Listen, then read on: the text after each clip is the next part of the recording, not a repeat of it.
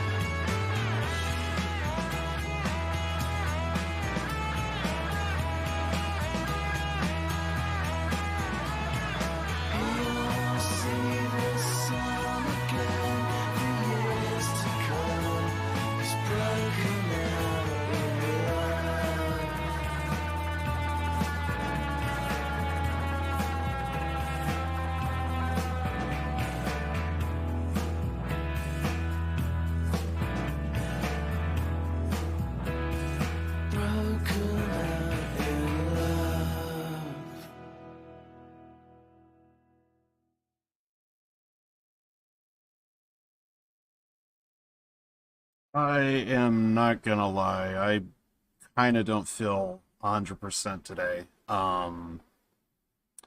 Yeah, something just kind of feels a little off. And not just saying that because, basically, as a wrestling fan, a few of, couple of, wrestlers that I kind of respect has passed away. Yeah. But seriously though, I kind of feel like I have like a stomach ache or something. I'm gonna see if it goes away. I think it will, but that could just be wishful thinking.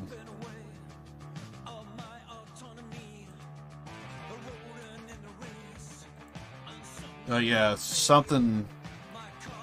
I don't know, I just don't feel 100% today.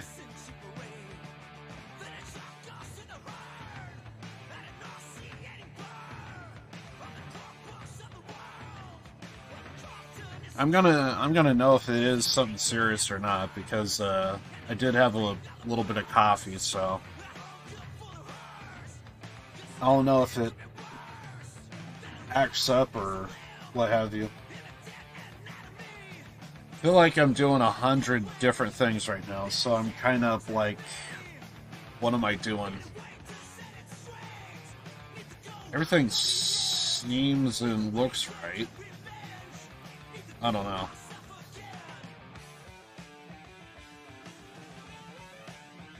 But yeah, today I just kind of... I don't know, something just feels off. I kind of feel it mentally, I kind of feel it physically. I don't know. A lot of stuff just doesn't feel right today.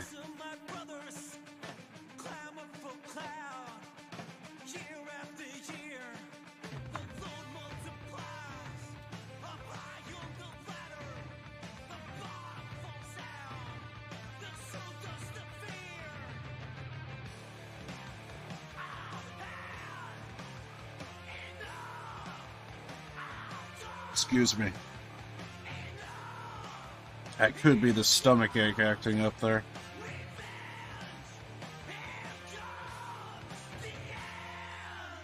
But yeah, I ended up seeing the SmackDown. I haven't seen like Raw or SmackDown in years. And I ended up seeing the Bray Wyatt and Terry Funk tribute show, and I thought it was really good. But then again, I don't think you really need to do much. It's just kind of more of just like having like a sense of relief, I guess. Doing your own way of like coping with everything. Anyway, yeah, I think everything's good to go. Nothing... I don't know. Everything just seems odd. I think the only thing to do is just kind of just go for it. So... But, regardless... Today is just not one of the best days.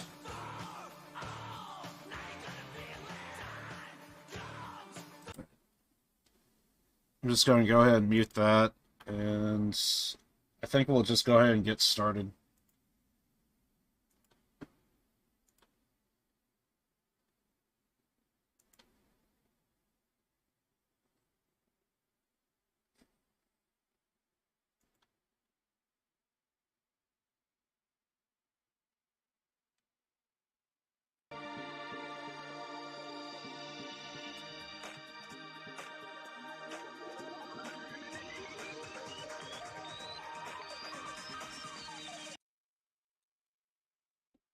Danganronpa. Oh yeah, that's right. I should probably check my audio. The one thing I forgot to do. Yeah, I'm just going to go ahead and just do that real fast, I think. But yeah, something about today, I just don't feel right. Overall.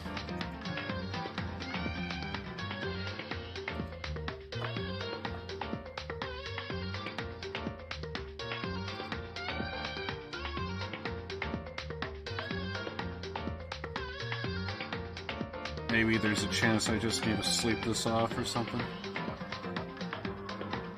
I hope that's the case. the full.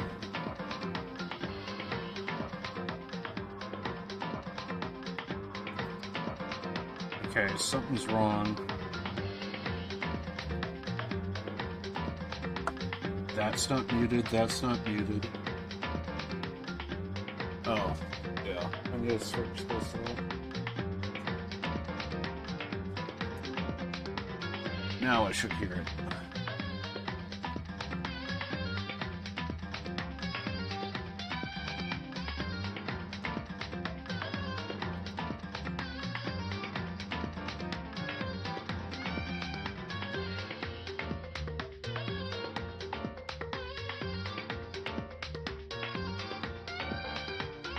I think my mic is on, right? Yeah, it is.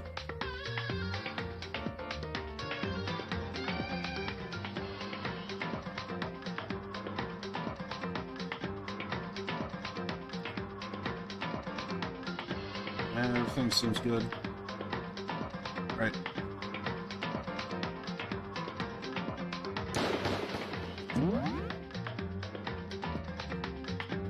I'm pretty sure today we have a investigation, I think.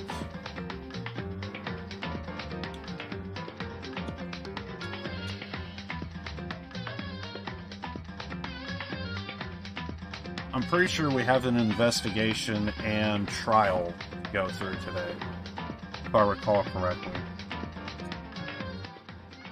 Alright.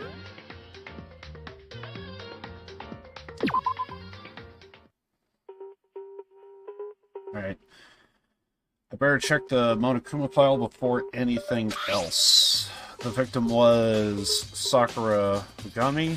The time of death is estimated to be around 12 noon. The body was discovered in the rec room on the 3rd floor of the school. There is evidence of a strong blow to the victim's head, with no other injuries were noted. However, it seems that at some point the victim suffered from violent vomiting of blood. Hey.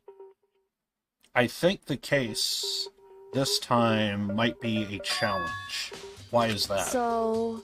The only way into the rec room is the door we just came through. And that door had been jammed shut with the chair from the inside of the rec room, which means the killer would have had to escape somehow after burying the door. So if the door was blocked from the inside and there are no other way in or out till we broke the window, there's like zero escape, right? In other words... This is a classic locked room murder. Locked room murder? I guess you might see this kind of thing a lot in the mystery movies or books or whatever. But could it really happen in real life and right before our very eyes like this? Hey. Are you curious to hear more about what a locked room murder entails? Sure, if you don't mind. That's fine.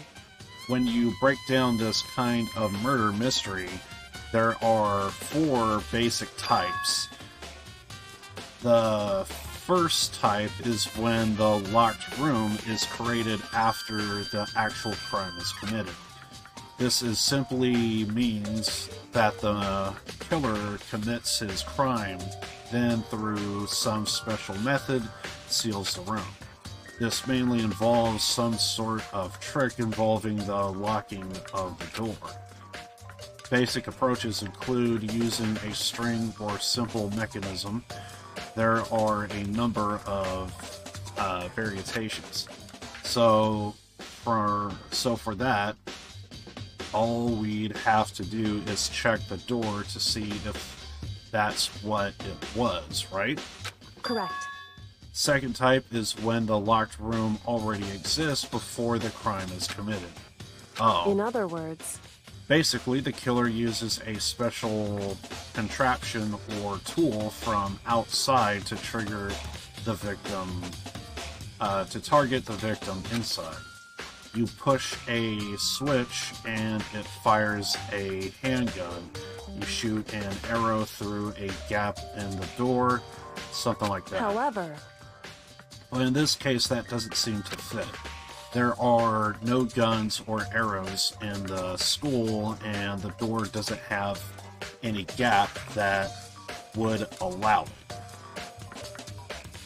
And plus, I think the window on the door was completely fine until we had to break it to get inside.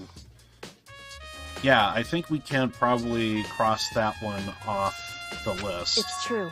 The third type is when the killer strays in the room until it's opened up. What do you mean by that? In other words, They stay hidden, and when the door is open, they use the confusion to blend in with the group. They pretend they showed up along with everyone else. That's that. That sounds like it could have happened, could have been possible, maybe. it's true. And the fourth and final type is when it wasn't a locked door at all. Not a locked door? In other words, By that, I mean there actually is an alternate escape route somewhere within the room.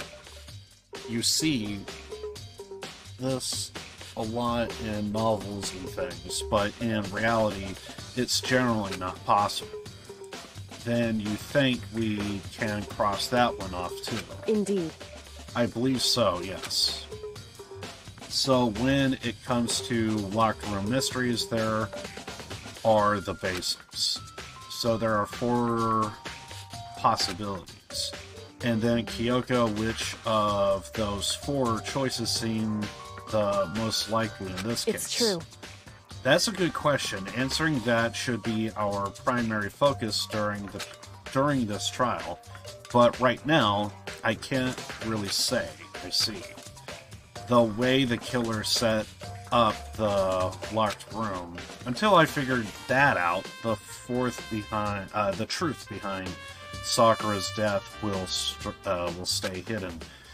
It's definitely a tough mystery. I need to concentrate and investigate as much as I can for Sakura, if nothing else.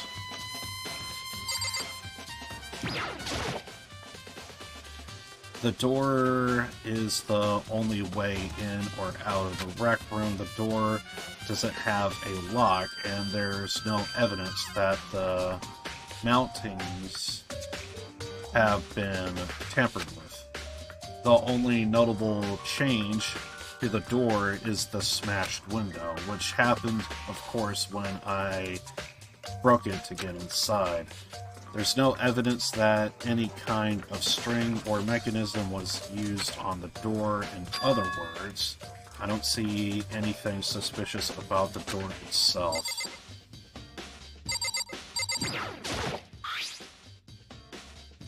There's some kind of plastic container rolling around near the entrance of the door. So, To the door. It looks like a protein drink, and it's empty. Sakura must have drank it. Everyone knows how much she loved her protein, and she mentioned more than once how protein was good for all sorts of elements. wrong. I wouldn't take that to heart if I were you. I know. But still, this protein can, it's got a label on it that says Chem A2. That reminds me, Sakura mentioned how the chem lab had all kinds of health stuff, so she must have gotten this from the chem lab. Just a second. But that's strange. What is it? Hey, What is? You see what's scattered around the what's scattered around the chem? Shards of light blue glass. They must be parts of the window I broke to get inside. Correct. But they aren't just scattered around the can, they are also underneath it. Why does that matter? So, I can't say for sure yet, but you are probably going to want to take a note of it. I feel like it will become an important clue later on. An important clue, I'm not sure I see how.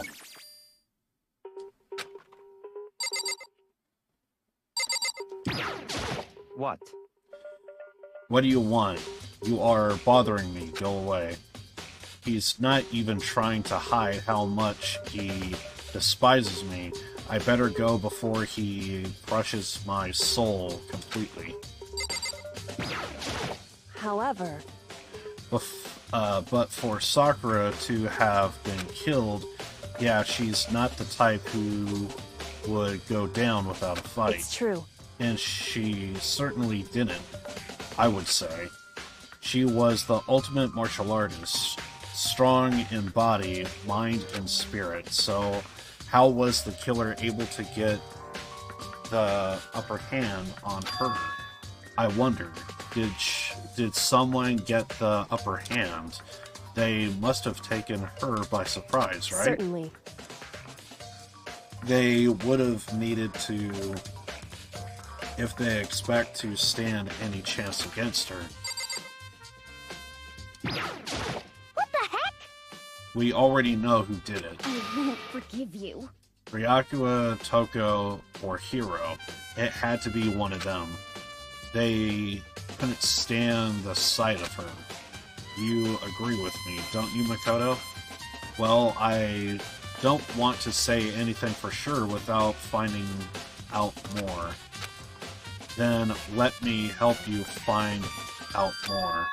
You see, Sakura asked all three of them to meet with her, you know where, right here in the record. What? After I went to the nurse's office this morning, Sakura and I both left together, right? Well, eventually she went off on her own, but when I saw her again after that, she told me. She said she's left a note for each of them. She asked them to meet her in the rec room by noon. By noon, the Monokuma file said she died right around then. I'm telling you the truth. I heard it right from Sakura herself, and I tried to stop her, but she wouldn't listen. She said not to worry, that she just wanted to talk to them, and this is what happens. If I stopped her by force even, this never would have happened. Hina. It's possible not to have regrets, I know. But the fact that she had to ask those three to meet with her, and she asked them to come to the rec room at noon, the same time and place she ended up dying. It might be good to confirm what I just heard with the three of them directly. What? What do you want? You're bothering me. There's something I'd like to talk to you about. Make it quick. Is it true that Sakura asked to meet her in the rec room? So you found out. Interesting. Then it's true. I did receive a note that to that effect, yes.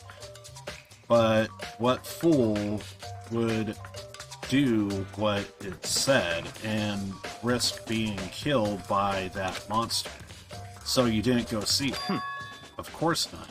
I ripped the note to shreds and threw it away. I haven't seen Sakura today at all. Ryakua says he didn't go see her. Is that the truth? Well, until I can prove otherwise, I have no choice but to accept it as fact. Come on. If you are all finished, please remove yourself from my sight. Okay, thanks.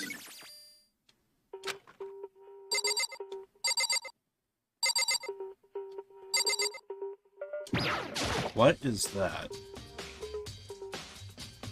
There are shards of glass shattered around the chair Sakura was sitting on.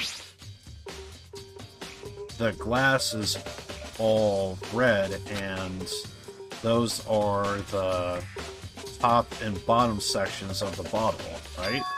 So this must have originally been a bottle. Interesting. There's something else on the ground near the glass. It's a figurine. It fits the palm of my hand. It's a Monokuma figure.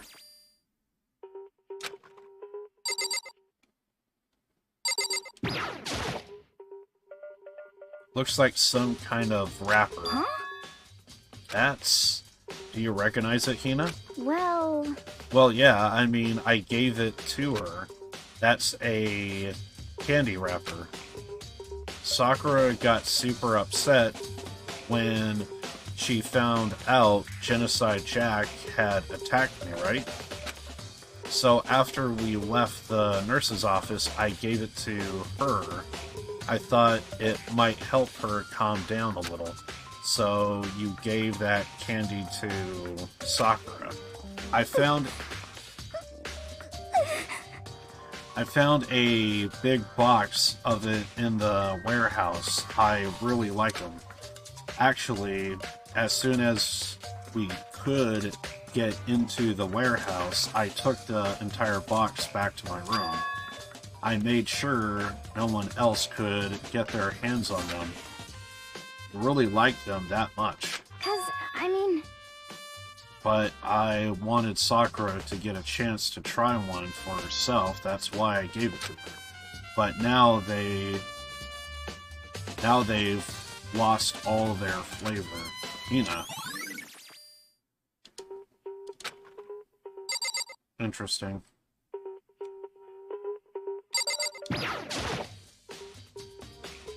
There are 4 red bottles lined up on the shelf.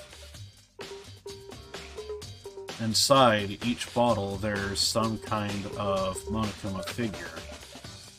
What I'm wondering is how they get those figures inside the bottles.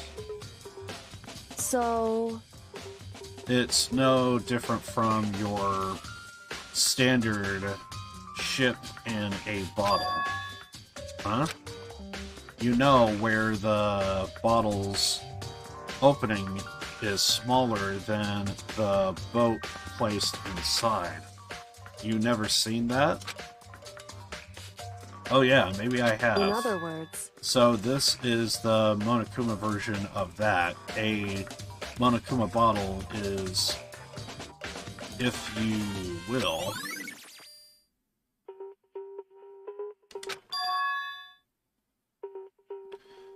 I feel like I'm finally starting to make sense of things, little by little.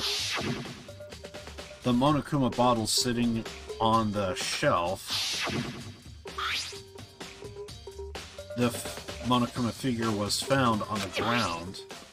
The red shards of glass, which probably started out as a bottle, which would mean Sakura must have been hit in the head with a Monokuma bottle, right? The shards of glass and the Monokuma figure are evidence of that. So I think it's safe to say that the Monokuma bottle was the weapon.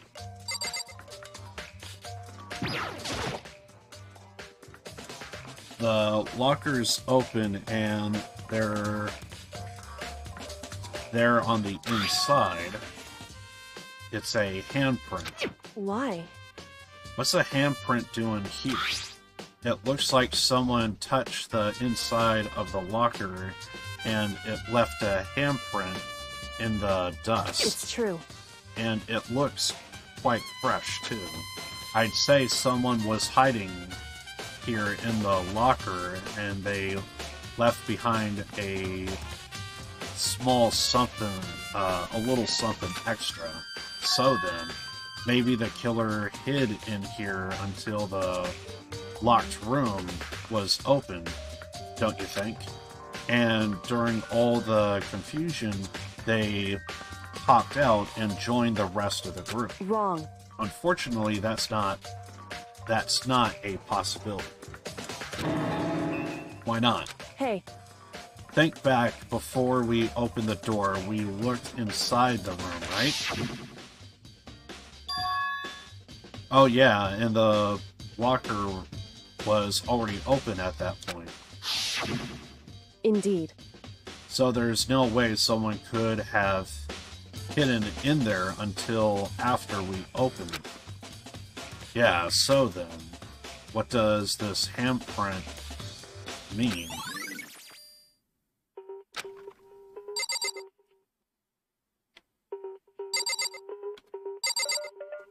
Okay, that's blood right there. There's a blood stain in front of the magazine shelf.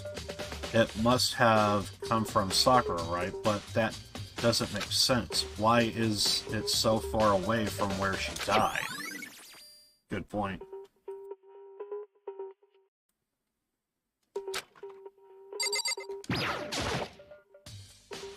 Sakura drew her last breath sitting slumped forward in this chair.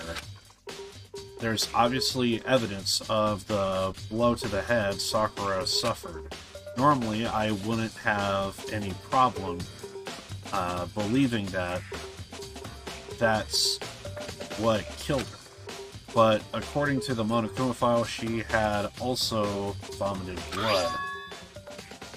And I can see a trace of blood on her lips for sure. So what would have caused her to vomit blood? The Monokuma file especially said she hadn't suffered any other injuries. Maybe her getting hit on the head somehow caused her to start vomiting blood. Not a chance. Byakuya? That's fine. However, your eyes have landed on a most interesting location. Interesting? Naturally. Yes, most interesting. Don't you agree? No, I don't think I call it interesting, but it does make me wonder. The reason Sakura vomited blood absolutely has to be connected to why she died.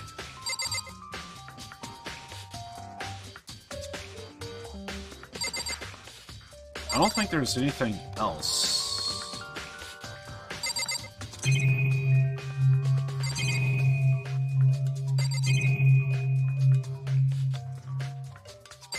I think we already know about the shelf.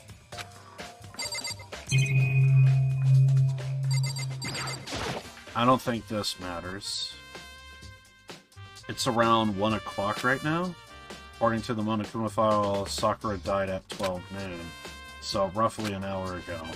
Was that when Kyoko and I were moving Alter Ego?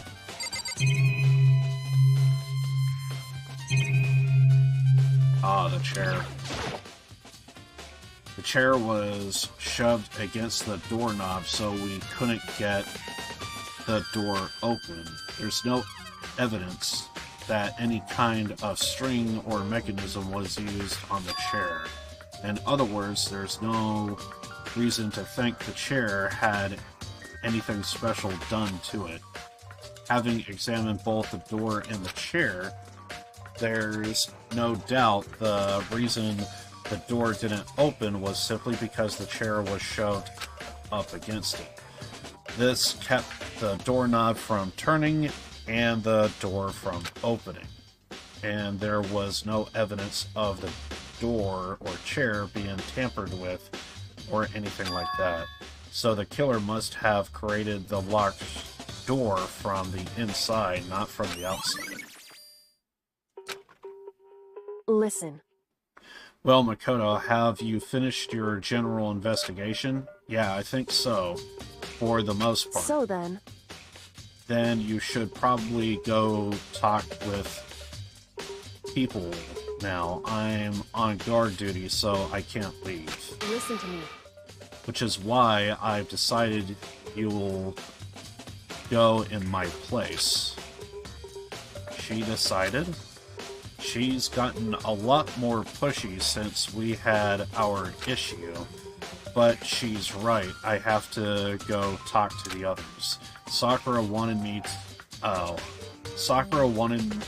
to meet with 2 other people. I need to hear what they have to say.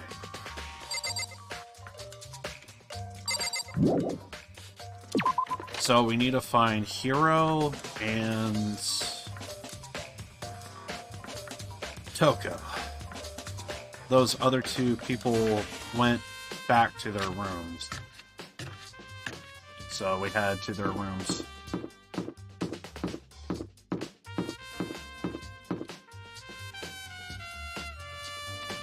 Wouldn't hurt to check.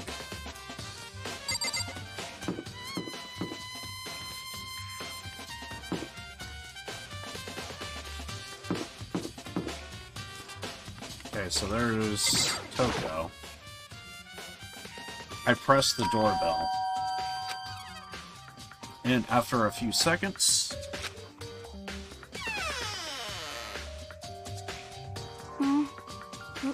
Who's there? The most negative aura I've ever felt. An aura of total decay. Well, what do you want? So you're back to normal.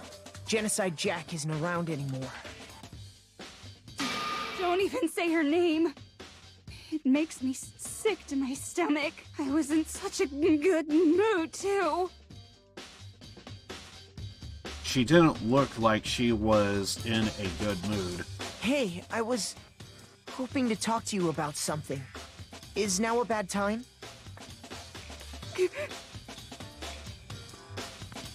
Obviously annoyed, Toko slithered out into the hall.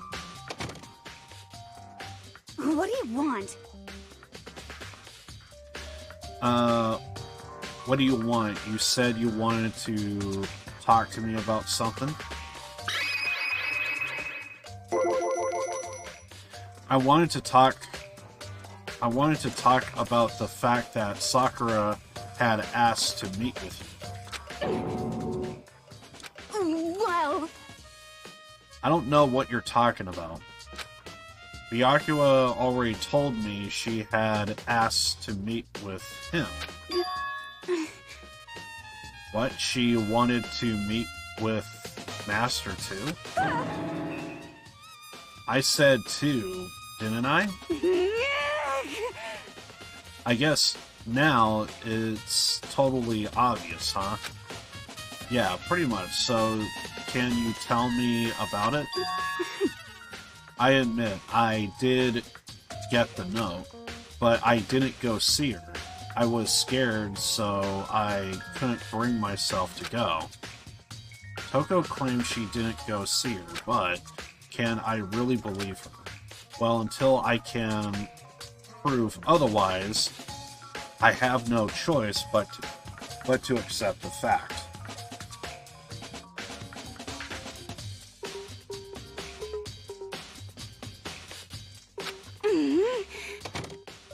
Is that good enough? Then I'm going back to my room. With that, Toko quickly retreated to her room. So it sounds like she didn't really see her.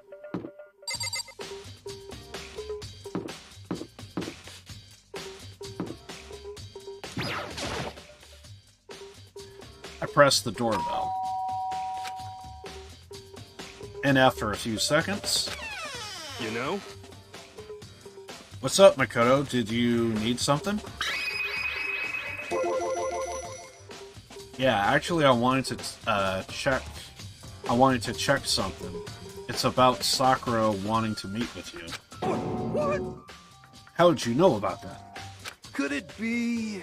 Did you maybe gaze into my soul? Have your special abilities awakened in you? But I'm not the only one she wanted to meet with. Ogre told me herself that she asked Byakuya and Toko to come too. What? When did Sakura tell you that? What? Well, when she asked me to meet with her, of course. But didn't she write you a note? Yeah, note. How about that?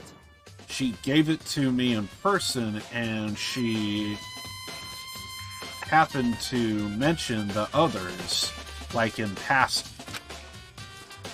I gotta be honest, this is super suspicious. So, then you went to meet with Sakura. You got it all wrong. No way, I totally didn't. Why would I ever do that?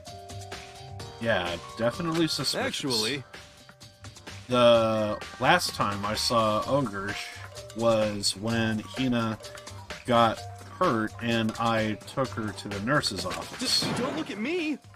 Haven't seen her since then. While I'm there, could you show me the note she gave you?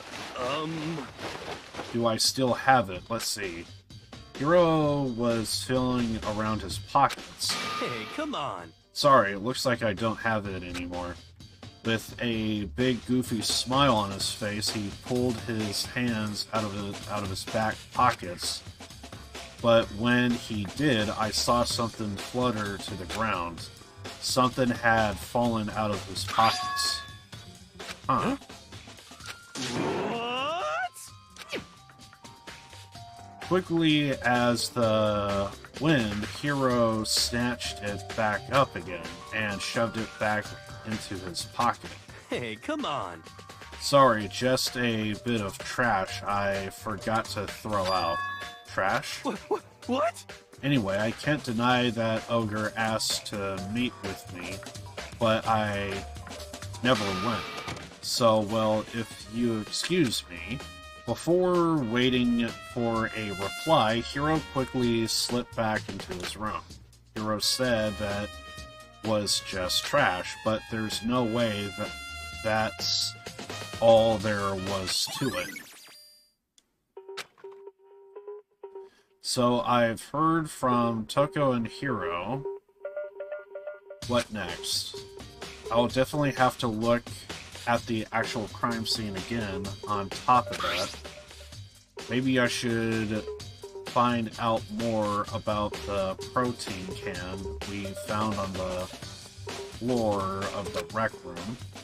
I'm sure it must have come from the chem lab. So where should I start? Chem lab.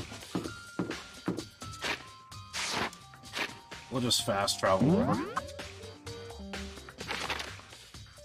Let's see, chem lab. Pretty sure that's like on the last floor. Yeah, pretty much we want to go there.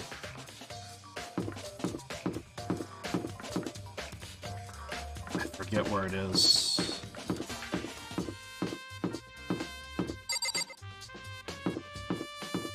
Was it here?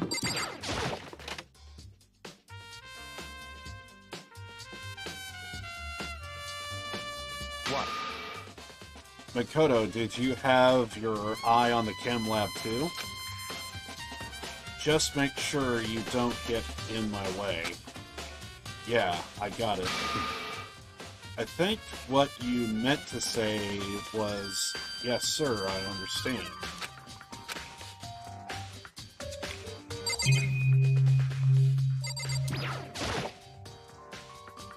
This isn't my first time seeing the shelf, but I just can't get over how big it is.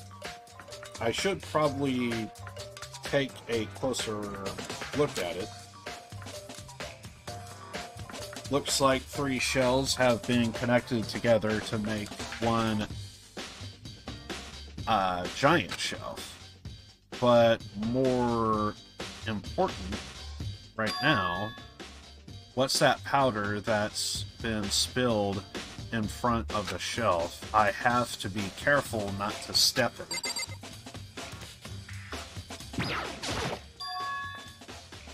There are footprints, and they are only in front of the left shelf.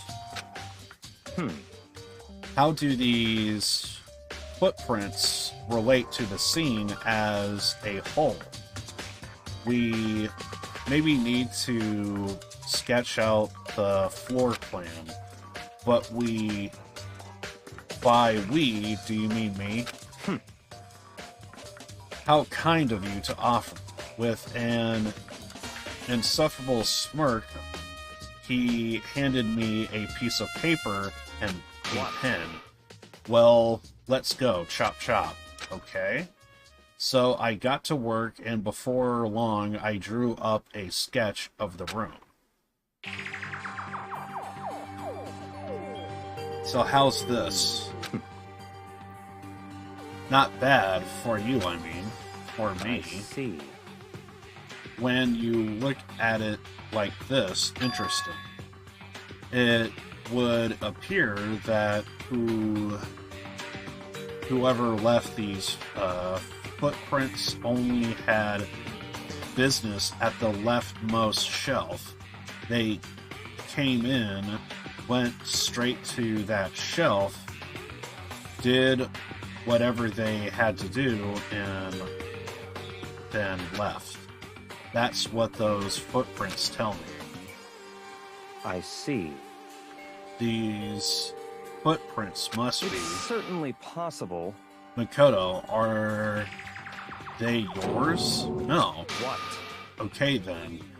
Let me see your shoes, and I'll confirm their size for myself. I couldn't think of a reason not to, so I quietly did what Byakuya said. I see, your feet do appear to be too big. Unfortunately, I must admit these are not your feet. Unfortunately.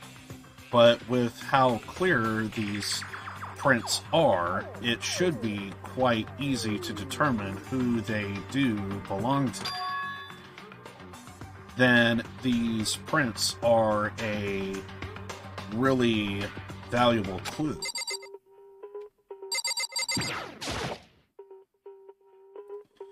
There's a broken bottle in front of the shelf. Is this where all the powder came from? It looks like the bottle had a label on it. Chem C4.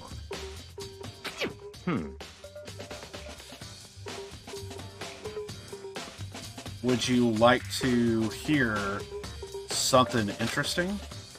I was on the 4th floor this morning checking things out, and at that point, this room wasn't like this. Then this powder must have been spilled. So in other words... That's right. It could only have been around the time of the incident. If that really is what happened, it must be related to the case somehow.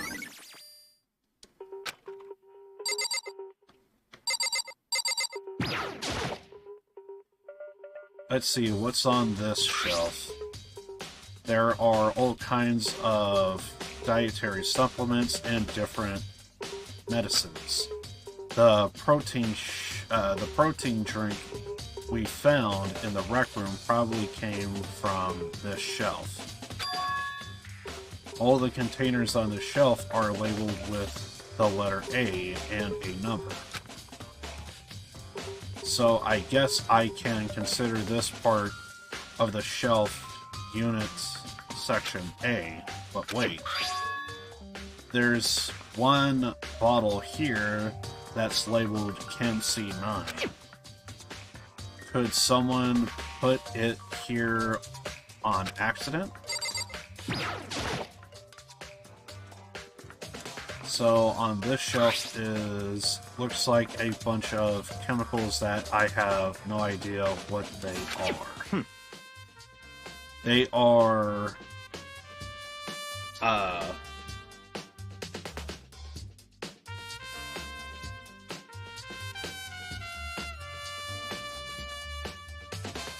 I guess that would be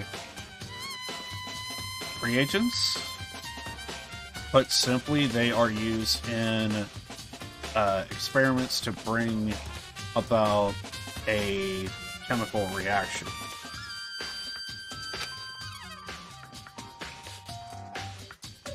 How do you live in such a ignorance for so long? It must truly be bliss. Isn't that kinda harsh? What? What you think studying science and mathematics has no practical application in the real world? That's fine. The words of a lifelong loser, which I suppose suits you well. I didn't even say that. Anyway, that doesn't matter. Right now I need to focus on the shelf. All the containers on this shelf are labeled with the letter B and a number. I guess I can consider this part of the shelf unit section B. I don't see anything out of the ordinary here, in which case I don't think I have to worry too much about this shelf. On this shelf is one look and I could tell it's nothing but dangerous chemicals. These look like poisons and other powerful chemicals. All the containers on this shelf are labeled with the letter C and a number. So I guess I can consider this part of the shelf unit section C.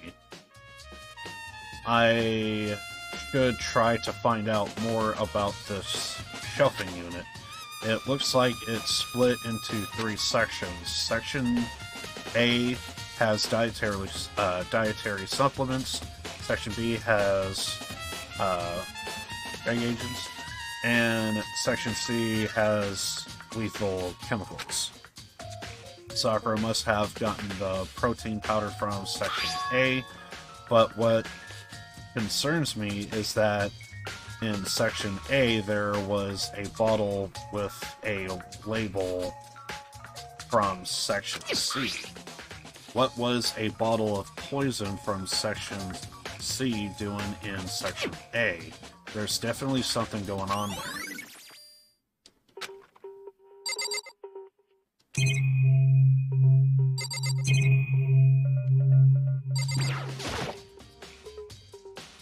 There's a bunch of yellow powder scattered on the floor. I better not leave a footprint. I should probably take a good hard look at the powder. There's a bunch of yellow powder scattered on the floor in front of the shelf. There's also the remains of a broken bottle. It looks like the bottle was Chem C4. Also, it looks like someone left footprints in the powder. Based on the positioning of the prints, whoever it was only went to the left side of the shelf. According to Binocular, the powder would have to have spilled on the right, spilled right around the time of the incident. That's all I can tell for now. I have already taken a good look at the chem lab. Maybe I should take another look around the rec room.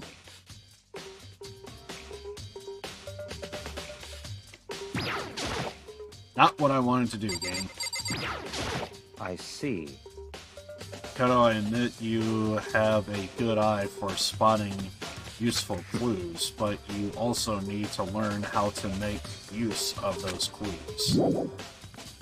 I mean, he's not wrong with that at least. There we go.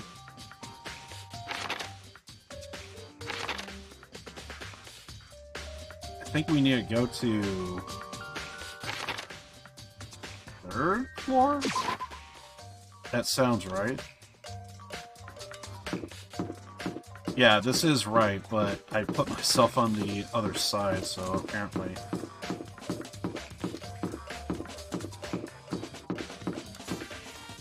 Right 4, wrong side. Put myself on the far side when I needed to go near.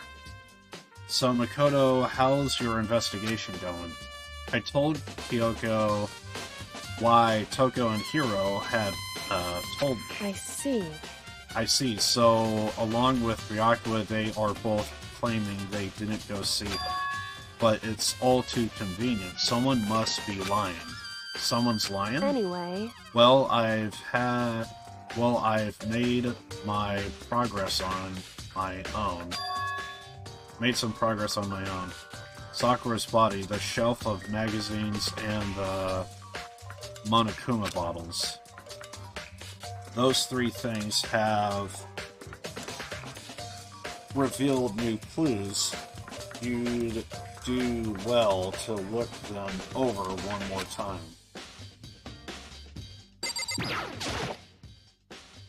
According to Kyoko, there's still something to be discovered from Sakura's body. Just a second.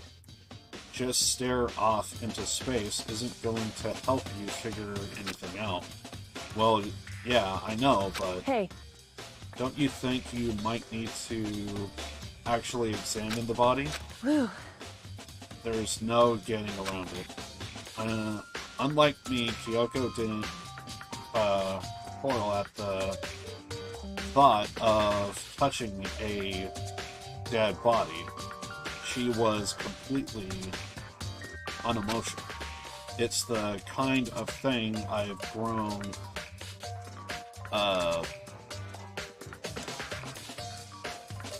inversely used to.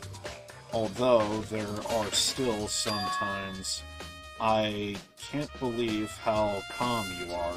No matter how many times I see a dead body, I can't get used to it. It's true. That's totally normal. Then how can you? So... I imagine I had plenty opportunities to touch dead bodies in the past. What? Sorry, never mind. Hey. More importantly, look here. Her shoes. Correct. You see that yellow powder on her instep. Yeah, it's really stands out. I see. The powder is clue number 1. Hey. Next is the wound to her head. Look carefully. It's true. Actually, even telling you that is incredibly difficult to spot, so let me just explain. It would seem... It would appear that she didn't suffer a single blow, but instead received 2 blows to the head. 2 blows? Indeed. Interesting, wouldn't you say? And there's one more interesting thing. Correct. Both of her hands were spotless. There's absolutely no trace of blood on either one. It's true. So that's what I learned from examining her body in detail. I can't believe she was able to learn all of that just by looking at her body. I don't think anyone but Kyoko could have pulled that off.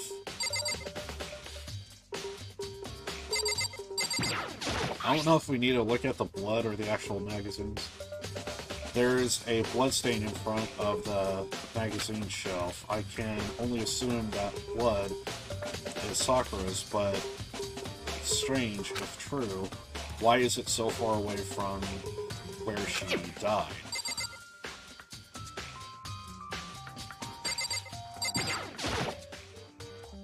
Kyoko said the magazine shelf was hiding a clue of some kind. Clue. This magazine is upside down? Did someone put it back that way on accident? Hey, If something catches your eye, it's important for you to explore that in detail, don't you think? Yeah, you're right. I picked up the inverted magazine and flipped through it.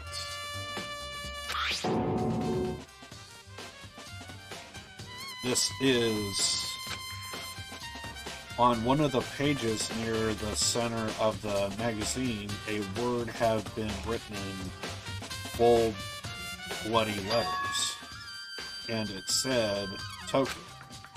Could this be a dying message? correct. Then it would appear you found it. Kyoko, is this? So, It is indeed a dying message. Someone used their finger to write it. A dying message. however, But just to be clear, I'm not the one who put it back upside down. It was already like that when I found it a little while ago. I made sure to put it back exactly as I found it, for the benefit of others who might come looking. Hey, is that... It says token, right? Yeah, it looks like it. What the heck? Then she's the killer, right? Well, it hasn't been confirmed yet. I won't forgive you. It's settled. She's the killer for sure.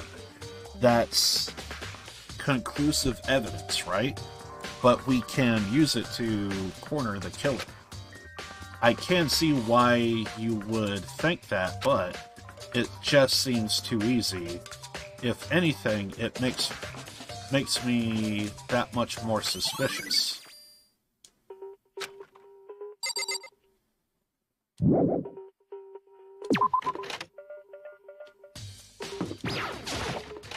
Is there something else that I'm missing? Because I think it's just the body, right? hey, Oh, the Monokuma bottles. I think Kyoko said she found a new clue involving the Monokuma bottles. Something new, something new. hey, So did you figure it out? There's a hidden correlation between all the bottles. Pay careful attention and you are sure to find it. A correlation. Hey, Kyoko, can't you just tell me what it is? so, I don't mind guiding you toward clues, but giving you my conclusion isn't a good idea. Each person needs to come to their own conclusion so that everyone can have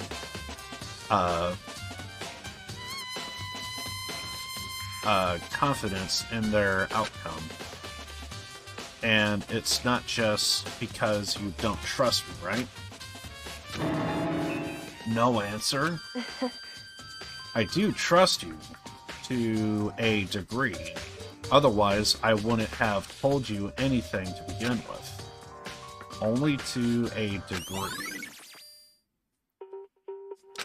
hey, Actually, there's one other thing about the Monokuma bottles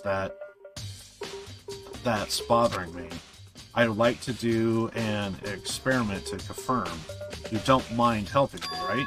An experiment? anyway, Can you gather up all the pieces of the broken Monokuma bottle? Try to get the smaller pieces too. Are you sure it's okay to mess with the crime scene like that? that doesn't matter. I've already done a thorough investigation, so it's fine, and that's...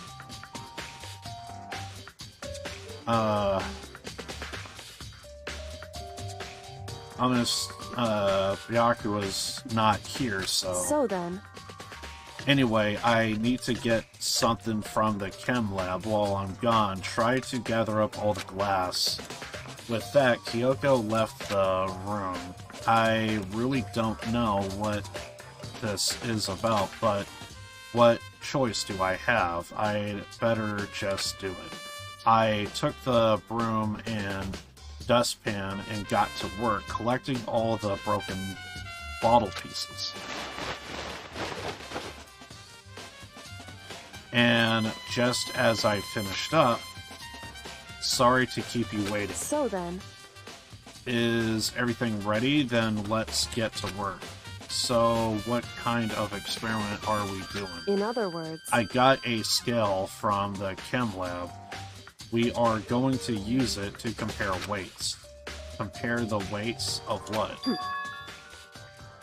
The pieces of broken glass you collected and one of the Monokuma bottles that's still intact. Why do you want to do that? That's the point of the experiment. It'll make sense when we are done. listen. First, let's compare the weight of the two normal Monokuma bottles. It's balanced. In other words, Which means each Monokuma bottle weighs about the same, which makes sense. The Monokuma figurines inside are basically the same and nothing else could really affect the weight. so then, Now here comes the important part. Put all the pieces you picked up on one side of the scale. And now, what might we expect to see? Well, a normal assumption would be either they'll balance out or the pieces I collected will be lighter. I did my best to get them all, but there's a chance I could have missed some here and so there. then, Okay then, let's give it a try. Huh? The broken pieces are heavier. How is that possible? I knew it. Just as I thought. What? In other words, The results of our experiment and the correlation between each of the bottles put it together. hey, And I believe you will arrive at one very persuasive conclusion. So, what do you think? It's all on you.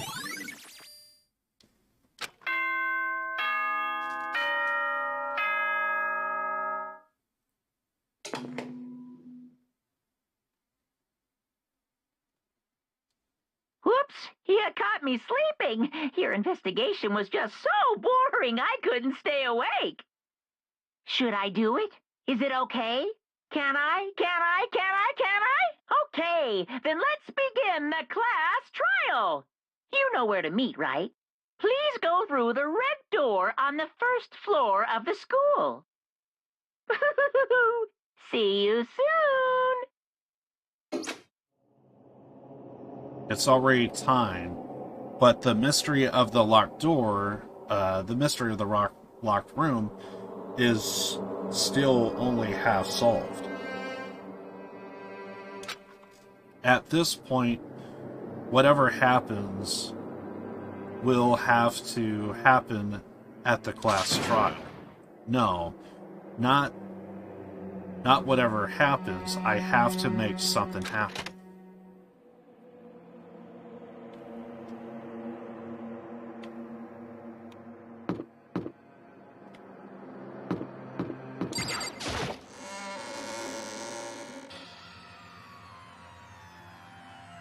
Onokuma made his announcement and everyone began to meet up, one by one after another.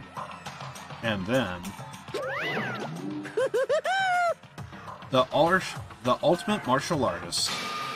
A locked room murder mystery. what? And what the... I've just recently discovered the power of emoticons. Like, no matter how awful something is, if you toss a smiley face, it turns positive. Yes, indeed. For example, you're at a picnic and you find a dead body. This is just plain creepy. Well? And how about the reverse? Phew. No matter how great something is, if you put it in a sad face, it makes it look super negative. Yes, indeed. For example, do you have 100 friends? What? He's right. That does make it seem sad. I can't wait! I can't wait! Now then, please get on the elevator. Let's see you all. I'll see you all down there.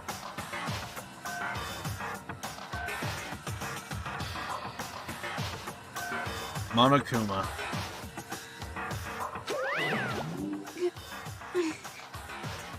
What the hell was that? I don't get it.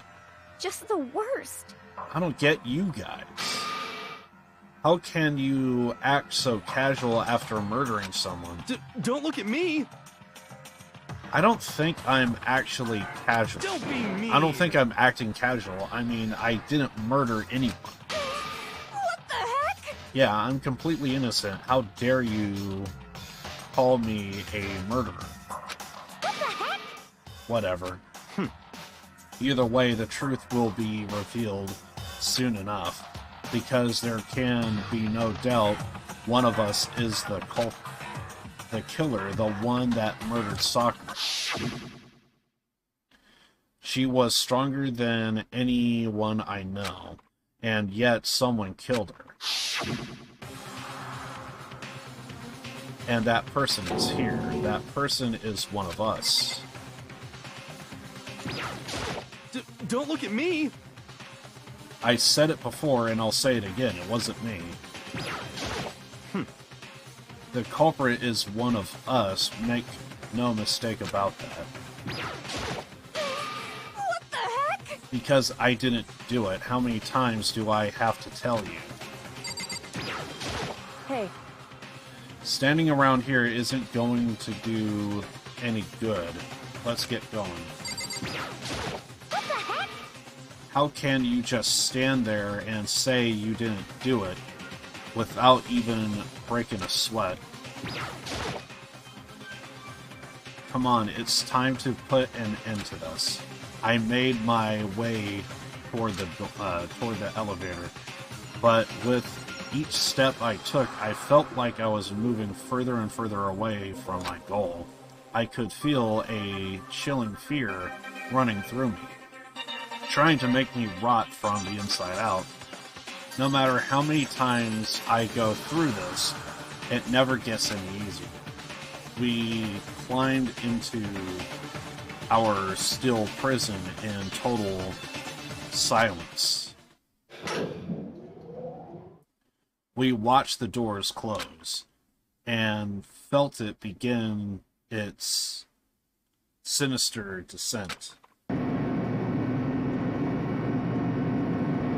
The elevator lowered, uttering its all too familiar clunking sounds.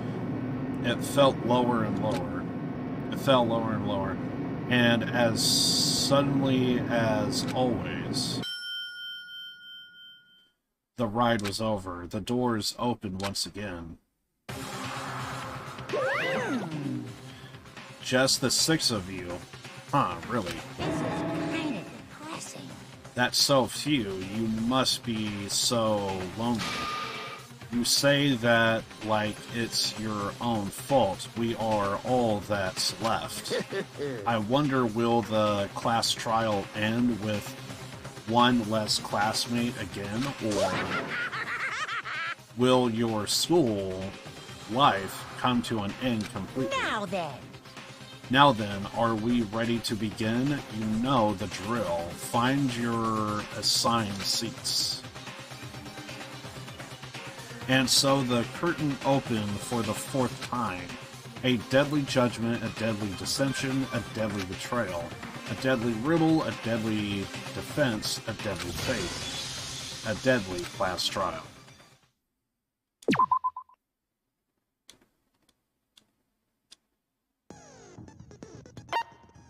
I guess we should be setting skills.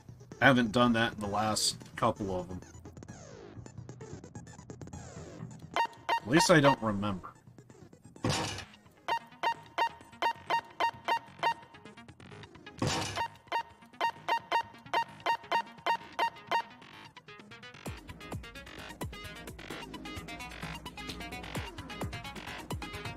Allows you to reload 2 bullets at once. Effective during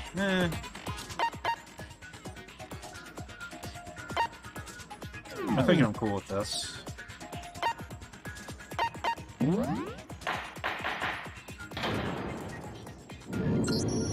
let's begin with a basic explanation of the class trial. So, your votes will determine the results. If you can figure out who done it, then only they will receive punishment. But if you pick the wrong one, then I'll punish everyone besides the blackened, and the one that deceived everyone else will graduate.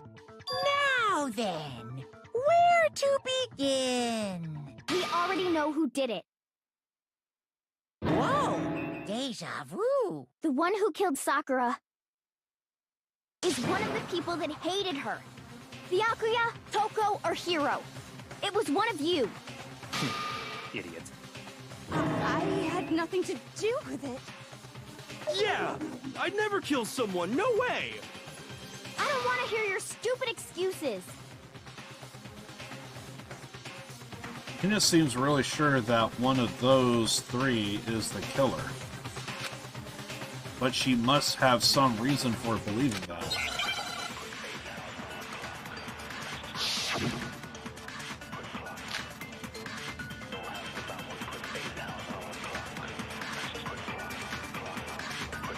It was one of you. One of you killed Sakura. And what reason do you have for saying so? Because you all had a motive. You hated her. Is that it? That doesn't make any sense. That's the only reason you have for accusing us? No, that's wrong.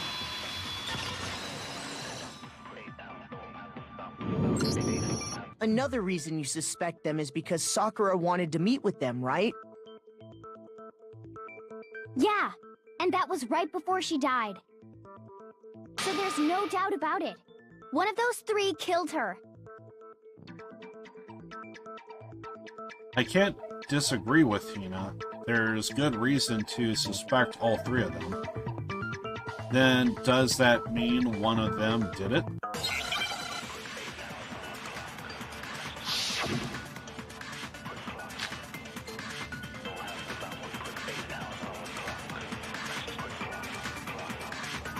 The fact that Sakura wanted to meet with all 3 of them, there's no way that's not suspicious. One of you is absolutely guilty. I don't deny that she wanted to meet with us, but I never went to see her. I didn't either. Yeah, same here. I never saw her. No, that's wrong.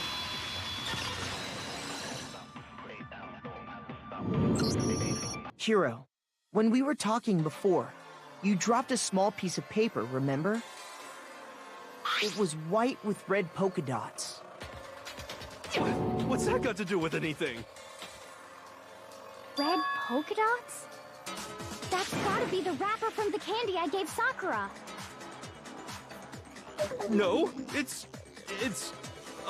Ever since we got into the warehouse, I totally monopolized that entire box of candy. So there's no way a single one of them was left in the warehouse. In that case, Hiro, where did you get that piece of candy? From Sakura! It's the only explanation. Well, I mean, yeah, sure I got it from her, but she gave it to me forever ago. It doesn't have anything to do with what happened to her. When? When did she give it to you? The last time you saw Sakura was when Hina had to go to the nurse's office, right? Yeah, so I must have got it sometime before then. But what Hiro said can't be right. Because Sakura could only have gotten the candy after the incident in the nurse's office. And the reason I know that is...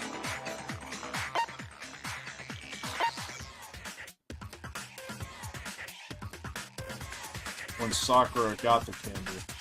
I got it! I'm not sure about that, Hiro. Hina didn't actually give Sakura the candy till after she left the nurse's office. So if that was the last time you saw her, there's no reason you should have had that candy. Damn it!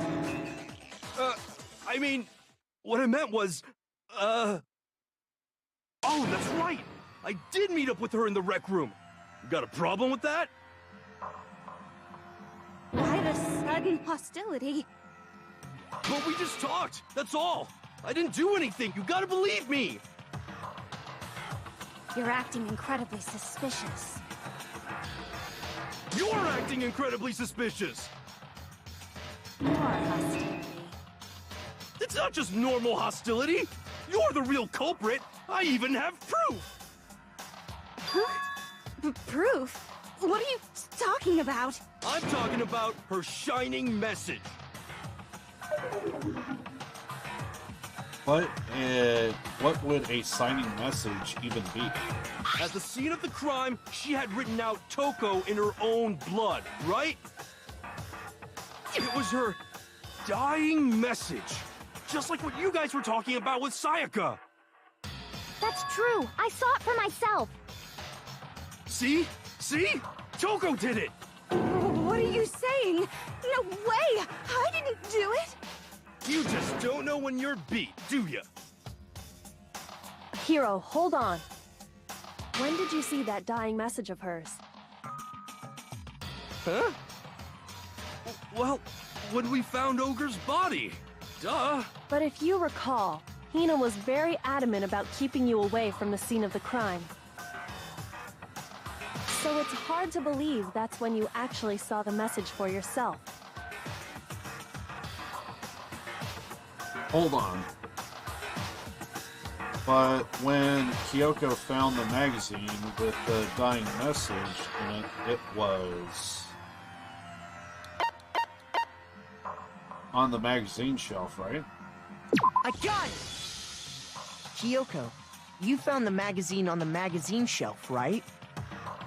That's right. Looking through the shelf, I found the magazine with the dying message on it. I found it right there at the scene of the crime, after we'd started the investigation. If that's true, then what Hiro just said doesn't really make sense, does it? Doesn't make sense? What doesn't make sense? Everything I said makes perfect sense! There's definitely something strange about it. Kyoko found the dying message during the investigation, in which case that clearly contradicts what Hiro told us.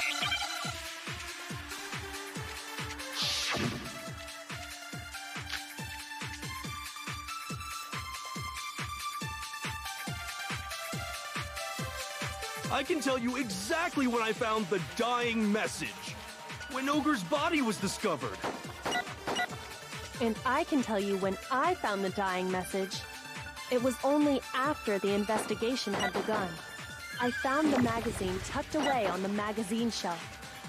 When I pulled it out, I saw her final words. What's your problem? What I said makes total sense. I think I grabbed the wrong one. He said he saw the dying message. Fuck.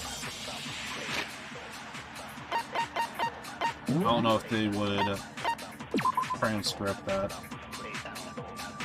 He said he saw the dying message when he first found the body, but at the time,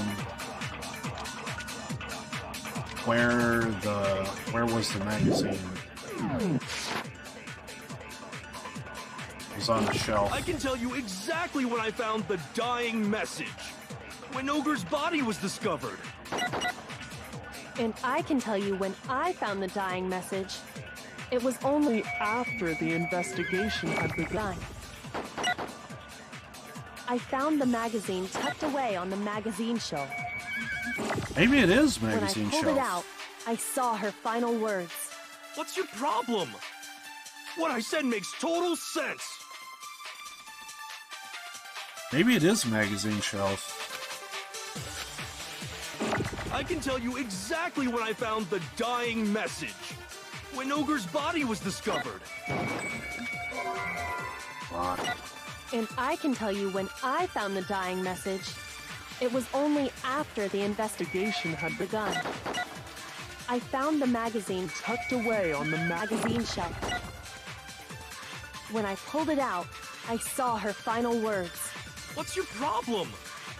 What I said makes total sense. Yeah, let's try magazine shelf. I can tell you exactly when I found the dying message. When Ogre's body was discovered. No, that's wrong. So far, so good. When Sakura's body was found, that magazine was sitting on the shelf nearby. That's where Kyoko found it, after we'd begun the investigation. And you weren't at the murder scene, so there's no way you could have seen it then. Tell us the truth, Hiro. When did you see the message? Hold on! You're focusing on the wrong part! Why does it matter when I saw it? All you gotta do is read the Vienna sausage Ogre left us, and we know who the killer is! Toko! I don't even know where to begin with that one. He's just trying to confuse us. Actually, can we even be sure Sakura wrote that message in the first place? Yeah?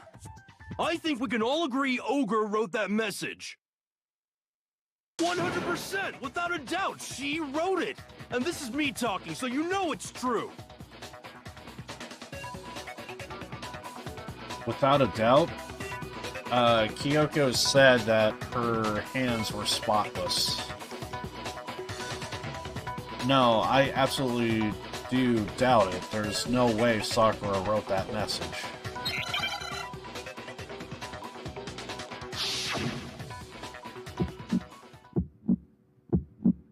Show me the proof.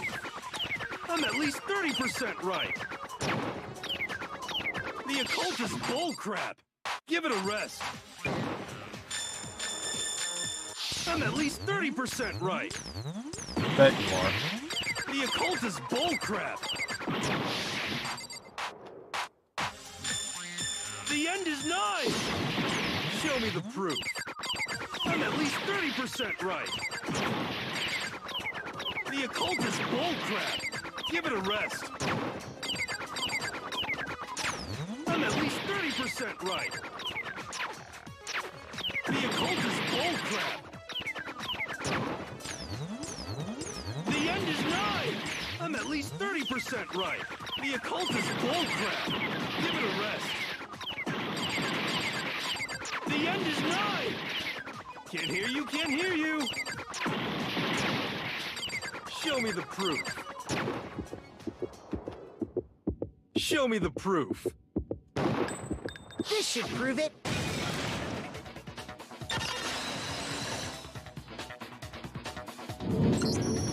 I'm completely unconvinced that Sakura wrote that dying message. Because if you look at it, the message was almost certainly written using a finger, but both of her hands were completely free of blood. Say what? Then, who did write it? Hiro could very well have written it himself. That would explain how he knew about the message in the first place.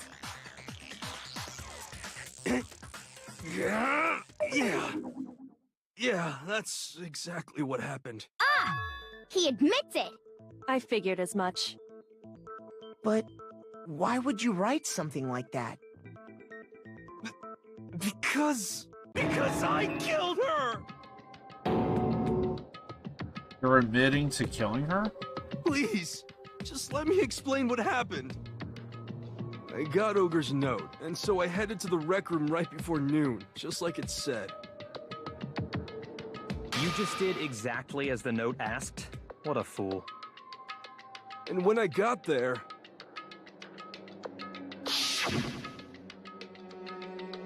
Sorry, but do you mind waiting? I asked a couple of people to meet as well. Okay.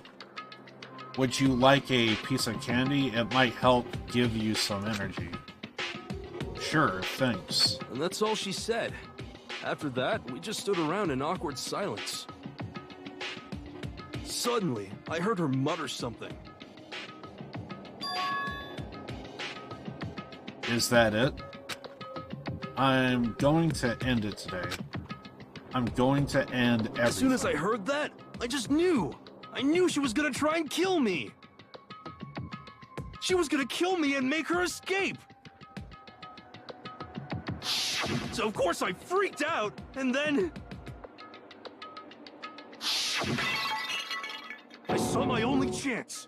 I grabbed the Monokuma bottle from the shelf and smashed it across her head. I hit her from behind, before she had any idea what was happening. Then she just went limp. I didn't see her move again after that. Once it was over, I pulled myself together. I realized if I didn't do something, I'd be caught and executed. So I wrote Toko's name in blood across a magazine on the table and I ran away. I can't believe you! You're the worst! I hope you die! Well, that's what happened. Go ahead. Roast me, boil me, do whatever you want. You're not gonna get off that easy. It's death. Death for the one that killed Sakura. We're ready to vote now, right? We know who did it. No, I think there's more to Hiro's story. What are you talking about? What else could there be? There's one thing that Hiro's story just now doesn't explain. And until we figure that part out, we can't consider the case closed.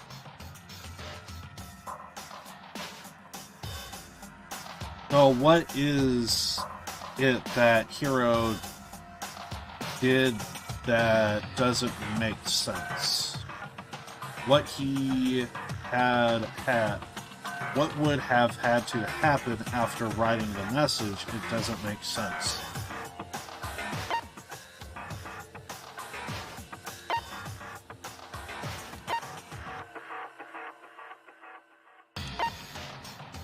Guess it would be, why do you pick Toko?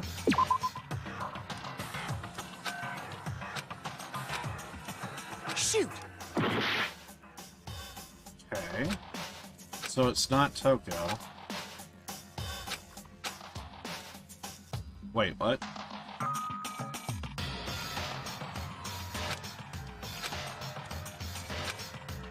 Is... I refuse to give up yet! That seems odd. I think that was like the first mistake. I'm completely unconvinced that Sakura wrote that dying message. Because if you look at it, the message was almost certainly written using a finger. But both of her hands were completely free of blood. Say what? Then, who did write it? Hiro could very well have written it himself. That would explain how he knew about the message in the first place.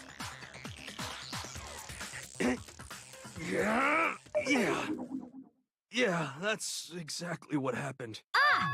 He admits it! I figured as much. But why would you write something like that? Because I killed her!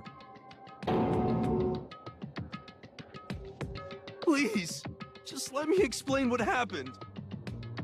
I got Ogre's note, and so I headed to the rec room right before noon, just like it said. You just did exactly as the note asked? What a fool. And when I got there...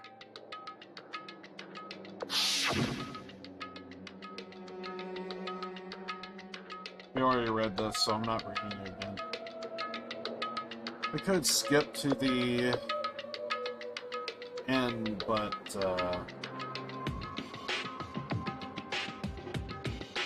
That's all she said. After that, we just stood around in awkward silence. Suddenly, I heard her mutter something.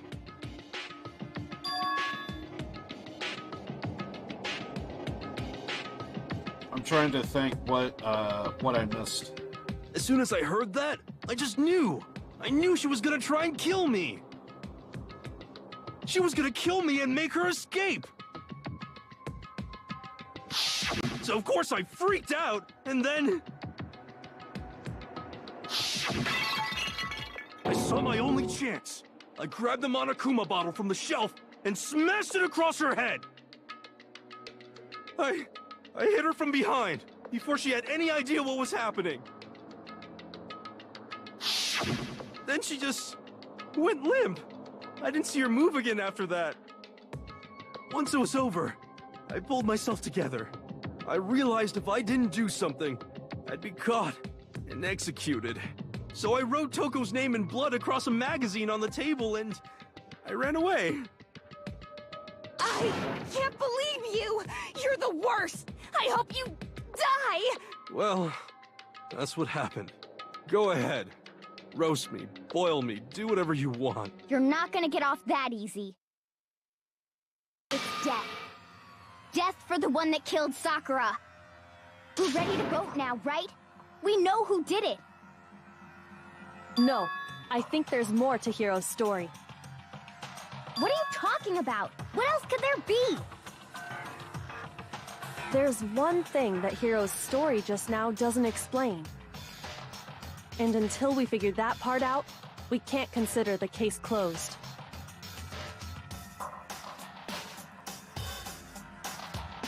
What is it that Hiro did that doesn't make sense? What he would have had to do after writing the message, it doesn't make sense.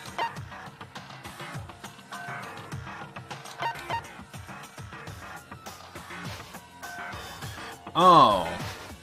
Yeah, I guess that would be it. Why? Because you want to let it be known who did it, so... Why the magazine was hidden?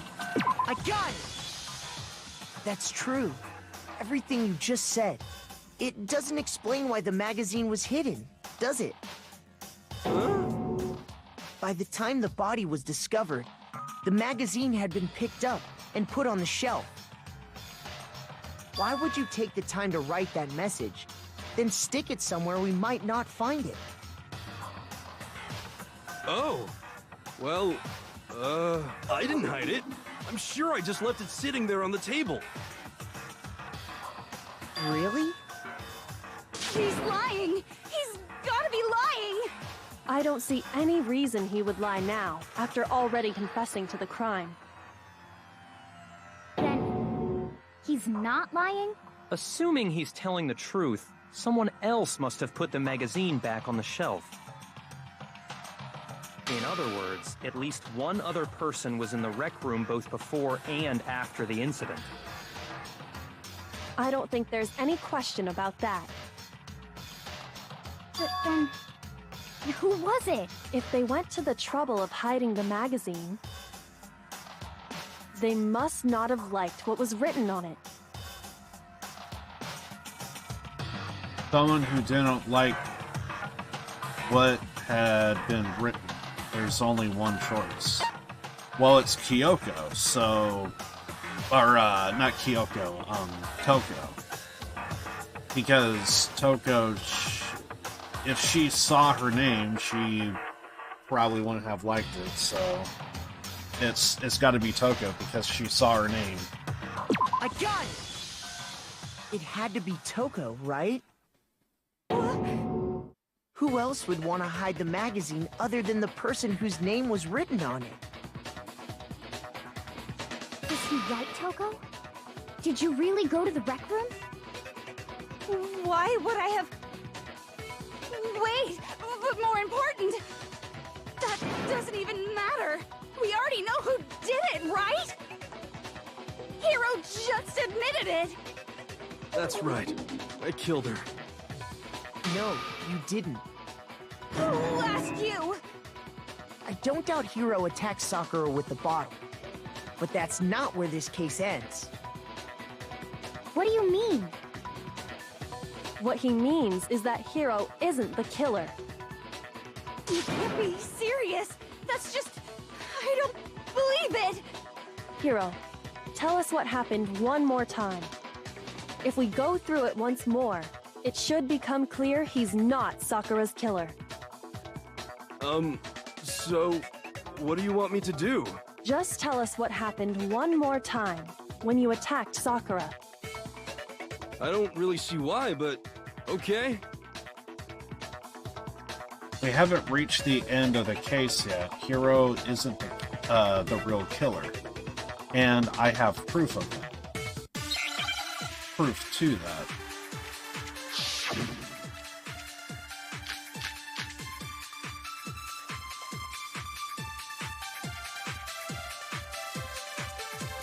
I didn't want to, but I did it.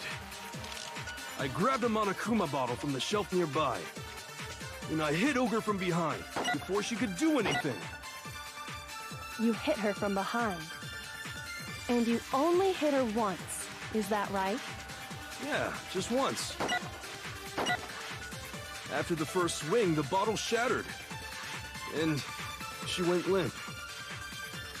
See? Isn't it obvious? Hiro really is the killer! Hiro hit Sakura, that's for sure, but this doesn't end there. There's something that proves that the wounds on her head. I didn't want to, but I did it. I grabbed a Monokuma bottle from the shelf nearby, and I hit Ogre from behind before she could do anything. You hit her from behind. And you only hit her once, is that right? Yeah, just once. No, that's wrong.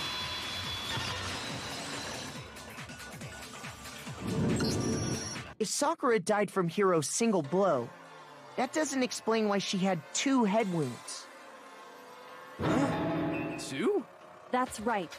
She had 2 separate wounds on her head. And remember, this girl examines dead bodies as a hobby. Personally, I'm inclined to believe her. But I only hit her once. How could she have 2 wounds? 2 wounds means she was struck twice. What's more, both attacks must have come from a Monokuma bottle.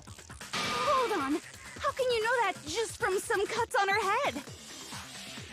She was attacked twice with 2 Monokuma bottles?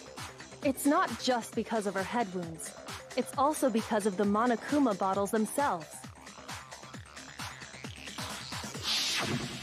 There's something very suspicious about those bottles. Once you understand that point, you'll understand why 2 separate Monokuma bottles must have been used. Think back. After the incident, there were 4 Monokuma bottles left on the shelf, right? And we found pieces of a bottle on the ground, along with the chess piece it had inside. That was the bottle Hiro hit Sakura with, right? For now, just note that there were 4 intact bottles and 1 broken bottle. But originally, there were 6 bottles in total, meaning 1 has gone missing. But how can you know for sure there were 6 bottles? That's easy. If you look at what the bottles all had in common, it should become clear.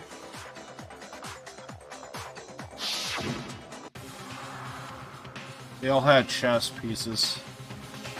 The correlation between the Monokuma bottles, I feel like it's starting to become clear.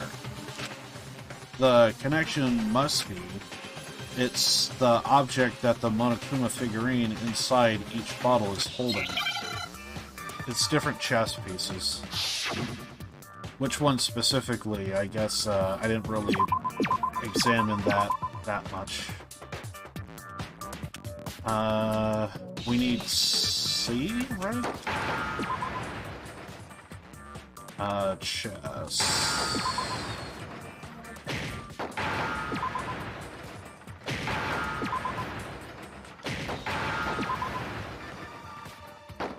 S.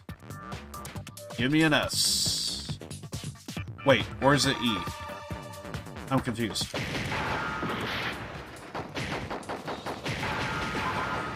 There we go. Now I understand. Chess piece, not pieces. That's it. The chess pieces.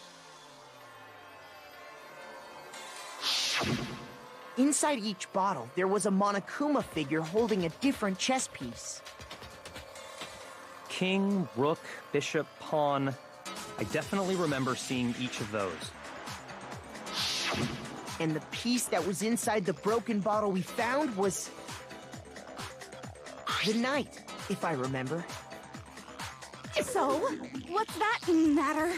I guess you don't know too much about chess, do you? Then let me explain. In chess, there are 6 different pieces.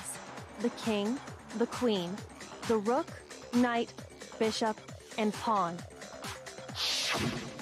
What was left intact at the crime scene were the king, rook, bishop, and pawn. Just those 4. And on the ground was the knight. Oh, so the queen is missing. So we only have evidence for 5 bottles at the scene, while 1 apparently went missing. What does chess have to do with anything? Yeah, shogi is way better. Yeah. Wait, no, that's not what I mean. So, let's say a bottle did go missing. There's still no evidence that has anything to do with this case. That bottle could have disappeared any time before the murder. No. It's clear that the missing bottle is connected to this case. How is it clear? Think about what state the missing bottle must have been in. Maybe then you'll understand.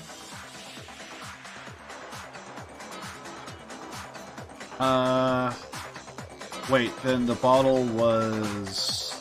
that was missing. It was broken. Because it was mixed in there with the other broken pieces from the original attack from here. I got it! The bottle must have been broken. What makes you so sure?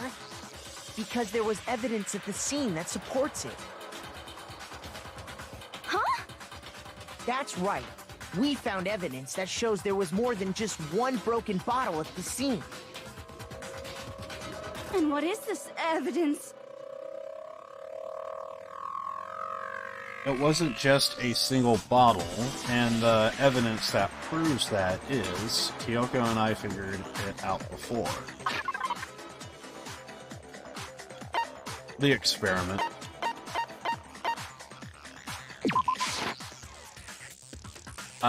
Wait, what? Is that really supposed to convince me? It's not enough evidence at all. Shoot! Is it the actual figurine itself? It wasn't just a single broken bottle, and the evidence that proves it. Figure it out.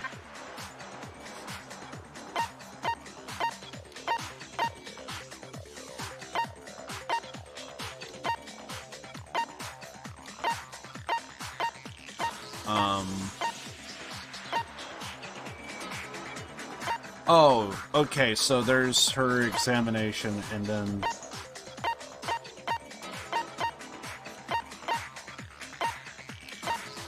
Wait, did I go with this, or did I go with this?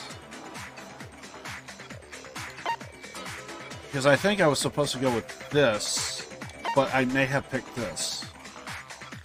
I'm an idiot. I got it! Okay, Earlier, Kyoko and I did a little experiment. We compared the weight of the broken bottle pieces at the scene to one of the unbroken bottles. I accidentally picked one And up. what we found was that the collection of pieces was heavier. And the reason for that is... there was actually more than one bottle's worth of shattered glass. So from this, we can surmise that 2 bottles were actually broken at the scene of the crime. But someone did their best to clean up the pieces of one of the bottles, along with the figure inside. But when they did, they must have left behind a few too many pieces. Which is only natural. They certainly had no way to measure the exact right number of pieces to remove. But why would they have to try and get rid of it like that anyway? Because of what it would reveal about the case. There can be no doubt that the second missing Monokuma bottle is involved in this case. It must have been used by... if we're talking about the second bottle, it will be the Sakura's second attacker, right? I got it! The bottle that was removed from the scene was used the second time Sakura was attacked. The second wound on Sakura's head came from that second bottle. Given all the evidence, this is the only possible conclusion. The killer wanted to make it look like there was only one attack, so they had to get rid of their evidence. From there, we can conclude that it wasn't Hiro who delivered that second blow. Wouldn't you agree, Toko? And there's the matter of the magazine. You must have been in the rec room when the incident took place. Wait!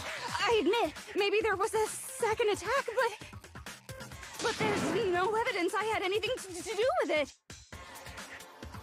No way! You killed her! I'm sure of it! Shut up! Until 2 seconds ago, you were claiming you killed her! I'm not afraid to admit when I'm wrong. That's just the kind of guy I am.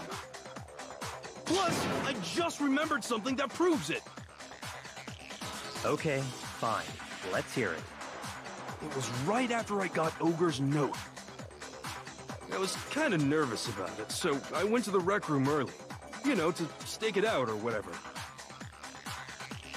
So I was waiting there, and that's when I saw her. I saw Toko go into the rec room.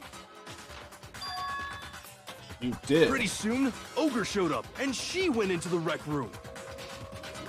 I assumed Toko was still in there, so I figured everything would be okay. That's why I headed in. But when I got inside, Ogre was all alone. Toko had disappeared. And you just now decided to share that with us? After the shock of thinking I'd killed someone, I forgot all about it. Could someone tighten the screws on his brain? I think they've come loose. So, Toko, where the heck did you disappear to? You don't know what you're talking about. I never went in the rec room.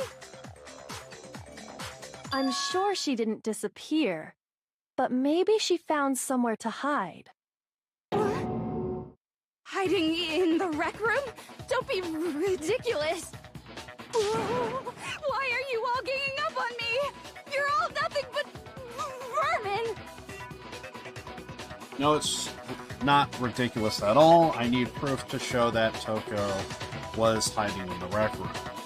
And I have it. She left it there for anyone to find.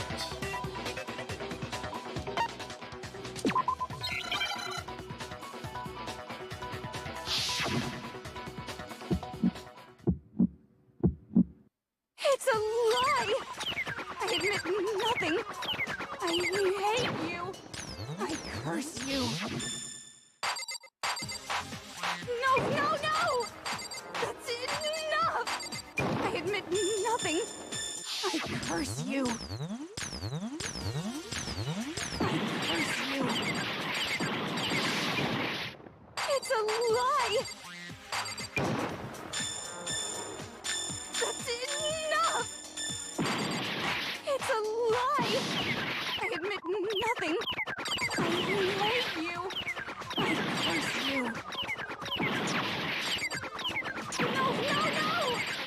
That's enough! I admit nothing. I curse you. I curse you. It's a lie! Damn it. I was fucking up on the fucking timing, dude. I was all out. Everything was fine up until I couldn't see the thing. It was just all about timing. I was just so off. I don't... And plus, you actually don't know if it's speeding up or slowing down. That's another thing. I refuse to give up yet. But yeah, we just need to get the timing down and we'll be good.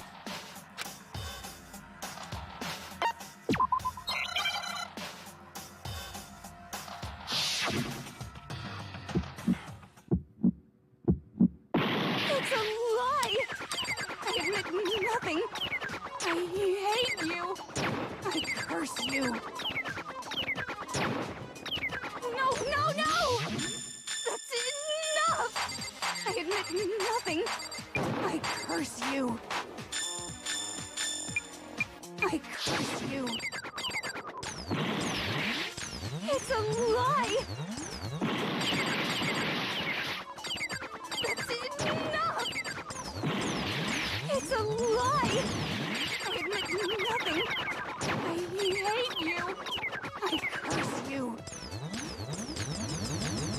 No, no, no! That's enough! I admit nothing. That's enough! I didn't know you could spam it. Wait, what? I hate you! Shut up! I curse you. Okay, that was weird. That's enough!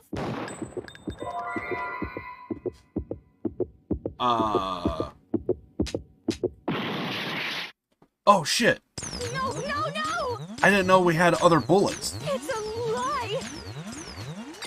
It's a lie! I didn't know that was the thing. I admit nothing. Okay. That's enough! Locker? This should prove it. There we go. Okay, I didn't know I had other bullets. That was my bad. I thought it was auto-locked. Did you know someone left a handprint behind on the inside of the locker? They must have been hiding in there and put their hand on the wall without thinking.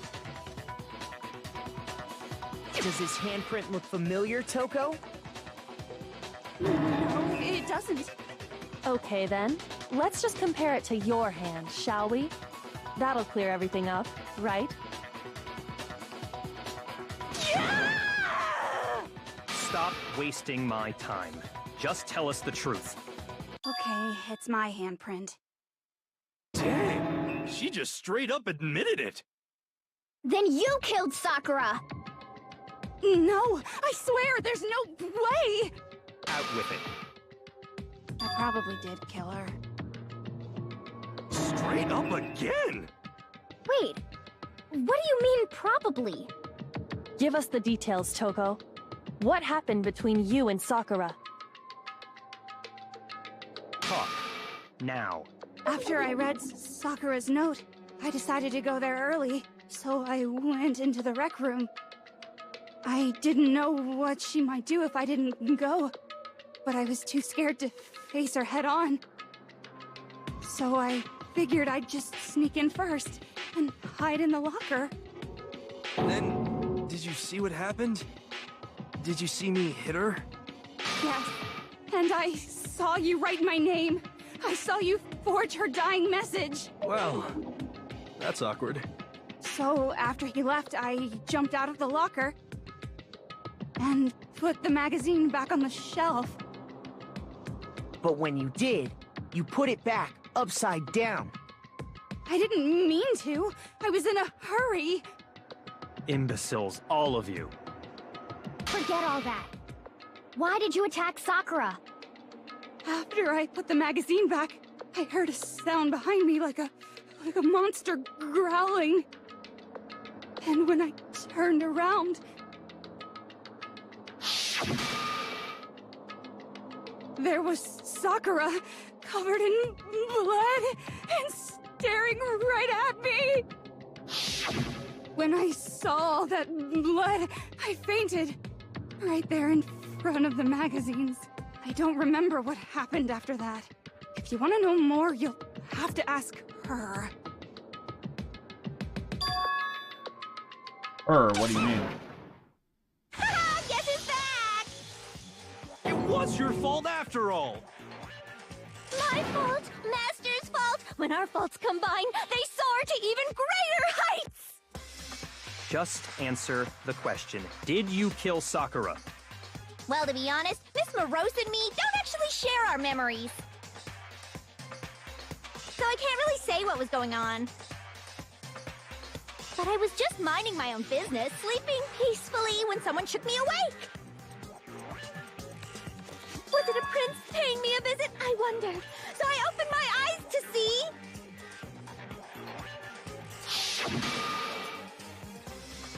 Splatter everywhere! I was not prepared for that. And, well, I guess it took me by surprise. I got so startled, I smacked her with the first thing I could find, which I guess was a bottle. Sakura was just worried about you, and you're terrible! No, she's terrible! Thanks to her, I murdered someone who wasn't an adorable boy for the first time ever! And when it was all over, you collected the pieces of the bottle to get rid of the evidence, didn't you? I wasn't about to die for some woman! If I'm gonna go down, I want it to be for killing Master! Just go away and die your meaningless death alone. Don't drag me into it. But I just can't catch a break, you know? Fate's got it out for me. 'Cause normally, Sakura should have been able to dodge my attack no problem. Even as strong as she is, she must have still been reeling from Hiro's attack. Hey, come on. That's, you know. But anyway, I'm not the one that killed Ogre. So that's good. So that's good? Keep talking like that, and Hina's gonna... Well then, that's that. Let's start the vote. I thought for sure you'd have some words for Hiro on that. What's wrong? Come on, everyone, we're ready to vote, right?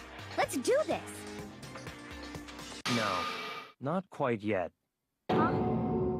Not yet? Why not yet? Don't you think there was something odd about Toko's story? I mean, you had to have noticed. Odd? Huh? Hiro's attack, and then Toko's, but that still wasn't the end of it. It wasn't? Tell us your story one more time. Tell us what happened after you fainted. Then even this gaggle of idiots should understand what I'm talking about. Your wish is my command, darling. It's not over yet, is it? The one who killed Sakura is...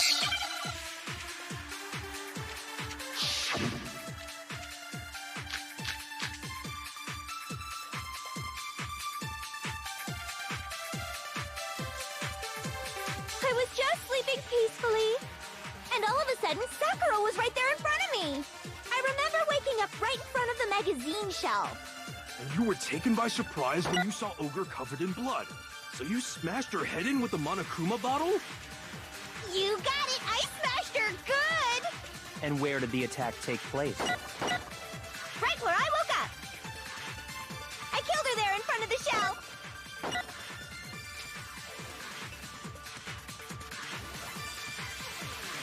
So if the second shot from Kyoko is what killed Sakura, then the problem is, where did Sakura die? It was... I was just sleeping peacefully, and all of a sudden Sakura was right there in front of me. I remember waking up right in front of the magazine shelf. And you were taken by surprise when you saw Ogre covered in blood. So you smashed her head in with the Monokuma bottle? You got it! I smashed her good! And where did the attack take place? Right where I woke up! I killed her there in front of the shelf! No, that's wrong. Because she died in the chair. We found Sakura sitting upright in a chair. If the blow by the shelf was the cause of death, there's no explanation why she was in that chair. So, you finally noticed. That's just another lie from a bloodthirsty serial killer. Are you sure you didn't attack her while she was sitting in the chair? No, I'm sure she's telling the truth. Anyone who saw the murder scene should think the same way.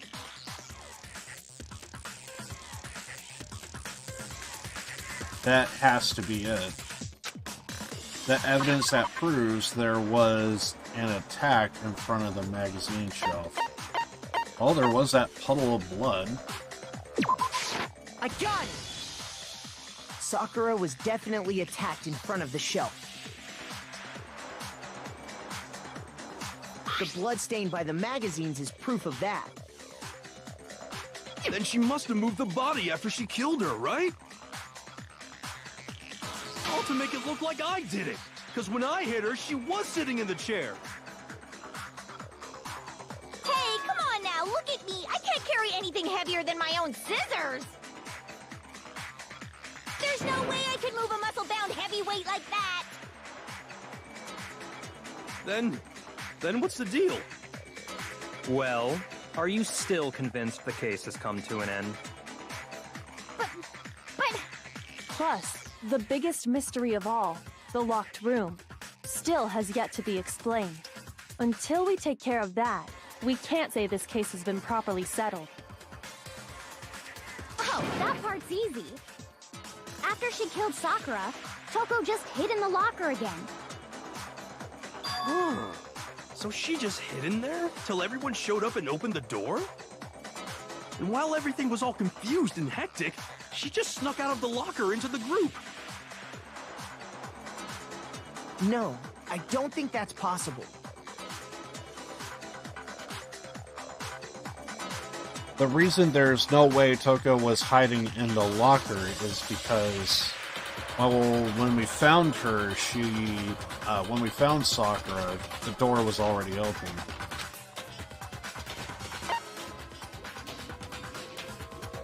Yeah, we were in the locker the entire time.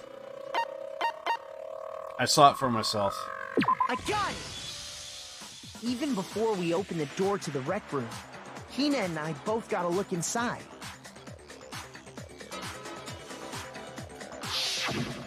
And at that point, the locker was already open. So obviously Toko couldn't have been hiding in there.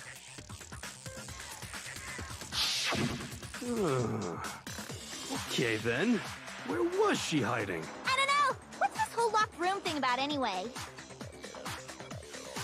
How do you not know? You killed her! I think the fact that I don't know proves I didn't kill her, thank you very much. You're lying! No, she's not. I've been saying all along, there's still more to this case. But if Genocide Jill didn't do it, that means Ogre didn't die from the shot to the head. And? Well, I can't imagine what else could have killed her. That's because you're overlooking vital information. Could we really be missing something so important? If there's any other possible explanation, maybe it's...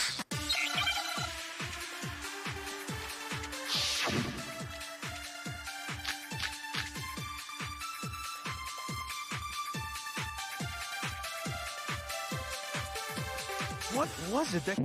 I do need to see the Monokuma file.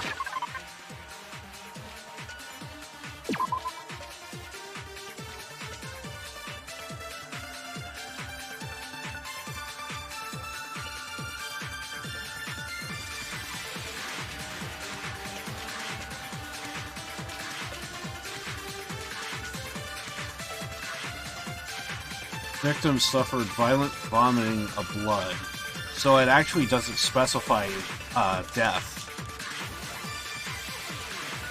It just shows time of death, when the body was discovered, location of the body, evidence of a strong blow, no other injuries, and violent vomiting. So it actually doesn't specify the actual cause of death. So the actual cause of death is open to interpretation. If it wasn't from Genocide Jill's attack, then what was it? There's no other possible cause. What killed Sakura? I can't think of anything other than the shot to her head. So you're dead set on blaming me, huh?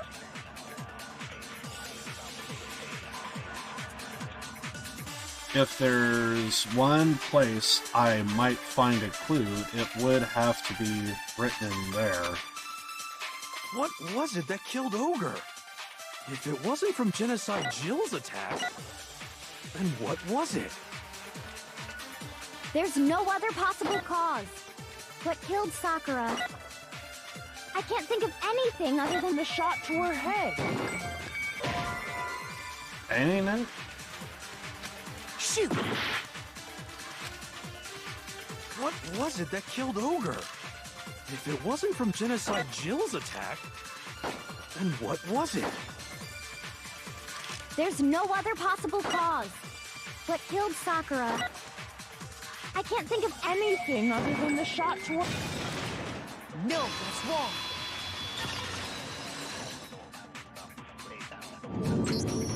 According to the Monokuma file, Sakura had vomited blood. I think we can assume there's a chance this was related to her cause of death. In fact, there was even a trace of blood left around her mouth. Well, I mean... maybe when she got hit with the bottles, she cut the inside of her mouth. If that's all it was, the file wouldn't have specified vomited blood. Not to mention, I didn't find any cuts inside her mouth. You even checked in there? God, you really are into dead bodies! No, I'm not into dead bodies. What I'm into is solving mysteries. But if there wasn't a cut or anything, then what made her vomit blood? Some sort of reaction within her body. Most likely, Sakura was poisoned. Poisoned? That's right. This is the conclusion I've arrived at, and so there can be no mistake. You're making me go all weak in the knees! She was poisoned? It isn't possible! Is it really so hard to believe? Then let me explain exactly how the culprit was able to poison her. You can... explain it? Of course, if you don't mind. Everyone quiet! Shut up and listen to Master! But you're the only one talking. The key to unlocking this mystery was hiding in the chem lab up on the 4th floor. Huh? Not in the rec room?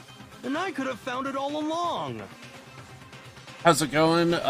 This is the visual... This is the novel style game you talked about? Yeah, it is.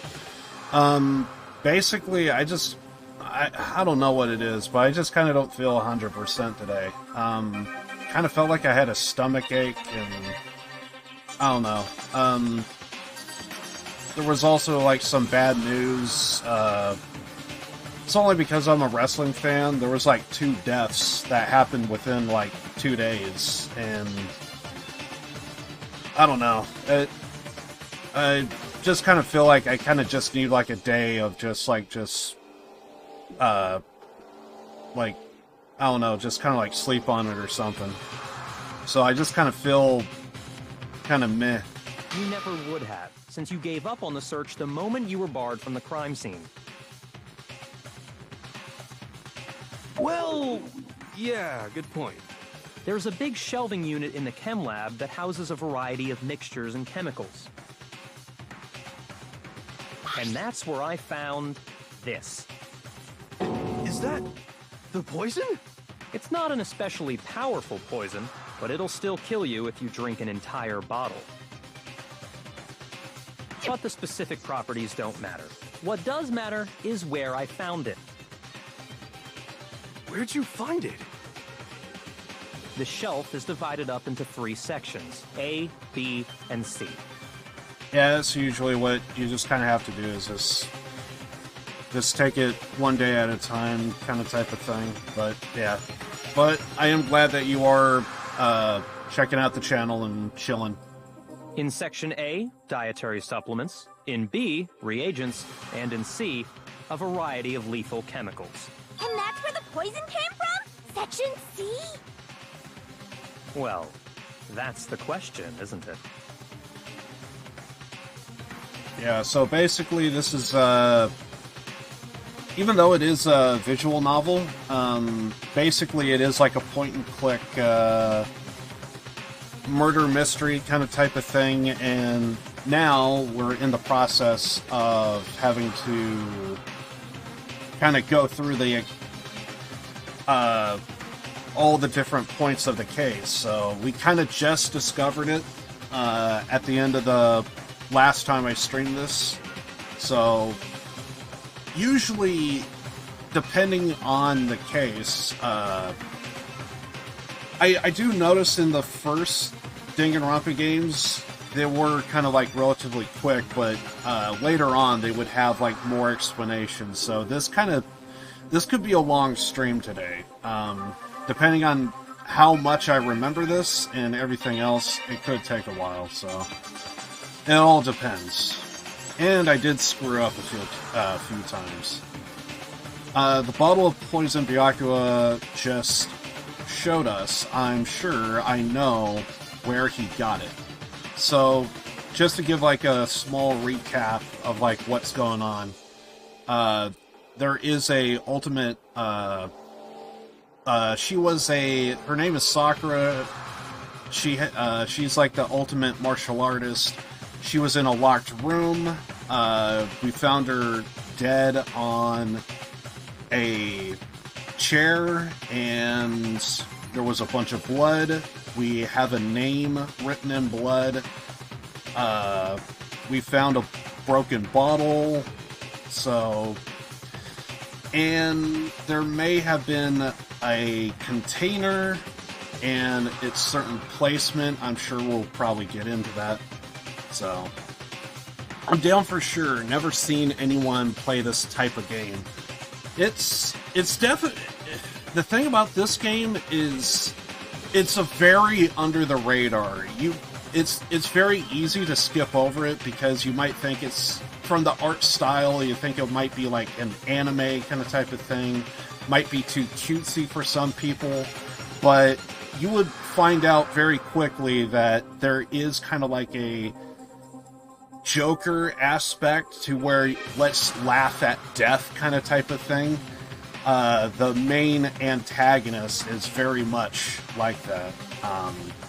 If you play through the entire series, but yeah, this is definitely, it's one of those things that's very easily passable. But if you actually like play it, it definitely has like its quirks that does make it somewhat different.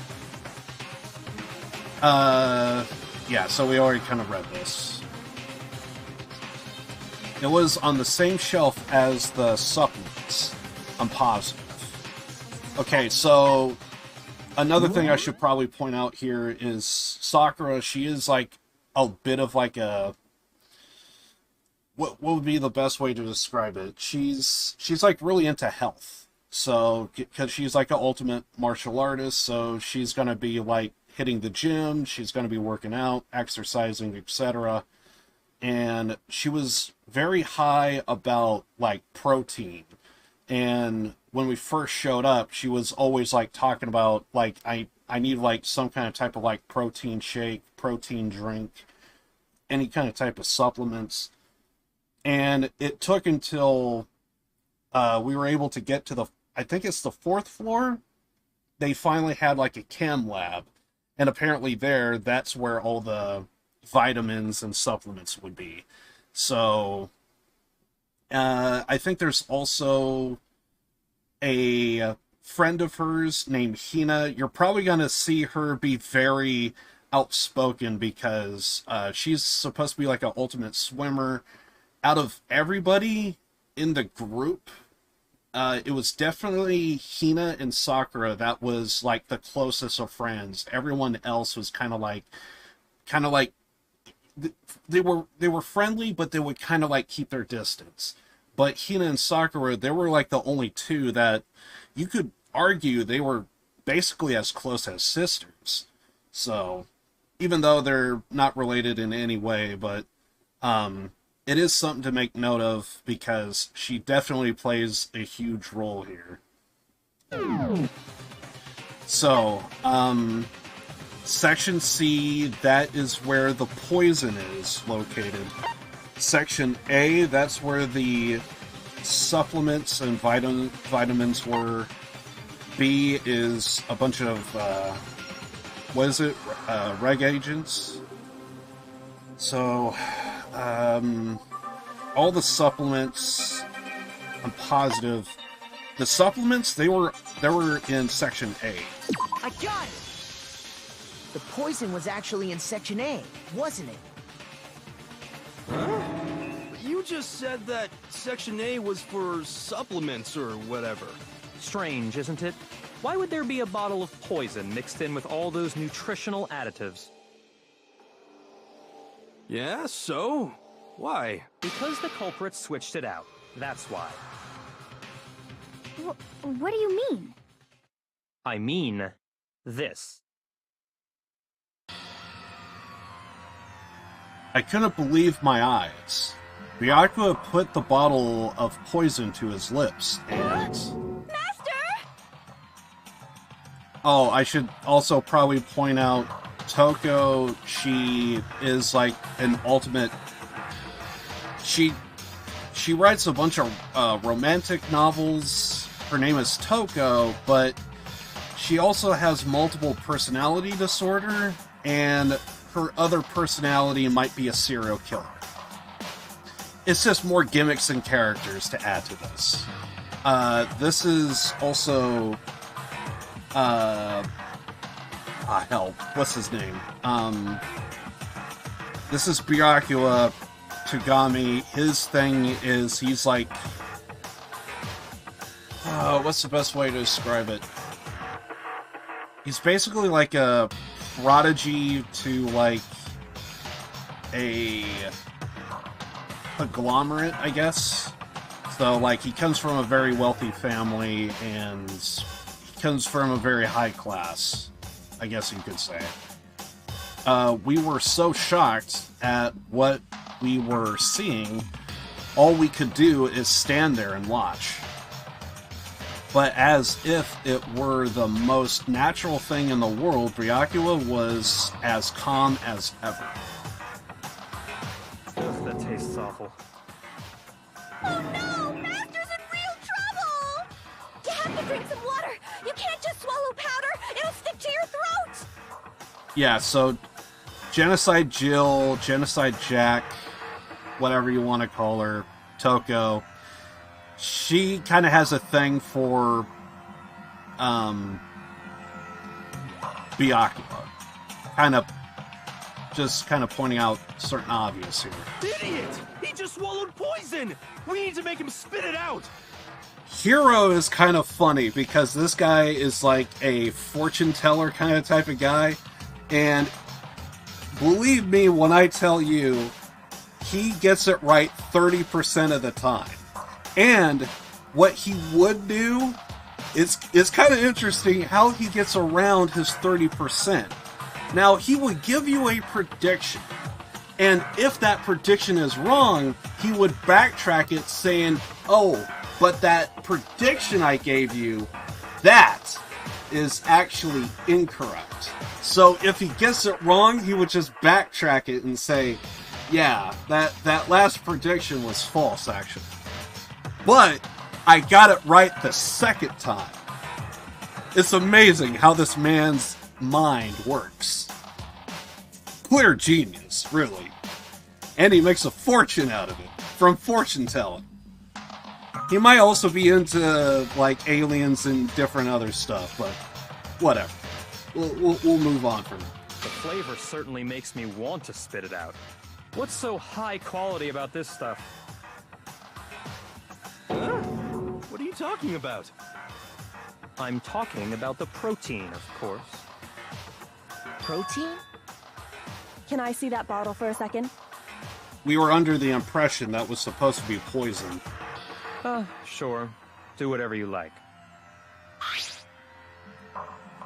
Chem C, that's usually, that's supposed to be for poison, so that could only mean it was switched at some point, at least the contents inside.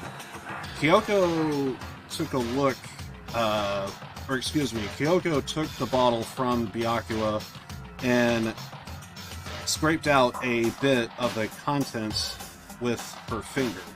Kyoko, she's kind of... If I recall correctly, she has amnesia, but she seems to be very... She seems to understand a bit about murder mysteries, it appears. So, she's kind of very thorough with it. She touched her finger, it'll come up later in the story, but anyway. She touched her finger with her tongue. It's protein powder. Correct. That wasn't poison in the bottle, but harmless protein powder. Which makes one wonder, the poison that should have been in that bottle, where did it go? Plot thickens. The bottle of poison was actually filled with protein powder. Which would mean that, conversely, the poison must have been in... Could it be...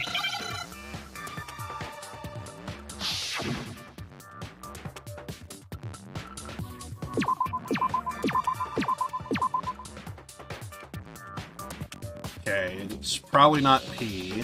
Let's try I. Not I. And apparently that's an instant fail.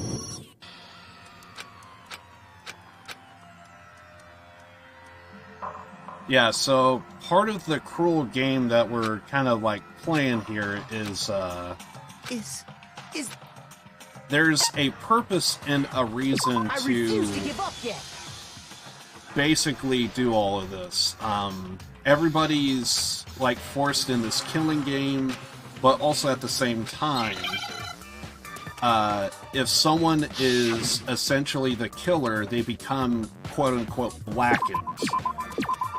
If you solve the case properly, and you get the person that is the killer, then it becomes a case of...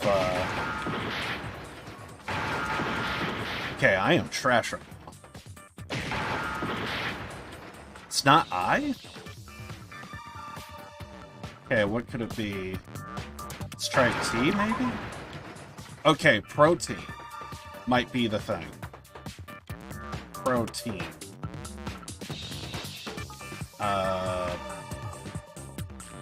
Is it E? N. Need an N. Oh, protein drink. That's what we're looking for. Ah, shit! Apparently I hit something else. But yeah, everyone's kind of forced against their will. They have to force themselves into a killing game, and the killer is become blackened, and if we get it right, only the killer is executed. I refuse to give but up if we get it wrong, everybody gets executed, so... It's a case of, like, we can't... You have to be completely perfect with everything. Okay, so now we know it's protein. Protein drink. So I need an R.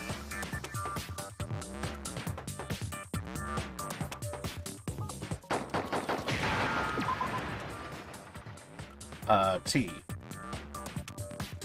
Give me a T. Come on. There it is.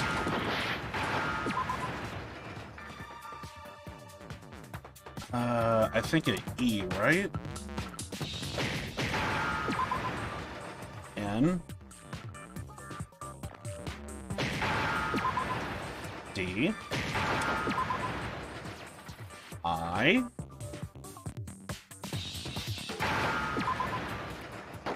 N. Got it. Now I understand. The poison must have been poured into the protein can. If the protein's in the poison bottle, it seems only logical to assume the reverse is true, right? Absolutely. The contents of each container were switched. So the protein was in the bottle of poison, and the poison was in the protein can. Once you accept that, it becomes obvious how the culprit was able to get Sakura to drink the poison. Holy crap! All they had to do was hand her something there at the scene, and she was happy to drink the poison herself. Something at the scene. There was a container, so I'm going to assume protein drink is going to be a reference to the container that we found. I got it! You're saying they gave her a protein drink, right? A protein drink which actually contained a deadly poison. What? That's all it took to kill Sakura. That is the true cause of death. Another thing I may have forgot to mention, the mastermind behind all of this also kind of said that there was a spy amongst the students, and apparently it may have been Sakura that actually is the spy. So she did kind of get a little shunned before her death. So I forget if that plays into what we're about to see, but that also kind of has high suspicion of, like, perhaps she was killed because she was the spy. You know, I do remember Ogre saying that protein stuff was good for all kinds of aches and pains. And if I recall correctly, Hina highly suspects that Byakuya, Toko, or Hiro here are behind this particular case because they have malicious intent. So maybe she took it to try and help with the whole bleeding head wound thing. But what was offered to her instead was a bottle full of poison. And I already know exactly who swapped the mixtures. For real? Who was it? Evidence revealing who replaced the two materials was left in the chem lab for anyone to see. The evidence that shows who switched them, it must be what we found in front of the shelf. So in the chems lab, there was a bunch of powder on the ground. I'm guessing that's what they're referring to. But I don't know if they want to talk about the footprints or the bottle itself. I'm guessing the bottle. So I'm going to say the source of the powder. Otherwise, we got to go with footprints. Damn it. Okay. So it's the footprints? Maybe read it again. The evidence that shows who switched them The evidence that shows who switched it. The who? I'm just gonna do footprints because... I got it! Okay. The footprints left behind in front of the shelf. That's the evidence you're talking about, isn't it? I visited the chem lab this morning, and there were definitely no footprints there at that point. They must have appeared around the time of the murder, which leaves no doubt that they're connected.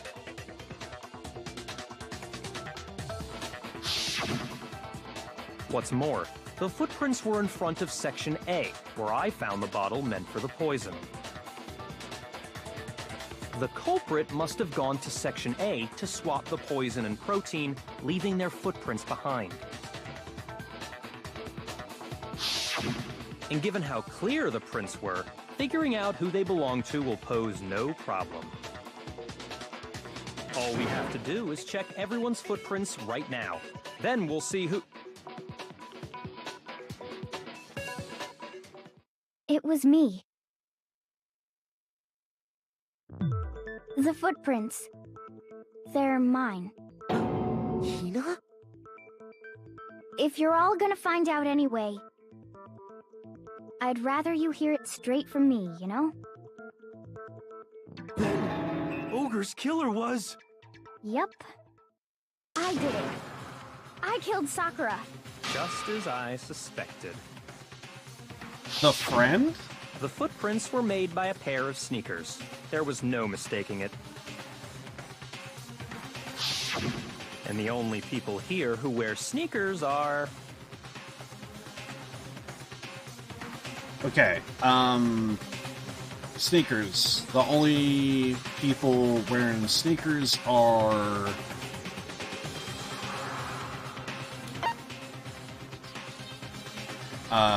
Ryakula, I'm assuming, is wearing loafers. Leon, he, that was a long time ago.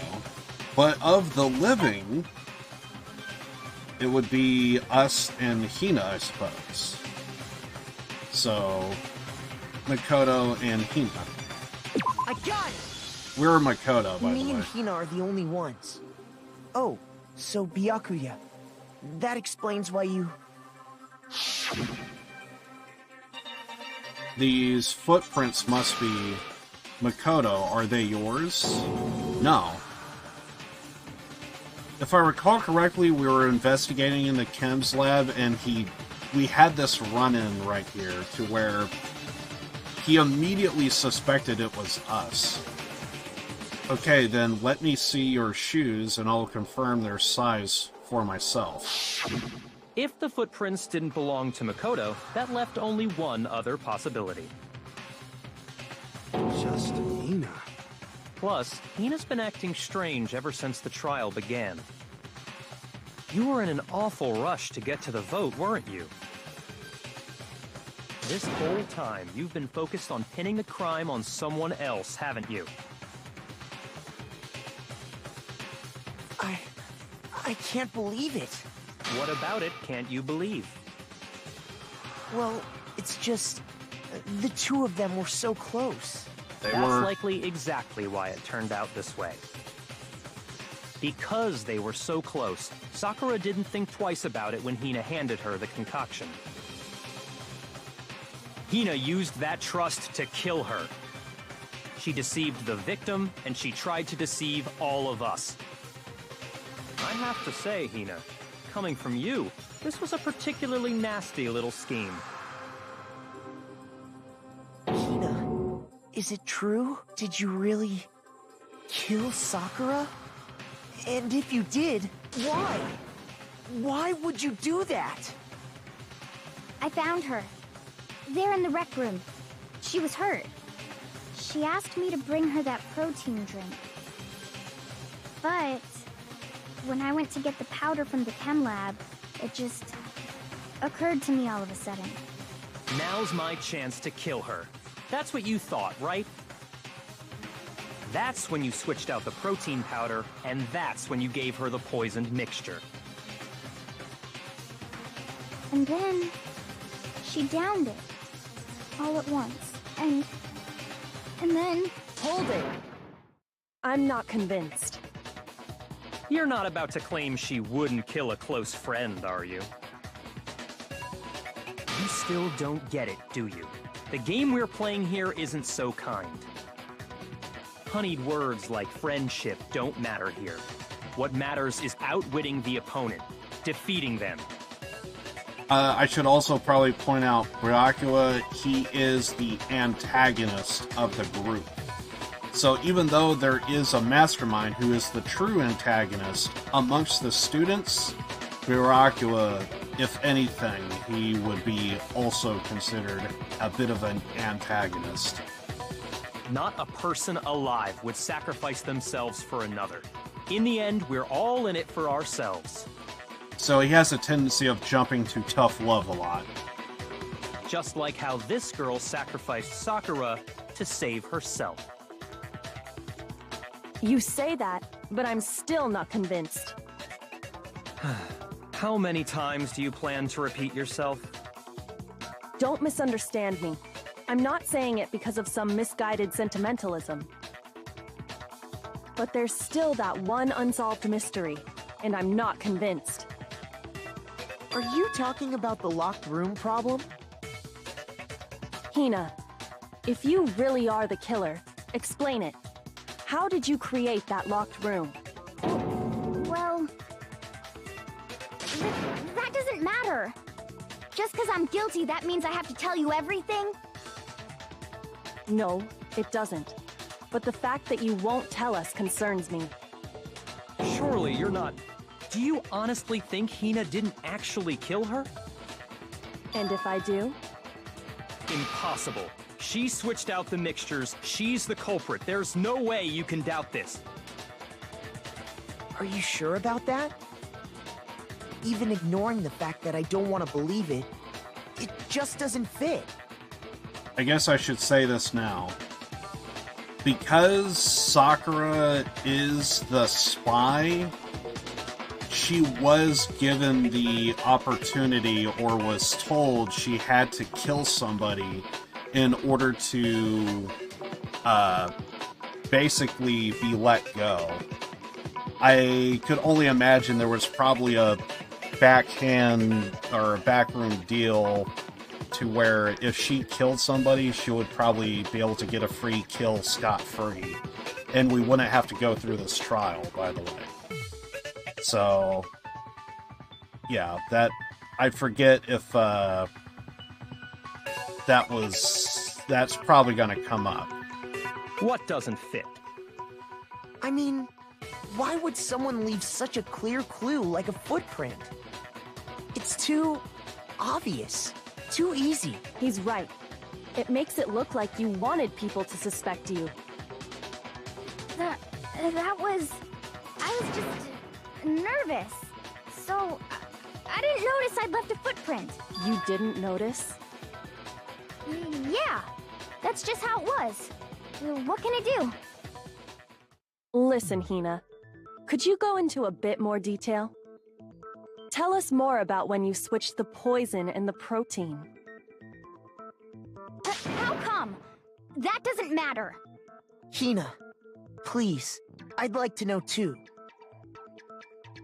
Fine. Waste your time if you like. It's clear that Hina is the culprit. There's nobody else to suspect. Nobody else could have possibly done it. Go ahead, Hina. Start from the moment you arrived at the chem lab. Well, right away I went to Section C and got the poison. And is that when you spilled the powder in front of that part of the shelf? Yeah. When I opened the bottle, I dropped it like an idiot. I see. Okay then, go on. So then I moved to Section A and got the protein powder, and that's where I switched them. Once I was done with that, I took the protein can that had the poison in it and left the room.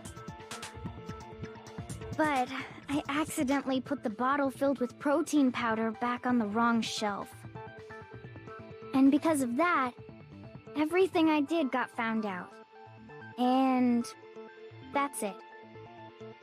That story you just told. First, you went to Section C to get the poison. Then moved to Section A to get the protein, right? Meaning you went from Section C to Section A. Do I have that correct? Yeah. The footprints would be off. That's not what the footprints show. Because they only show footprints go directly to Section C, not from A to C. But if that's true, isn't that a little strange? Can you repeat that series of events one more time? What's wrong with you, Big Mac? You're being awfully pushy.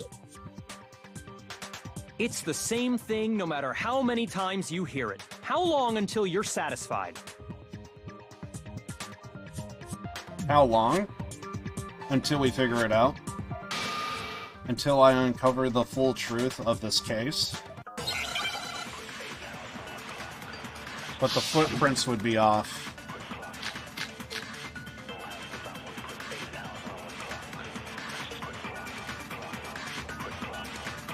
First, I went to Section C. That's when I grabbed the poison. And you spilled some of the powder on the ground in front of the shelf. Yeah. When I grabbed the bottle, I dropped it. Okay, and then? I moved from Section C to Section A. No, that's wrong.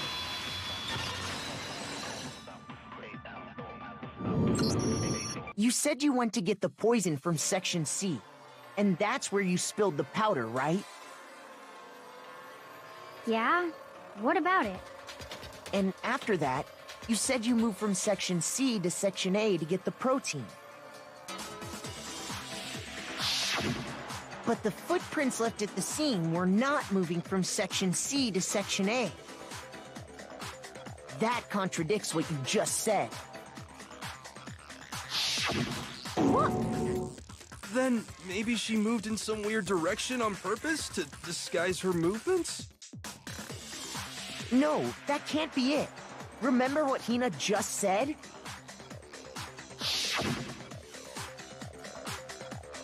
I was just nervous, so I didn't notice I left a footprint. What the? Hina, what's the meaning of this? Well... You lied to us. Plain and simple. If you look at the footprints, your movements in the chem lab are obvious. The powder had already been spilled when you came in, and you went straight to Section A. So you never went to Section C. Whatever you did there, it only involved Section A. Well... You see... What the hell? What's going on here?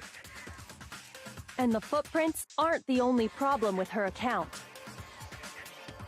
What? Before I explain that part, I'd like to submit some new evidence.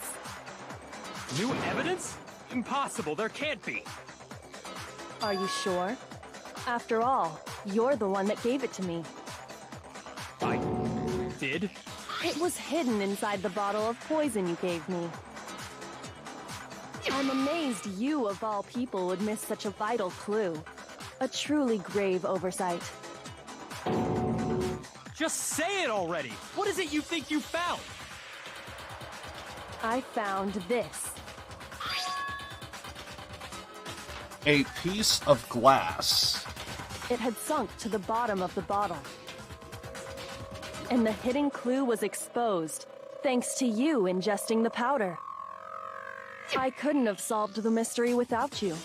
So, thank you for that. But, what is it? Oh, you still don't realize? Well then. Makoto, why don't you explain it? Huh? Me? Fine. If you really do know, explain the meaning of that shard of glass. The shard of glass, the shard of light blue glass Kyoko found in the bottle of poison. I think I remember now. I broke something same shade of blue. Well, the room was locked and we had to break a window to the rec room. And that was also like a light blue tint. So it had to be from the rec room window when we broke it to get inside the room, because the room was locked with a chair pressed up against the door. I got it! It's part of the window from the rec room door, right? A window? The window we broke to get in was light blue, just like that. So I think that must be it. You're right. It must be. Of course, that leads to another question. How did a shard of glass from the window get inside this bottle of poison? What's so strange about that? What's strange is that, according to what Hina told us, where was it? The bottle of poison should have been when I broke the rec room window. According to what Hina told us, she said she got it in the chems lab, right? From section A, was it? I think it was section A. I got it! The bottle of poison was left on the shelf in the chem lab. That is what you said, right, Hina? So basically what's going on here is we have a shard of glass, tinted blue, that came from the rec room that was somehow transported to the chems lab. Is basically what's going on here. And Hina said she was getting something from the chems lab to bring to the rec room. So, how does a piece of glass from the rec room get to the chems lab? And yet, somehow a piece of glass from the rec room window made its way into the bottle. Everything Hina told us was a lie? In reality, that bottle of poison most definitely found its way to the rec room. It was there at least until the window got broken. In other words, when the locked room was unlocked. There's no other way to explain the presence of that glass in that bottle. And then, once the room was opened, the bottle somehow got moved back to the shelf in the chem lab. Meanwhile, the protein can we found at the crime scene was planted there. That had to be after the locked room was opened. In other words, after Sakura died. Wait, hold on. You're moving too fast. I'll grant you, the bottle of poison may well have been in the rec room when it was locked. But how can you say the protein can was put there after the room was unlocked? Ryakua has a tendency of thinking, put it bluntly, he's a know-it-all. Or, so that's why all this information seems to be shocking to him. Because he thought he had the case down, and now everything is completely flipped for him. We already know she was given the protein can with the poison inside, right? If that can wasn't there when she died, how did she get poisoned? You're right. We do need to explain that. But before we do, there's something I'd like to confirm with everyone here. Huh? It has to do with the protein can. After Sakura's body was discovered, did anyone move it or trip over it or anything like that? What are you talking about? Is this some kind of loaded question? Not at all. Just answer to the best of your ability. Well, no, not that I remember. Yeah, me either. Not me. Same here. Yeah, me either. Okay then, that settles it.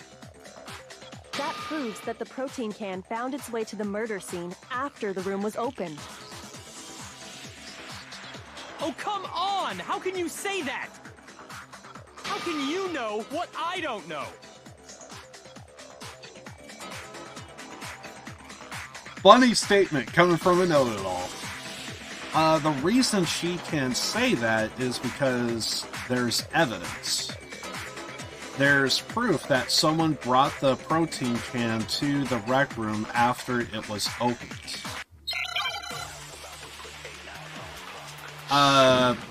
Kyoko, she was on guard duty to protect the body because Hina was so adamant that it had to be Toko, Hiro, or Byakuya, and she wanted someone that she could trust to stand guard to make sure that the evidence at the crime scene wasn't tampered with. So Kyoko, she could only work within the rec room investigating, because I think she was also quasi on guard duty as well, if I remember correctly.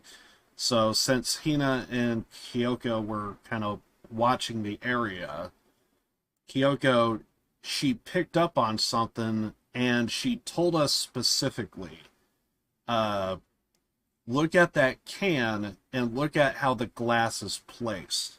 And what she picked up on was, notice how there's no glass on top of the container can.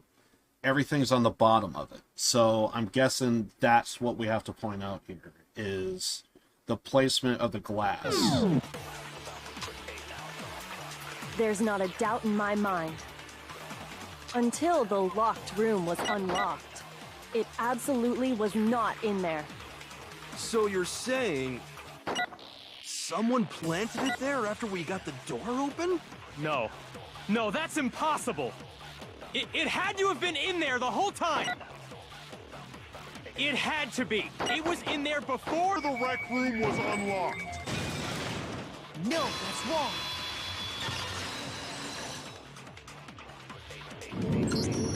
You remember how there was broken glass scattered all around the room, right? Because if that container was sitting there as we broke the glass to the window, the glass should have fell on top of the container. But if it's not on top and only on the bottom, that means the glass was shattered. The glass was already sitting there, and someone just placed the container on top of the glass. Of course! It came from the window you broke to get in. What about it? Well, those pieces weren't just scattered around the protein can. We also found pieces underneath the can. What? And this proves it. It shows that the can must have been put down on the floor after the window was broken. So it had to be after we got into the room. I see. So that's your explanation. Kyoko, earlier when you asked if anyone had moved the can or tripped over it... If that were the case, that would explain the can being on top of the glass. So you asked everyone about it to eliminate that possibility right out of the gate. And that's made everything clear, hasn't it? As long as it was a locked room, it only contained the bottle of poison, and not the protein can.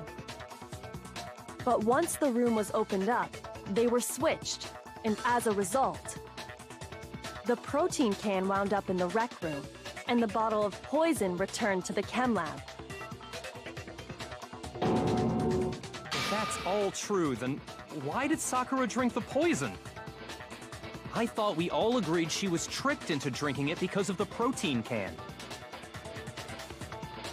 No, that's not why. The only explanation is she drank it from its original bottle, knowing exactly what it was. Precisely. She was alone in a locked room. All she had was the poison. What other possibility is there? You're saying she drank it knowing what it was? Such a ridiculous fiction is... Exactly what happened. Then tell us already! Sorry. Please, tell us. Before we get to that, we need to clarify one other thing. We need to establish who exactly got the poison from the chem lab and took it to the rec room. It was Hina, right? She took it and gave it to Ogre. What do you think, Makoto? The one who got the poison from the chem lab and brought it to the rec room. It had to have been... It was Sakura. I got it! I think it was Sakura herself. Huh? So Sakura, who was apparently murdered, just poisoned herself? What are you talking about? There's no way! On the contrary, we know for a fact she went to the chem lab, right to the section full of poisons. You're lying! Stop lying! Why? Why would you lie like that? No, it's not a lie. Sakura definitely went to Section C. Kyoko already showed me the evidence I need. Now I have to hit Hina with it. I have to make her accept it.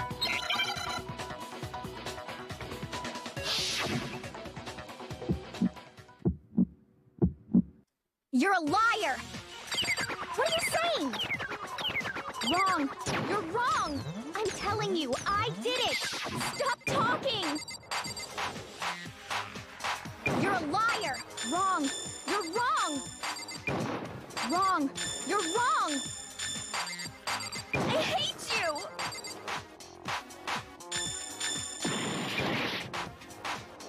You're a liar! What are you saying? Wrong! You're wrong! I'm telling you, I did it! Stop talking! You're a liar!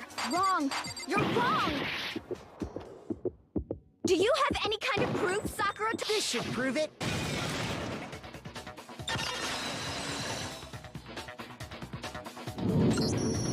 Hina, did you know that Sakura's foot had a certain yellow powder stuck to it? It did? It did. The same yellow powder that had been spilled by the shelf in the chem lab. And you could tell that it wasn't on the inside of the foot, it was on the outside. That powder was yellow, wasn't it? So the powder we found on Sakura, what else could it be but the powder from the chem lab? Wait. So, what was that powder doing on Ogre's foot? And it was only on her instep, right? Sakura must have been standing right there where the powder was spilled. So the person who spilled the powder by the shelf wasn't Hina, but Sakura. And when Sakura dropped the bottle, she dropped it away from where she was actually standing. Which is how she was able to avoid getting it all over herself. But the powder still got scattered around, and some of it must have wound up on her instep. Is there any problem with my thinking? But why did Sakura pay a visit to Section C in the first place? The only explanation is that she was looking for poison. After all, that's all that section contained. No! It was me! The poison! Because I killed her! No, you didn't kill her. The one that killed Sakura. The connection between Sakura, the poison, and the unsolved mystery of the locked room. There's only one way to explain it.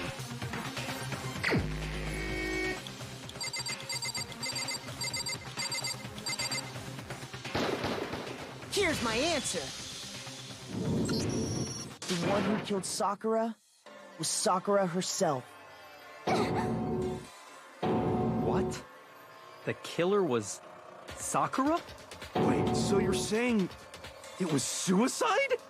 I don't believe it. I don't believe it any more than I believe I can fly. I can't believe it either. Or rather, I don't want to believe it. But when you really think about it, everything matches up. Sakura went and got the poison. She barricaded herself in a room, and she drank it. All so she could end her own life. And that explains why we couldn't solve the mystery of the locked room. Because, of course, Sakura wanted to create the locked room. I got it! The locked room mystery was created by Sakura. I'm sure she locked herself in so nobody could stop her from doing what she did. She sat there, drank the poison, and breathed her last breath. And the empty bottle of poison rolled around the locked room until we came and opened it. At that point, someone grabbed the bottle and snuck it out of the room. And that was you, wasn't it, Hina? You did it to throw off the investigation, didn't you? When we found her body, you stayed right there near the door. Because you already knew Sakura was dead. And because the bottle of poison had rolled near the doorway. That's when you picked up the bottle, right? I was too shocked to notice anything, and Kyoko was busy checking the body. And the more I think about it, the more I realize how unusual your actions were.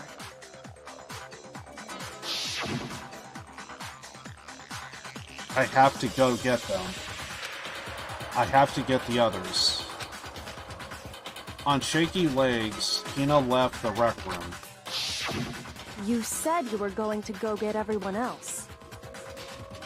But your real intention was to go to the chem lab and switch out the containers, wasn't it? Once you were at the chem lab, you headed straight to the section where the protein powder was kept. There, you took the powder and poured it into the bottle of poison you'd grabbed from the rec room. When you left the lab, all you had was the empty protein can.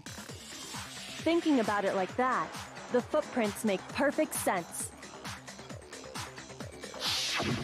When you were done, you gathered everyone together. And once you were back in the rec room...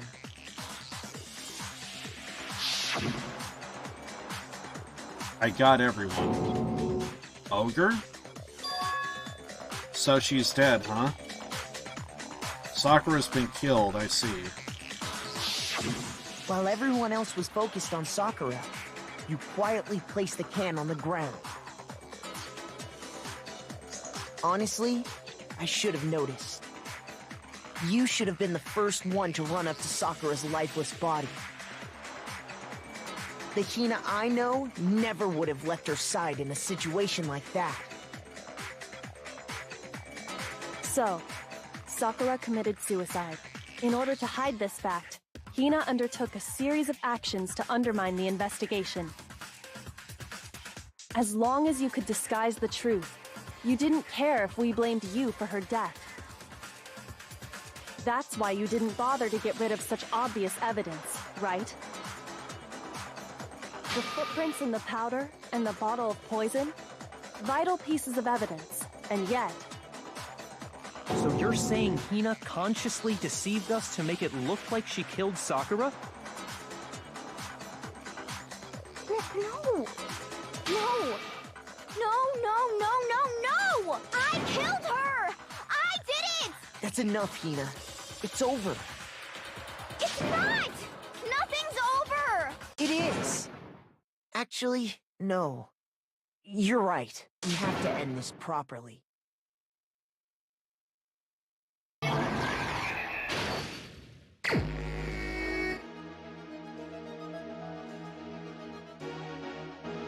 Sakura wanted to meet Hiro, Toko, and one other person.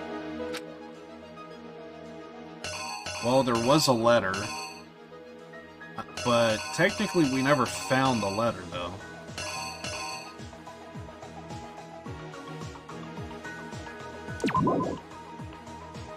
I don't know if they would let us take a look at which one is which. Probably not. Okay, so we could probably assume maybe it's this.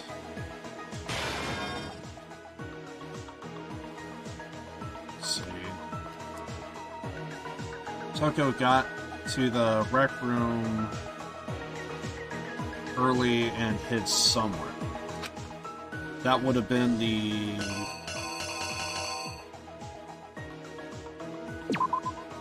Probably would have been that. She went to the locker.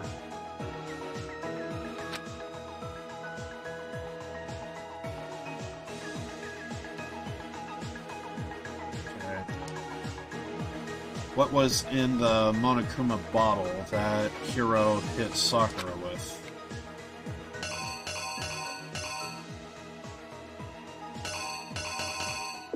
That would have been the night. What did Hiro do to try to cover up the murder he thought he committed? That would have been the name of Toko to kind of frame her. What did she do with the magazine that had the dying message on it? What did she do? That would be Toko.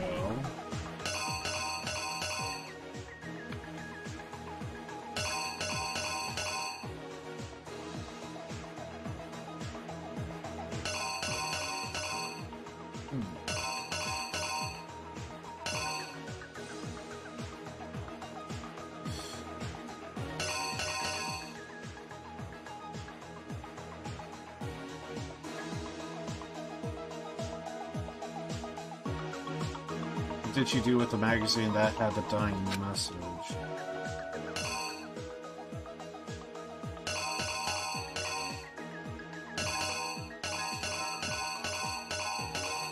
I'm gonna have to come back to that one. What was in the Monokuma bottle that Genocide Jill? Genocide Jill, Genocide Jack, yada yada yada. That should have been the Queen. What actually killed Sakura came from the chem lab, right?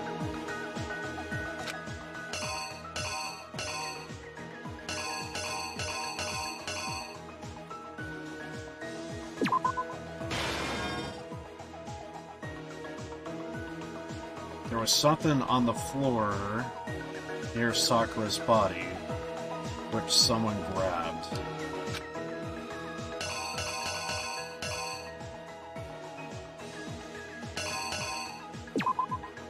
Probably that.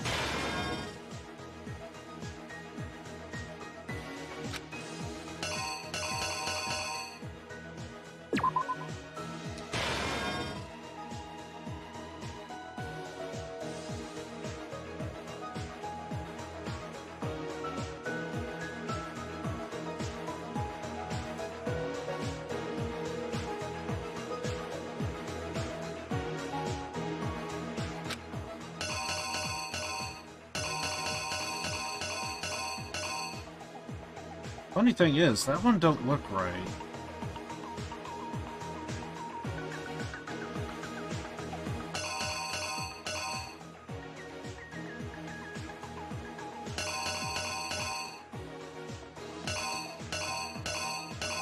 Yeah, none of the options seem correct.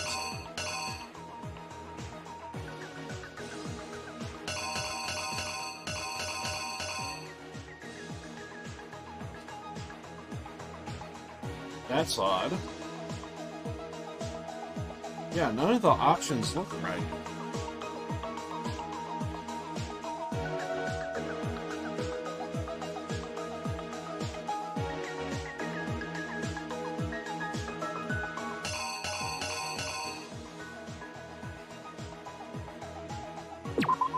Hold on.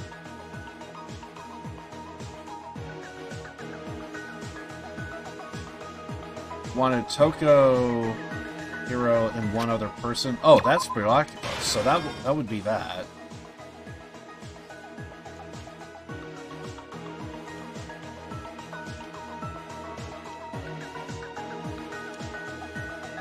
What did Hiro do to try and cover up the murder? What did Hiro do?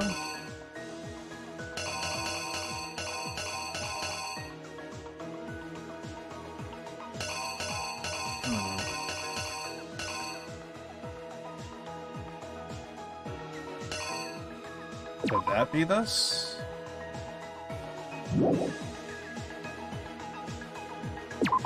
It's just such a vague... Maybe that goes there.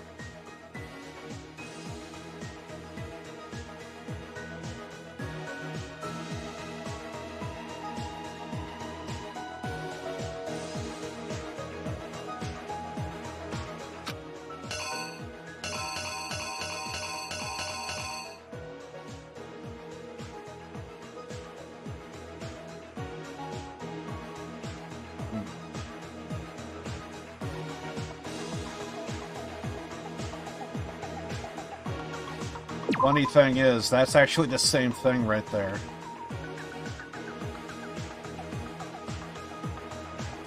So, we could rule that one out.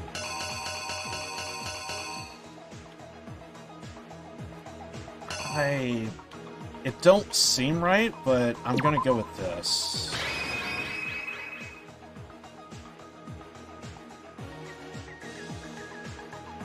But that order seems off, though.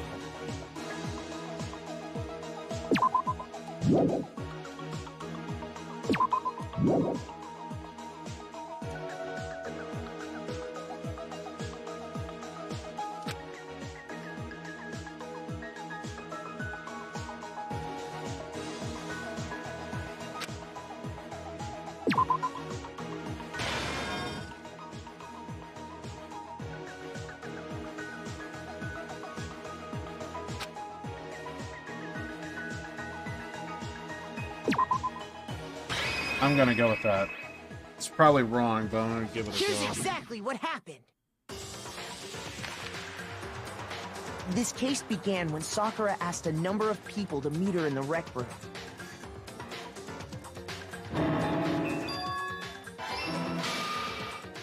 Specifically, those people were Hiro, Toko, and Byakuya. But one of them headed out a bit earlier than the others. Toko. She got there one step ahead of everyone else and looked around for a good hiding spot.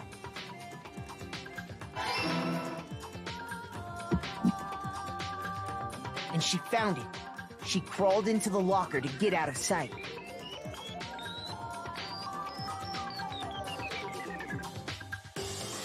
Then, from inside the locker, she saw Sakura enter the room. Next to arrive was Hiro.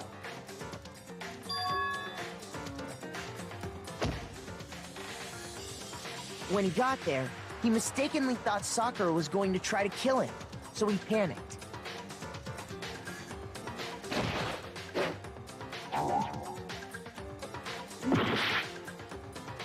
So we got that one wrong.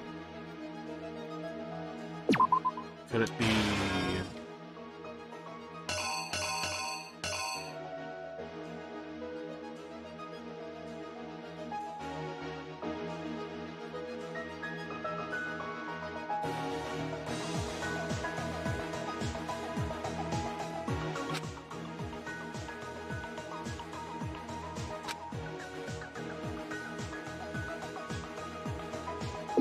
Wait.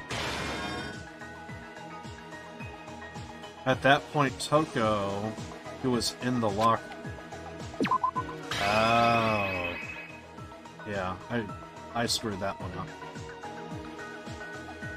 Everything else seems right. The killer is... you!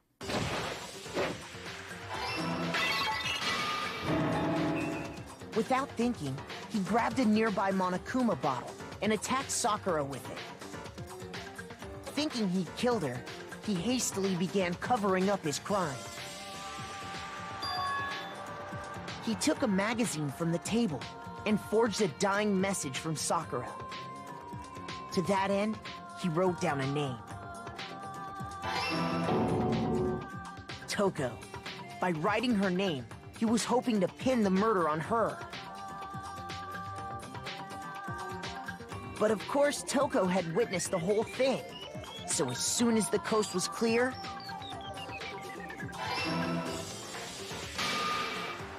she jumped out of the locker and hid the magazine on the shelf with all the others.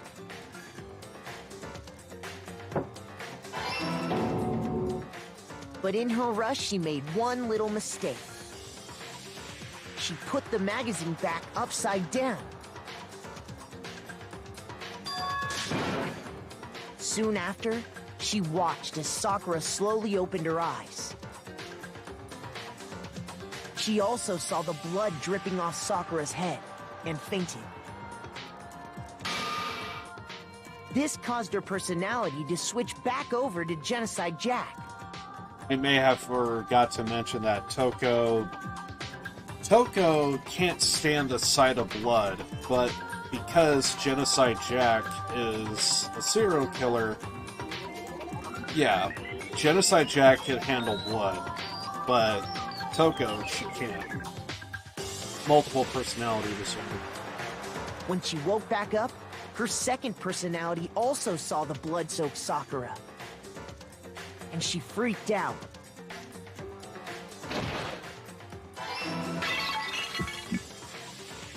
And just like Hiro, she grabbed another Monokuma bottle and attacked her.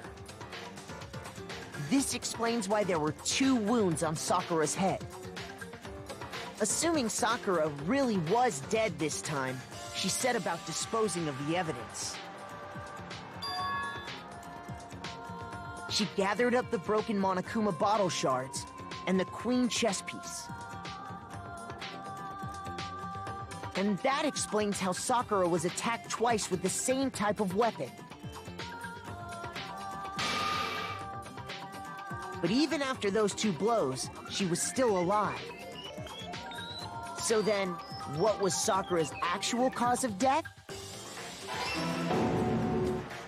It was the poison that Sakura herself got from the chem lab. She turned the rec room into a true locked room scenario, and then drank the deadly mixture. And there, she took her final breath.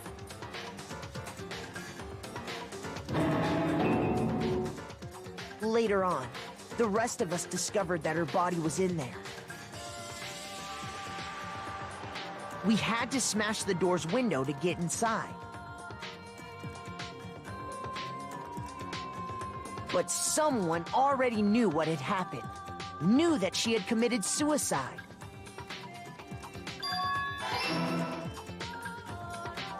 And that same someone quietly snatched the bottle of poison from off the ground.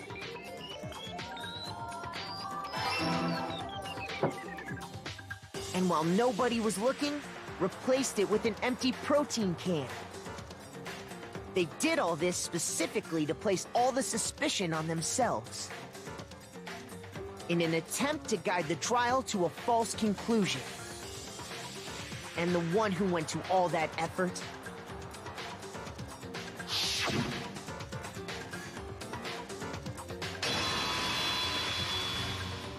was you, Hina.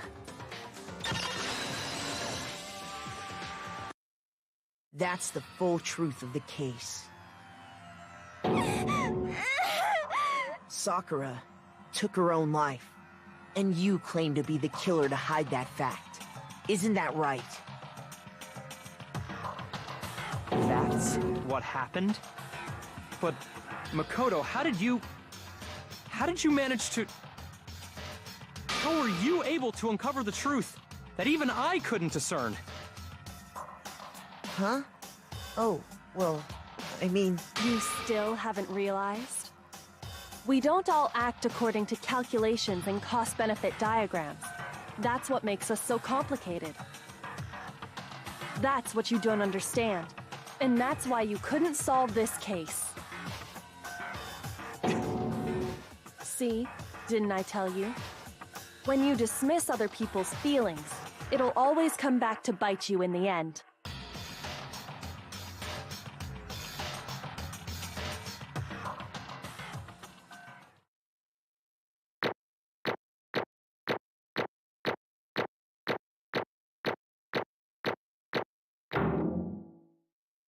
I think I did better than my second run than I did in my first.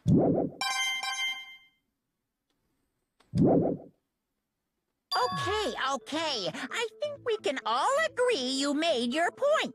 Did you guys forget already? You still haven't voted yet. Oh yeah, that's right. You seriously forgot?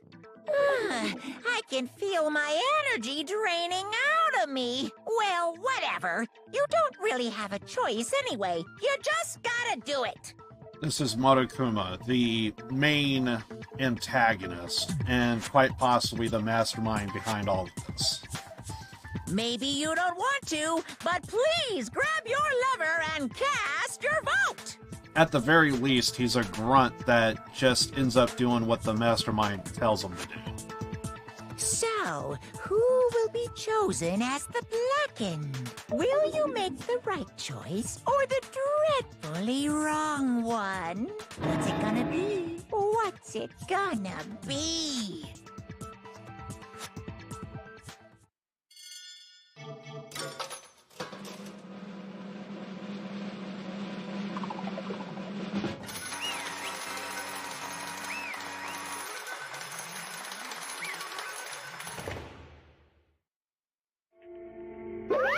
Okay. Yeah, that's right. The one who killed Sakura was Sakura herself. My entire existence! Okay, we are done here. What did you say? So that's the whole truth, huh? I see. But still, one thing I don't understand. Come on. Hina, why did you try to cover up what happened? If the truth hadn't come to light, you would have died along with the rest of us. What are you thinking? There is a rule that if you try and help out a killer, the accomplice gains nothing out of it. So it was kind of established that helping out a killer does no good. And that's what Byaku is kind of establishing here is, like, why are you helping out the killer when you could have potentially not only killed yourself in the process, but everyone else? And yet why did you do that? Don't be mean! Yeah, we almost died there. What is this? Because that's exactly what I wanted. What? I mean, the reason Sakura died is because all of you pushed her into a corner. And you all killed her. That's why. You should have been the one to die. I couldn't let her be the only one that died. What? You don't mean you were gonna take us all with you?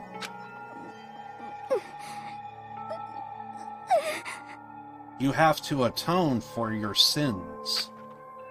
And because everyone, even me, we all killed her. We all have to pay for our crimes. What? For serious? That's... What is this?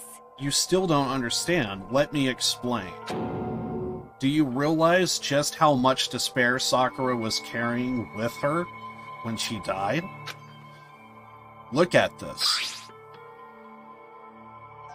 Looks like it's a note. I think the note's legible, so I'm just going to read that instead.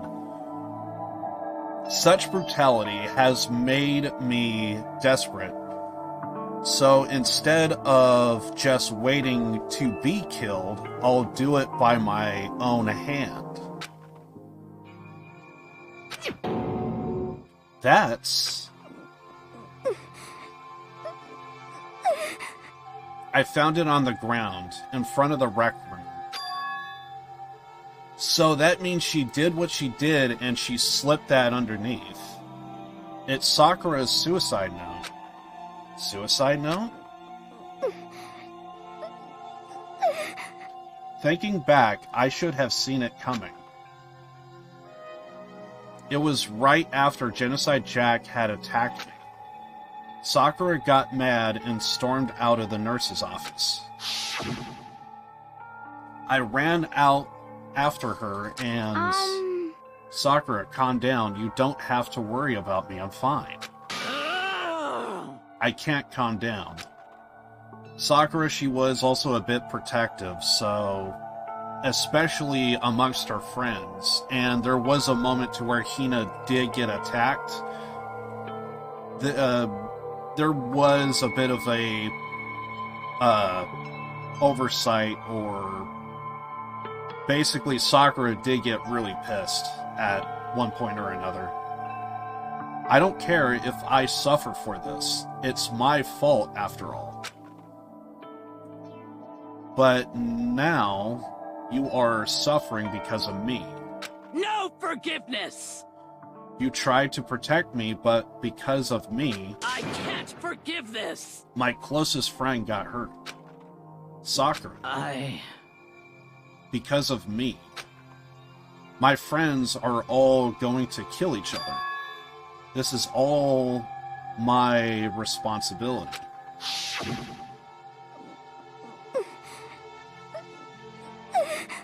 Sakura thought she was responsible. She thought everything was her fault, which is why she wanted to find some way to get everyone to forgive her, because she was the spy. So she asked to meet with them. She did wanted to meet with certain people because they were kind of most vocal about her being a spy, her being a traitor, etc. You asked to meet with those three? You can't. Don't see how dangerous this is? Don't worry, I just want to talk to them. But... Talk about what? Listen, don't do it. If they all gang up on you at once, even you... Hina. Please, don't think of things like that. They are not my enemy. They're friends. Sakura.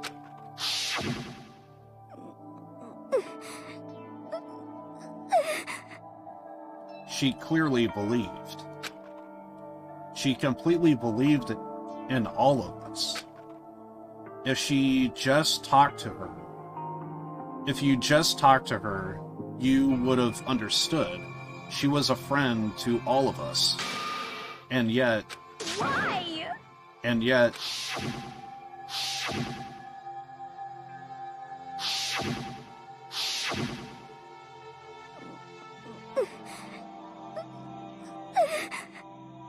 You trampled all over her feelings. And then you did the unthinkable. No, that was just a misunderstanding. What are you saying? Don't stand there and call it a misunderstanding. She believed in you. And you wouldn't even listen to what she had to say. Without asking a single question, you tried to kill her. I won't forgive you. Do you have any idea how desperate she was, seeing you act like that?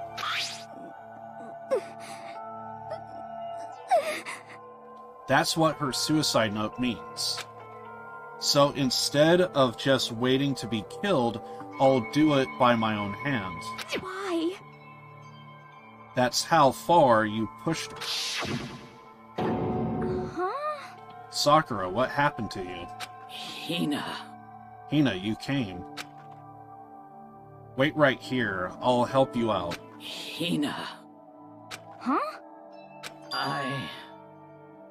I'm glad I got to meet you. What's wrong, Sakura? Why are you talking like that?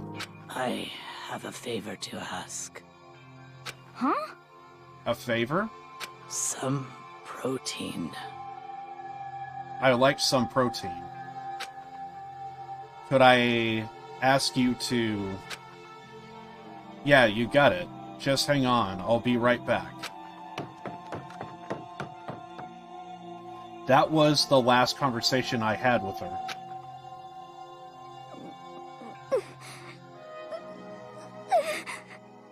I went to the chem lab to get the protein she asked for. When I got there, I saw the powder. And that's when I realized. I saw that she had taken something from the poison shell, Sakura.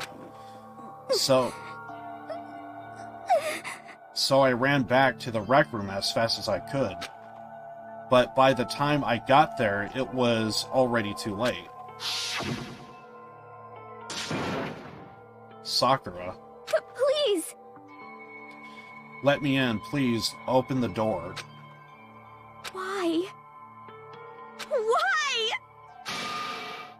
Why did she have to die?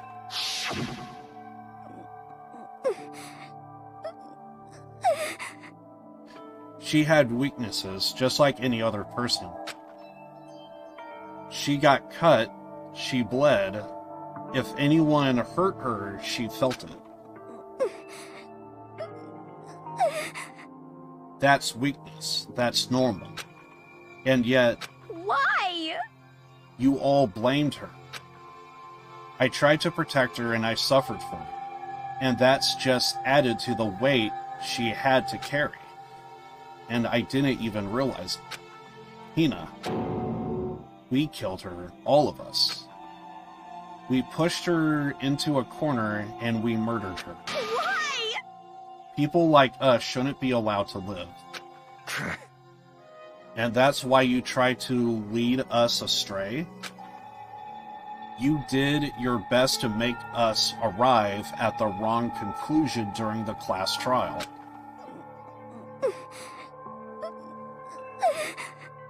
Sakura died hating all of us. I wanted to free her of her regrets, but even that got found out, and in the end, I wasn't able to do anything for her.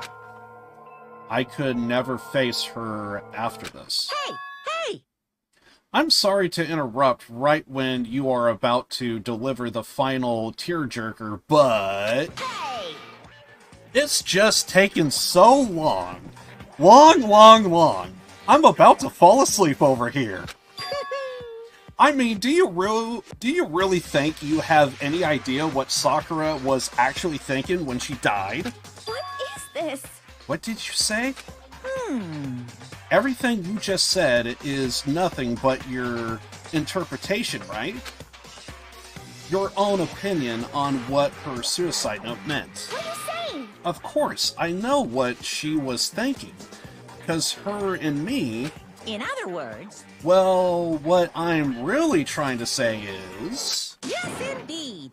Don't you think the entire foundation is shaky? What if it was real, like this? Last Testament, Sakura Ogami? What the heck? What is this? Of course. Isn't it obvious? Yep. A suicide note, Sakura's suicide note. What? But Hina already... Too bad. I wrote that one. It was all me, baby. It's true. This is the one Sakura addressed to Hina and put it in her room. Huh? Wait, then... Huh? You lied to me? Unbelievable. Don't say a lie. It makes it sound so dirty. I just thought it lightened things up a bit. Well now. I can't help it if you totally took my little scribbles at face value. It didn't even have Sakura's signature on it. You filthy little... I'm not filthy. I didn't do anything. Boom, boom. Did I falsely falsify evidence? Did I affect the outcome of the class trial? The case played out between you and you alone. You were the ones jerking each other around. Heck, even if the will had factored in, it still would have been between you guys. So what's the problem? Is this all part of the production process? Okay, and C, cut! And? So then what did she write in her real suicide note? What are you gonna do? I'm glad you asked. For your benefit, I shall read it using my melodic, angelic, harmonic, narrative voice. Hey, hey! Do you remember haven't you ever been curious about whole suicide thing?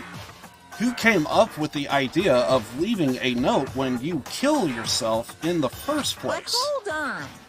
But isn't it so unfortunate killing yourself is just so final, you know? You can never hear the rest of their story. The truth is lost in darkness. Gives me the willies. Enough already. Could you get on with it, please? Yes, indeed. Okay, geez. Talk about a buzzkill already. Here we go. Ahem. My good friend Hina, there's nothing I have to tell you. I hate to do it like this, but you need to know. This is my final wish. As you know, I've been giving information to the one who's imprisoned you here.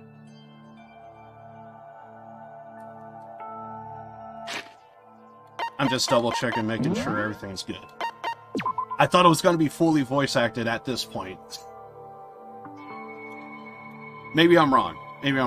I'll just go ahead and read it, just in case. Because I thought it was going to be fully voice acted. As you know, I've been given information to the one who imprisoned you here. It was our first night in this strange school that the mastermind came to see me. You see, the mastermind took control of my family's dojo and demanded I become their tool. This is just so weird. Why not just have it fully voice acted? You might not... This is like one of the small things about the game that I kind of hate, because I kind of feel like it's breaking the tone here. You might not see the importance of my dojo, but my family has watched over it for 300 years. I couldn't let it be destroyed under my watch, so even if it meant my own life, I had to protect it. That's how I saw things. However, that was my greatest weakness. And because of that, I made the mistake of giving in to the mastermind. And what the mastermind wanted from me was nothing less than murder. They were probably worried that until the first murder had happened, nothing would move forward. But what neither the mastermind nor I expected was the incident involving Sayaka. At that point, the plan changed. The mastermind told me to hold off, to wait until we reached another stalemate. However, as I lived here with all of you, as I lived here with Hina, my resolve began to weaken. Watching everyone fight with such despair, trying so desperately to stay alive, I saw the weakness in my own heart, the mistake of succumbing to the mastermind. And more than anything, I cannot betray those who would call me their friend. That's how I came to feel. So that's why Sakura... I've made a decision. I will no longer retreat, no longer compromise, no longer regret. I've made my decision. I'm going to resist you. Yeah, so Monokuma and Sakura did have a bit of a fight because spy, tool to the mastermind, etc. So that was kind of like her going against what she was told to do. Of course, because of that, I decided to reveal her secret, which made everyone else hate her. Her decision to stay true to all of you led directly to all of you hating her for it. Ironic, isn't it? Or maybe oxymoronic? Or just moronic? Of course, I understand if you all hate me. All of this is because of my own weakness. I'm perfectly willing to accept whatever attack you may want to make on me. So this is my atonement for betraying you. That's what I had in mind. But unfortunately, that's not enough. This won't end with just me accepting your hatred. My own situation has started having an effect on more people than just me. Which is exactly what the Mastermind wanted when they revealed my betrayal.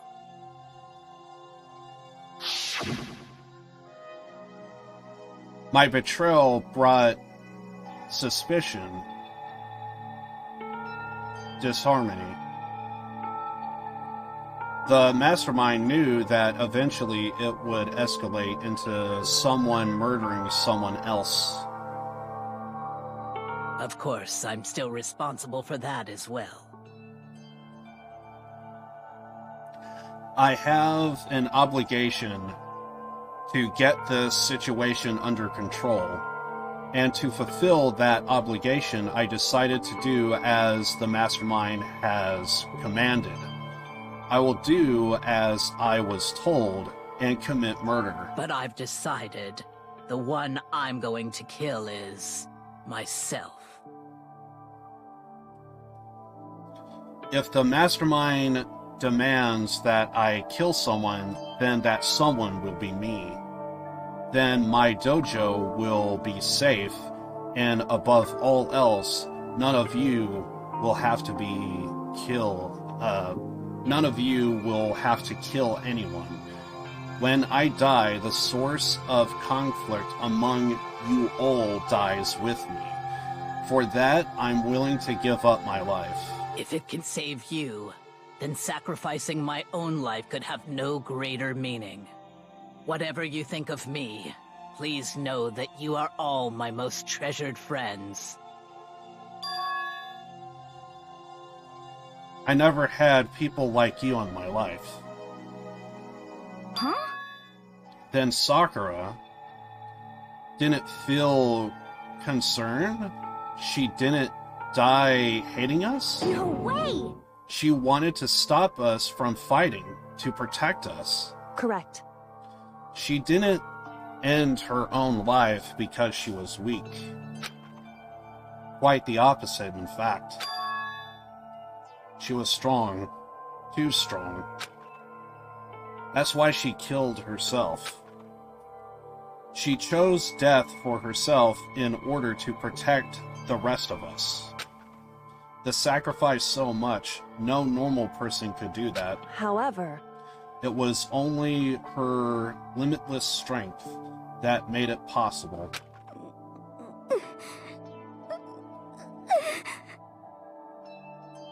Finally, Hina, I want to apologize to you especially.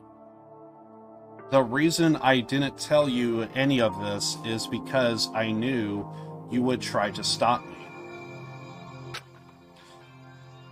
I'm really, truly sorry. But please, don't be sad. If I can thwart the mastermind's plans, if I can keep you from killing each other, that's enough for me. This is the path that I have chosen. This is the only way I have left to distinguish myself, and you can use this note to bring to the class trial to quickly end. I'm so sorry to ask you to do something so unpleasant, but I have to leave the rest to you. Please talk to Barakuwa, Toko, and Hiro on my own behalf. I can't tell anyone about my plan while I'm alive, but I want to tell you, understand why I'm doing this. In the end, though, I hope to show myself through actions and not words. Hopefully then, they will see. I never saw you as my enemy. You were only ever my friend, who I wanted to help as much as possible. Hina, whatever it takes, survive. Survive along with everyone else. No matter what, just survive. But... This is... I didn't understand how she felt. Not at all. I thought we were so close, and still... What are you gonna do? But in the end, all her meddling was, like, totally pointless. Oh. She died so you guys wouldn't try to kill each other, but you almost ended up doing it anyway. Thanks to you, her death has no purpose at all. In fact, it was because of her stupid meddling that the rest of you nearly bit the big one. Too bad. She deserves all the blame. Everyone blame her. Go ahead, she deserves it. Now then, the next victim has been decided. What do you mean, next victim? No one here blames anyone. Huh? First of all, you are in the wrong for tricking Hina with that fake suicide note. And plus, Sakura's death wasn't a waste. Say what? Because she made us remember we are not enemies that hate each other. We're friends who need to work together. You know? Damn straight. This is all because of our misplaced hatred. Well? I don't blame her, I can't blame her, and no one can blame Hina either. Whether or not there was a spy never really mattered, because the one we needed to destroy is you! No one else. Nobody else. What? What do you want? What the heck? That's not how this is supposed to go. How strange. But anyway, are you sure about that? This killing game is a competition between all of you, remember? Hey! Your enemy is each other! He's absolutely right about that. Phew! Lovely Byakuya. You understand, don't you? This is a life or death elimination match. The only way to survive is to win. There can be no doubt that those are the rules of the game. Which is why I'm blowing out of the game. Huh? Naturally. Sakura and Hina were both willing to sacrifice their own lives to deny the reality of the game. Thanks to them, it would appear the others have cast aside their own fear of this game. Don't make me repeat myself. Their own fear for this game. There is no point in participating in the game which has lost that sense of excitement.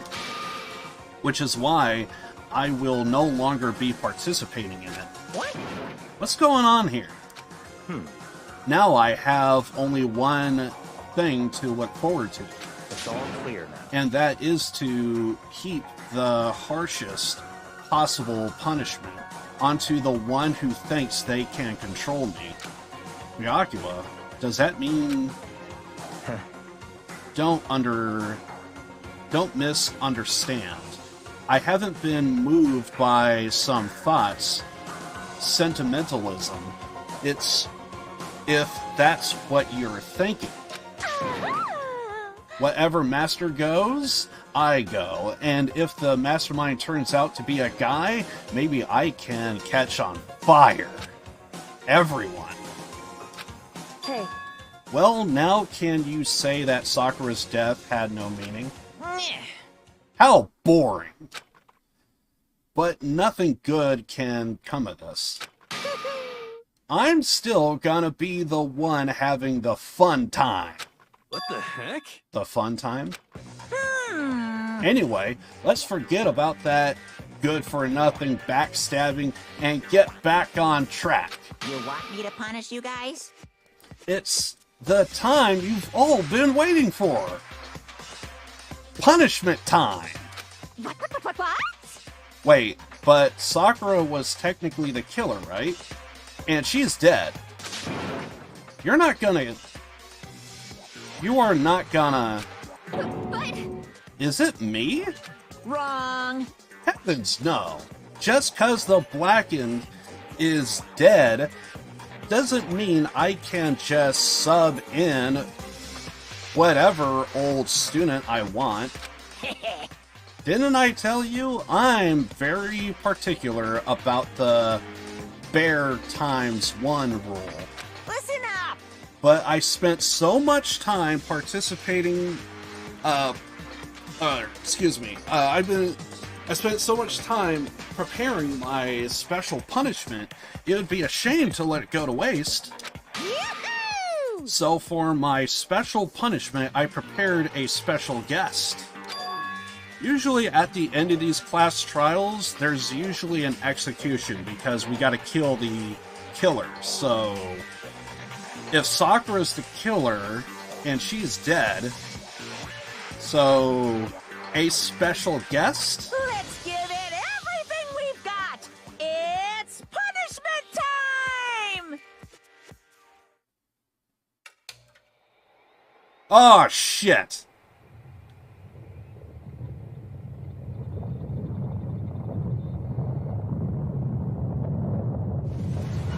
I'll explain later.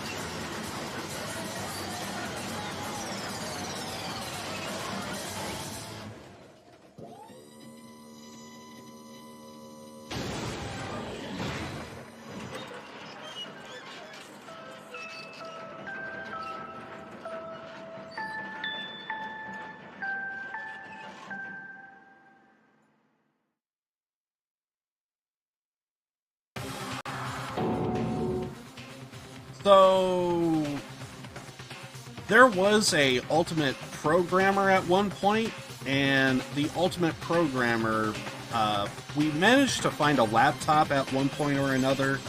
It was broken, it wasn't working, but the ultimate programmer essentially got it to work.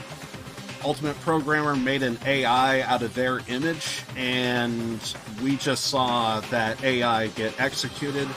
That AI was essentially programmed to kind of help all the students find out more information about the school, and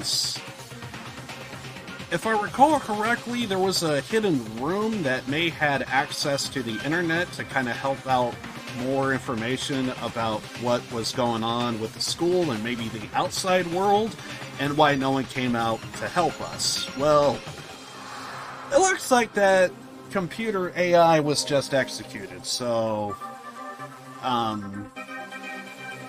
we're fucked. You.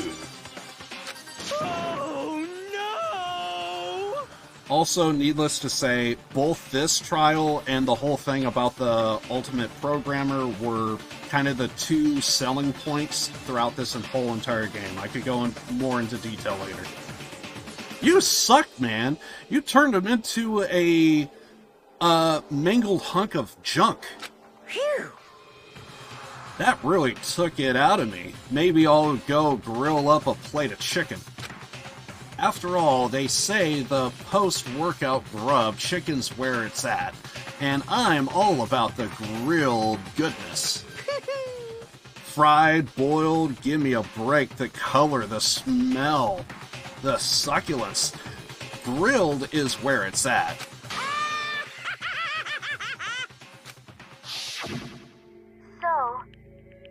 Yeah, so the Ultimate Programmer gave it the name of Alter Ego, and Alter Ego can potentially, because it's AI, it can actually, it has the personality of all the students here, but obviously it's going to be of the programmer that programmed it, is like the default skin and voice.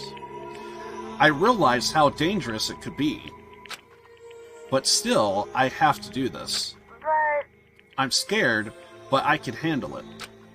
I don't really understand why, but still... But when I think about everyone else, my courage starts to grow. The Ultimate Programmer has a bit of a... What would be the best way to describe it? An inferiority complex to where they just constantly feel weak, so they want to become strong. And it seems like even the AI that they ended up creating is kinda quasi has that inferiority complex, so basically Alter Ego kind of feels like I can't really do anything. So because of that, what am I doing here? I'm just pointless. I'm useless, which is exactly how the Ultimate Programmer felt. So there's a whole story behind it. I'm trying my best not to go into spoiler territory because this game is so worth playing. When I think about everyone else, my courage starts to grow. You might think I'm just some inhuman AI, but it's true. So it's okay. I'm gonna do my best. If it's for the sake of everyone else, I wouldn't be afraid. Alter Ego's words raced through my heart and soul, and my disbelief gave way to raw anger. The anger turned to fury, black and muddy and boiling over. It bubbled up through my body, quickly overflowing and shooting out of my mouth. How dare you? That was my friend. How dare you kill him? What's the matter? You were friends with a laptop? That's pretty pathetic. What's next? Friends with a basketball? Shut the hell up. He wasn't just a laptop. He was my friend. And you killed him. Is this what you call... animism? Animism? Animism? Game's making up words. We're a soul dwelling within all things, even like laptops. Well, you can call it whatever you want. Bottom line, it got in my way. It was trying to find things all sneaky. Just as I thought. So you finally noticed him. Actually... Finally? No. I knew about it from the very beginning. I knew Chihiro was doing something with the laptop, and I knew you were using it to analyze data. I knew exactly how it was all gonna play out from the start. What? What are you thinking? You knew, and you were still cocky enough to let us take the plunge? Yep. Well, I mean, the data on that laptop, it was... I guess you could call it a gift. From me to you. Phew. Or maybe more like a reward in honor of you being able to unlock something so difficult. Hey, So of course I didn't care if you got access to that. But sneaking into the network was just too personal. So I had to do a little, reformatting. I want to be able to help. I want to keep being helpful to everyone. I want to work as hard as everyone else so we can get out of here. Alter Ego wanted to fight for us. He wanted to help at the risk of his own life. And for that, he was killed. Yeah, the punishment time has made me feel 1,000,000,000 times better. Very nice. Experiencing a meaningless death is so soothing. It makes me remember that every low can get even lower. No, his death wasn't meaningless either. Everyone who's died so far, the deaths of each and every single one of our friends, they all make us stronger. I swear to God, someday you will pay for this. Holy moly, you're super mad, just like unreasonably upset. Well? Okay, time to bring things to a close. But before that, I need to read the postscript. What? Postscript? Yep.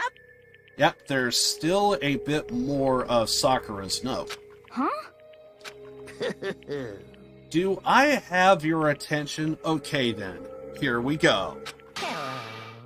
Prepare your ears for the delight tones of yours truly. One other thing, Hina, there's something I'd like you to tell the others. Hopefully it will act as a clue to help you unravel the mystery of the school. What? A clue? Hina. I've spoken with the mastermind off and on the whole time I've been here, and so I've learned one thing, which is the mastermind has done something to us. I think what they've done is... Whoopsie daisy, that was a close one. Another word and we would have been heat deep in Spoiler Town. Too bad. Okay, I don't want to ruin the surprise, so book club is dismissed for now. What? You can't just stop at the most important bit? It makes your brain rumble and tumble, huh? It makes you so mad you don't even friggin' know, huh? You guys? That's the whole point, stupid. It's just to get back at all of you for hardening your resolve. Fine, but at the very least, Sakura's note... Like I had ever let any of you greaseballs have it. But... Too bad. Sucks for you, losers. Wait, what's this? What? What is it now? What? There's one last line in the note. Let me just say this to the mastermind. I'm not going to just lie down and die. I will fight you, bastard, no matter what. And that's seriously it. Whoa, what a stubborn loser, huh? She won't lie down and die. She'll fight you. Well, whatever. Who cares? What some dead musclehead has to say. Well? Okay, I'm out of here. You guys should try to get some rest, you know? And maybe take some time to reconsider how you approach this school life of yours. Are you sure you don't want to graduate? Graduate is a term they would use to escape the school and the killing you. You don't want to graduate? Can you really cut free from the regrets of the outside world? Think about it. Think long, think hard. Those were his parting words to us before disappearing. But what was that all about? Sakura's final message? Her last clue to help us solve the mystery of the school? The mastermind did something to us? Kyoko said something like that before, didn't she? It was after Celeste's trial was over. You... What did you do? What did you do to my body? Who? What? Hey. Answer me. What did you do to my body? The mastermind did something to our bodies. What are they saying the mastermind did?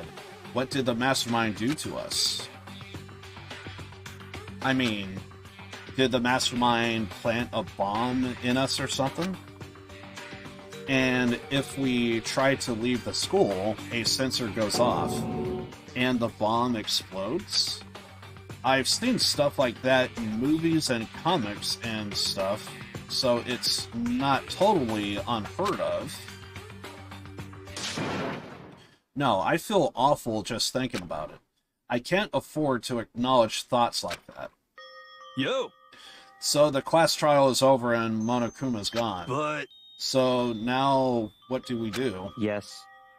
What else is there, other than to head back up? Oh yeah, okay, let's get out of here. But Hina must still feel responsible. Dial back that ego a bit, girl. The kind of mystery someone like you could pose is absolutely no threat. Not possible. I would never have lost to that kind of challenge. What are you talking about? Kyoko and Makoto are the ones that figured everything out. Stop talking. Shut up. Seriously, I'm sorry. How many times do you plan to apologize? How about you make that the last one? I haven't reached a point where I need someone apologizing to me more than once. Sorry. Okay, I see what you mean. Then I'll try. That totally wasn't normal, right? Did she just capture his flag? No! I can't suffer the existence of someone who would disturb the romance between me and Master. Huh? What are you talking about? That's absolutely not what's happening here. Why would I ever go for a sleazeball like him? What did you say? Sleazeball? What the heck? That's right, I called you a sleazeball because you are a sleazeball. I see. Apparently you still have a death wish. Ah. More biting sarcasm. No wonder you don't have any friends. No! Stop fighting with Master. You are making me jealous. I want the abuse. Give and take. Me! Yeah, Toko is weird. I guess it's not so easy for everyone to act like friends. Well, that's just how it is for now.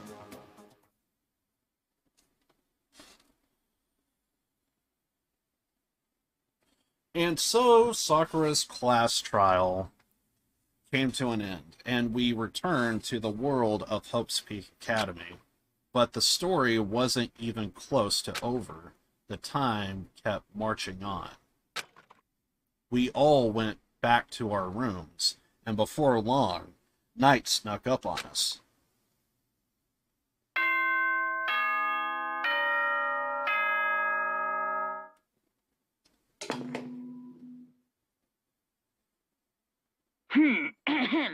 This is a school announcement. It is now 10 p.m. As such, it is officially nighttime. Soon the doors to the dining hall will be locked, and entry at that point is strictly prohibited.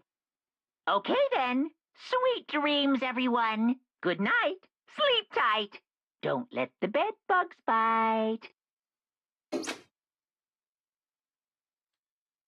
Nighttime descended and pulled me down along with it, down into sleep. I couldn't remember the last time I'd fallen into such a deep sleep, but the night still wasn't over for me. A voice. I could hear a voice.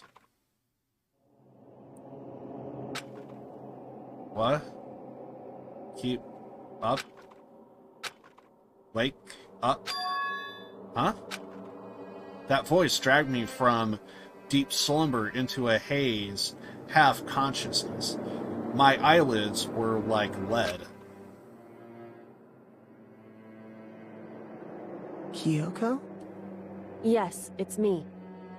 Huh? Kyoko? I said yes. So Kyoko's here. Wait, what? In a flash, I was wide awake. What are you doing here? It's true. I'm here to wake you up. I see. Wait, but my door... It was unlocked. You are unbelievably careless. It was unlocked? Are you serious? Hey. Always, and you don't have to overreact like that every time you are surprised. What time is it? Correct. 3 o'clock in the morning, of course. It's 3 a.m.? Why was Kyoko waking me up at this hour?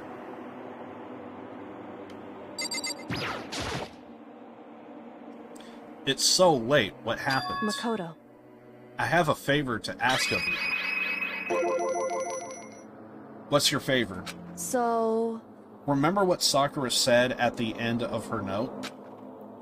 I'm not going to just lie down and die. I will fight you. I want to find out what she meant by that.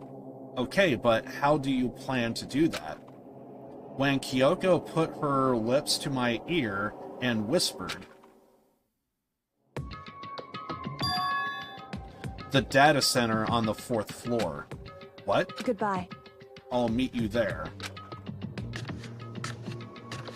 Without another word, she was gone.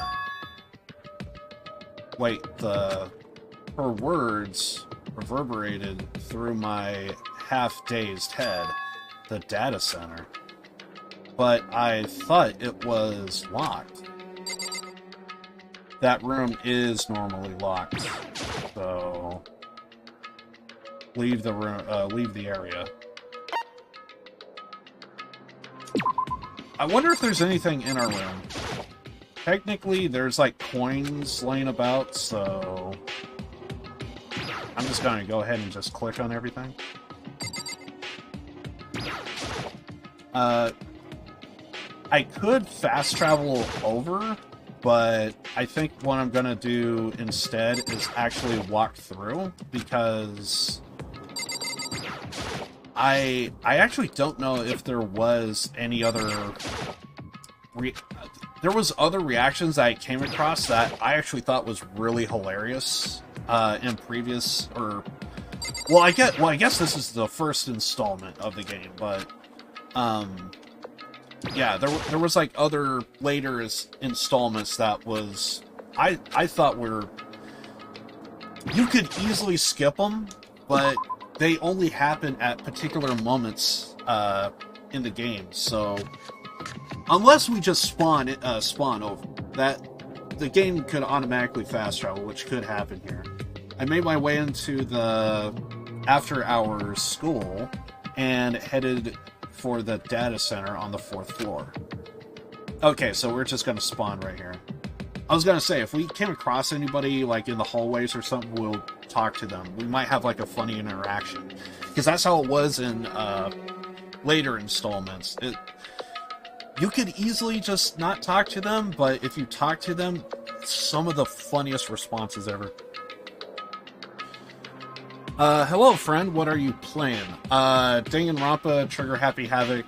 This is my second playthrough of it, and basically it's one of my favorite games I ever played. Definitely my favorite game in terms of a visual novel, for sure. At least thus far, there has been others that is basically on my radar that I might end up playing, and basically we went through one of the more interesting class trials throughout the entire game, and one of the reasons why I actually ended up liking this game was because of the class trial that we just did, so anyway. But I do appreciate you stopping by, though. Eventually I wound up at the data center, but when I arrive, Kyoko's not here. That's weird. She said she would meet me. Is she maybe inside already? I put my hand to the door, and with that, a certain amount of force. It didn't open. I tried again, but not opening. It must be locked. What was it Kyoko said? The data center on the 4th floor. What's this? What are you doing up, mister? This is the main antagonist. He's hilarious. Breaking into a locked room is incredibly prohibited. Don't you know? Yeah, it's a rule. We're fully aware. In which case are they? Right now we are... I think this is the 4th trial we just completed, so I think there's like 2 or 3 left, if I remember correctly. So, we're actually kind of near the end of the game. I highly, highly do not recommend, pretty much, I highly recommend that you do not watch the anime. It doesn't do it justice. It is available, it is there, but it's not good. Well, the story is fine, but the moments to where a big moment takes place, you can't really let it sink in. We're on a timer, so we gotta move on to the next thing, so... And plus, there's definitely a lot of dialogue that gets cut out, and basically, you can't really get too invested. While with this, there's plenty of dialogue, and there's definitely a hell of a lot that could potentially happen that it just doesn't come up in the anime just simply because of that time restraint. So you have like time to digest things, there's definitely more back and forth, and there's definitely moments that are just completely not in the anime whatsoever, so. Also, character directions even change. A good example is Byakuya. He's definitely the antagonist of the students if you play the game, and then in the anime, he's like working with everybody. So it's a case of he's no different than anyone else. He just might have like a bit of more tough love. Well, you are trying to tell me you didn't actually bust in yet, right? Hey! But I can see that you dolt. Don't waste my time telling me crap I can see for myself. Unbelievable. unbelievable. It looked like you might break in any second, so I just thought I'd give you a friendly reminder. So, are you gonna try and tell me you were sleepwalking or something? No, nothing like that. It's 3 o'clock in the morning, for crying out loud. Even I get tired, you know.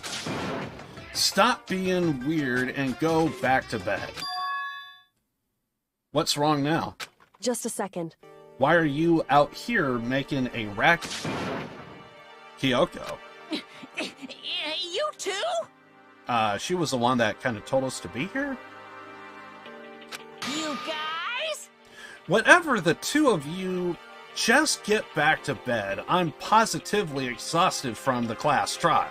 It's true. Sure, you got it. Come on, Makoto. Let's head back. What? Hey. Didn't you hear me? We're leaving. I have no idea what's going on anymore. Shall we go? Don't worry about it. Let's just go. Okay. Yeah. Go on. Get out of here. Shoot.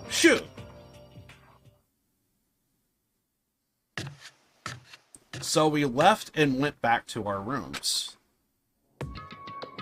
And then... Goodbye. So goodbye. Hold on. Listen, what was that about just now? She woke me up and made me go to the data center, which just so happened to be locked. And then she showed up late, and we leave without checking a single thing. What was the point of all of that? Don't worry about it. I figured that would be the end of our conversation, just like always, but... Goodbye. Well then, good night. Sure. And then, that was over. But as I turned to leave... Mukuro Ikusaba. What? Kyoko was right next to me, once again, whispering into my ear. Mukuro Ikusaba. The 16th student, lying hidden somewhere in this school. The one they call the ultimate despair. Watch out for her.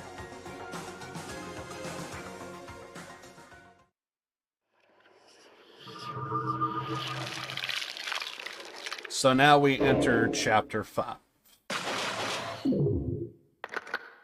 Normally I would call it here, but I think we'll probably do one more day, I think. I think we'll do one more day and then we'll call it.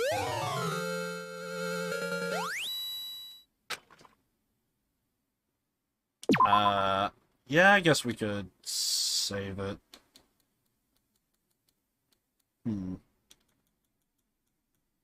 Let's go maybe here. Mukuro Ikusaba. Mukuro Ikusaba. The 16th student, lying hidden somewhere in this school. The one they call the ultimate despair. Watch out for her.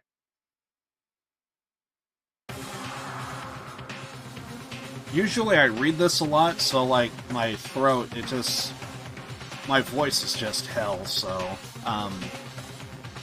usually I like to kind of like take it easy when it comes to visual novels, so. But because we kind of watched a bunch of stuff for the past 4 hours or so, a lot of it was, the thing about this, even though it is a visual novel, it is voice acted from time to time. But when you play the earlier stuff, it's definitely... it's touch and go. They would have voice acting and then they won't. And then in the class trial that we just had, we even had a moment to where it was all voice acted, but there was like blank spots throughout. So it was like you had to read that, but then it would go back to being fully voice acted, so it's like half and half. Some of it's voice acted, some of it's not. There's definitely a few moments to where they probably should just go ahead and just voice act it. So, anyway, I digress. Kyoko told me to watch out for her, Mukuro Ikusaba. That was 3 days before the next incident. 3 days before we would be face another murder.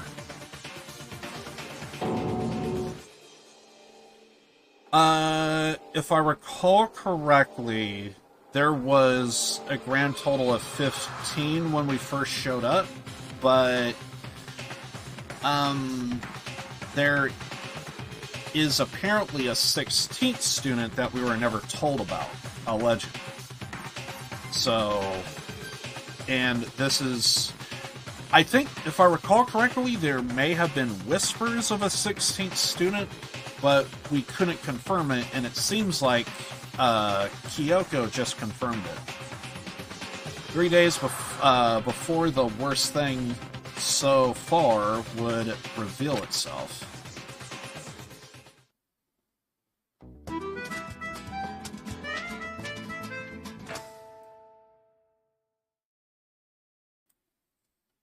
Also, another thing for anyone that's like curious about the game or whatever, or anime, another thing to make note, the anime did kind of come first, then everything else. Usually when you look at like most other stuff that gets like an anime adaptation, it's usually like it comes from like manga or a novel or something.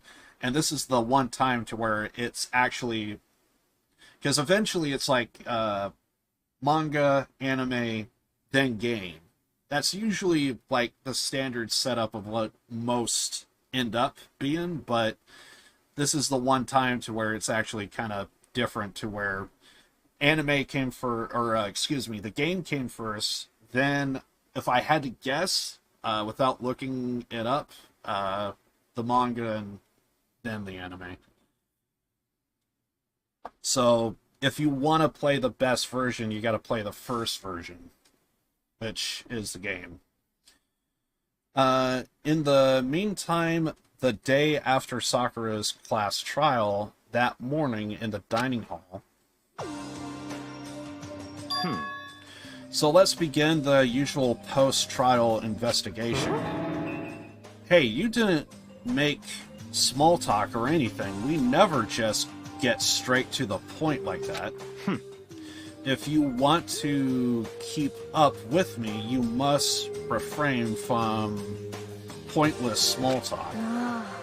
Geez, how high is that horse of yours? Well? He just acts like that to hide his own insecurities. That's what I like to think anyway. Regardless, if you want to defeat the mastermind, you need to follow my lead.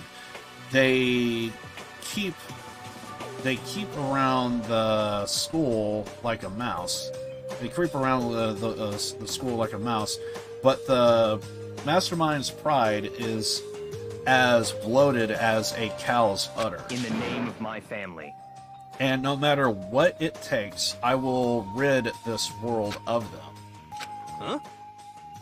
Hey, Toko, you've been pretty quiet. Man, you are so boring now.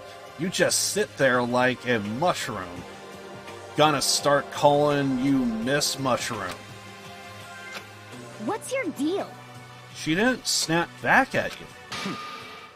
Her talking makes things difficult, so I told her not to open her mouth without permission. What? But if she can't open her mouth, she can't eat or drink water. I don't care. How about that? And you are okay with that, Toko? Geez, how low is that rock you're hiding under? Whew. I believe this is the small talk Byakuya warned us against. Come on. And yet, I let myself get involved. But it is now finished. I will never allow you to drag me down to your level again. Let's go. We are going to begin our search. Stop running your mouths and start moving your legs. Pressured by an obvious, irritated Byakuya, we all started our exploration. Well, if it's anything like before, we have another floor to go to. And now I'm slowly... My voice, I could feel it.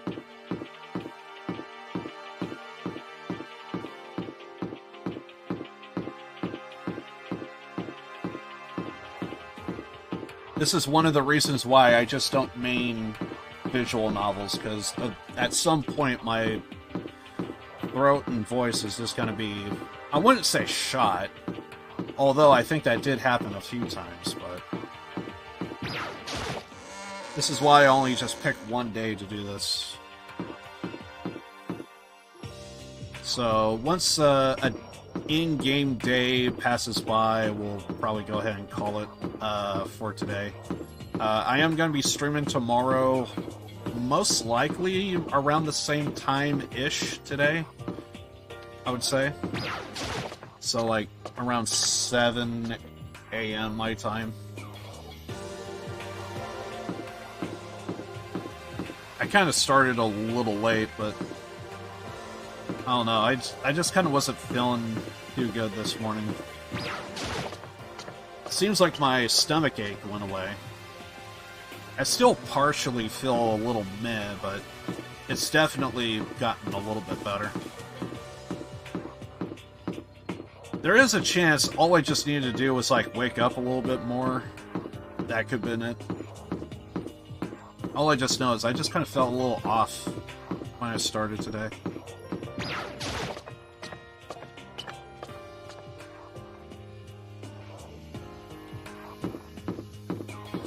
But leave it to a game to like kind of like push me to kind of like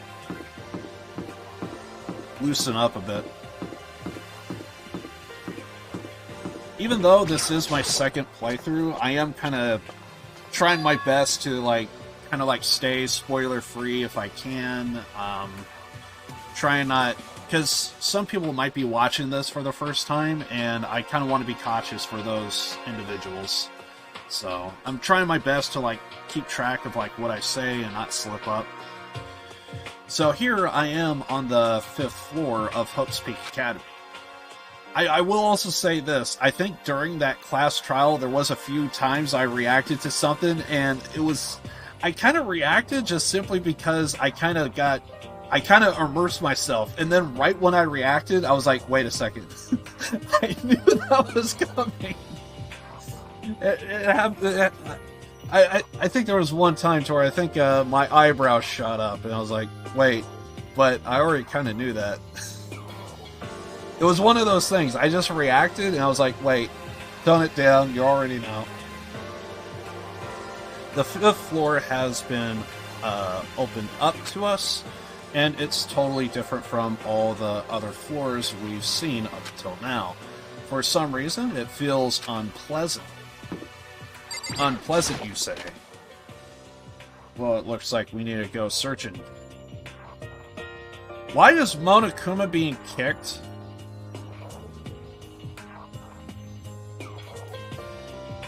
Ah, oh, damn it. Because of the camera... Oh, okay. That's Nighttime Secrets, I think? I was gonna say the camera's in the way. Nighttime Secrets... No more? He's so dirty? Stomp, stomp. I can't tell if those are supposed to be tears, or if that's supposed to be blood, because it's kind of the same color. Kind of for censorship, they go with, like a pink, or like a purplish color. They do it, by the way, I have like, the contrast on my monitor is actually kind of like toned down, so that way it's a bit darker. So stuff that looks, purple to me is probably pink. I have it set like that, so that way At night, my screen is not, like, abrasive on my eyes. It's kind of more relaxed. There was a friend of mine who streams, and I was kind of like lurking on one of his streams, and he had like I forget what game he was playing. I think that was back when... Oh god, I think that was back when like PUBG was still like popular, I think, if I recall correctly. Seemed like he was playing like Fortnite or something. I forget. Or maybe it was something like Paladins, maybe? Also, wait, I didn't do the thing. But yeah, I think he was playing like some multiplayer game, and and one of his friends in Discord, they were saying, oh yeah, that's right. He was looking at a skin, and he was like, oh hey, what color is this? And everyone was like saying like the color they thought it was, and his friend said, I can't tell you what the color is. What do you mean you can't tell me what the color is? Like, just tell me the color. He says I can't. Can't or won't? Like, just say the color. No, I can't, because I have a filter on my screen, because at night the monitor could be hard on your eyes, and it could cause headaches. And right when I heard that, I was like, that's some bullshit. That ain't a thing. And then one day at night, I had like a really powerful headache, and I was like, wait a second. If it's true, we could test that. So then I turned down the at the time I was looking at my laptop, and I turned down the brightness on my laptop, and all of a sudden as I turned it down, I could feel the headache kind of like go down as well. I was like, oh shit, it actually kind of works. So ever since then, I kind of am cautious. Now I got like 4 monitors like hitting my face, so it's even more harsh these days. Also, what do we have in the back here? I guess that's ha ha ha. Catch me if you can. Oh, it's us. It's Makoto. Wait up, I'm gonna punish you? Gross? I'm guessing that's Kyoko. If I had to guess, that's probably Kyoko. Got Kyoko over here saying gross. Monokuma that's trying to get Makoto. And then I guess Makoto's laughing, saying, catch me if you can.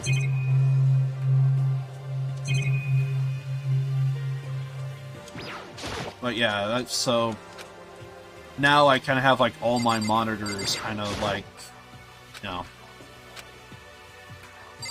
Sometimes there's like coins hidden, so that's why I'm clicking on everything. I know I see Kyoko standing, or not Kyoko, that's Toko. I know I see Toko here, but I'm just double checking, making sure there's nothing else. Right, so what's going on with Toko? Oh right, she also can't talk. Does she want me to talk? Does she want to talk to me about something? Toko, something wrong? She can't talk. Is she trying to say something? I think she's almost just a little more, but I might get it. I'm sorry, but I have no idea what it is you're trying to tell me. She just let her shoulders drop. She looked so sad. I guess she gave up. Probably wants us to leave. Okay, so I'm pretty sure we checked these 2 doors. I guess we'll go down this hallway. Oh, we got Hina. Um... This floor feels different compared to all the others, I'm sure. I'm not sure what it is. Is there some reason for that? I hope it's not anything too creepy.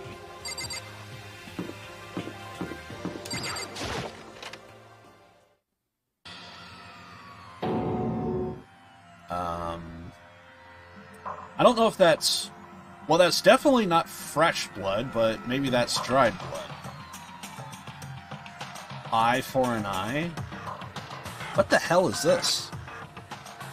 This grotesque horror of the room struck me hard and fast.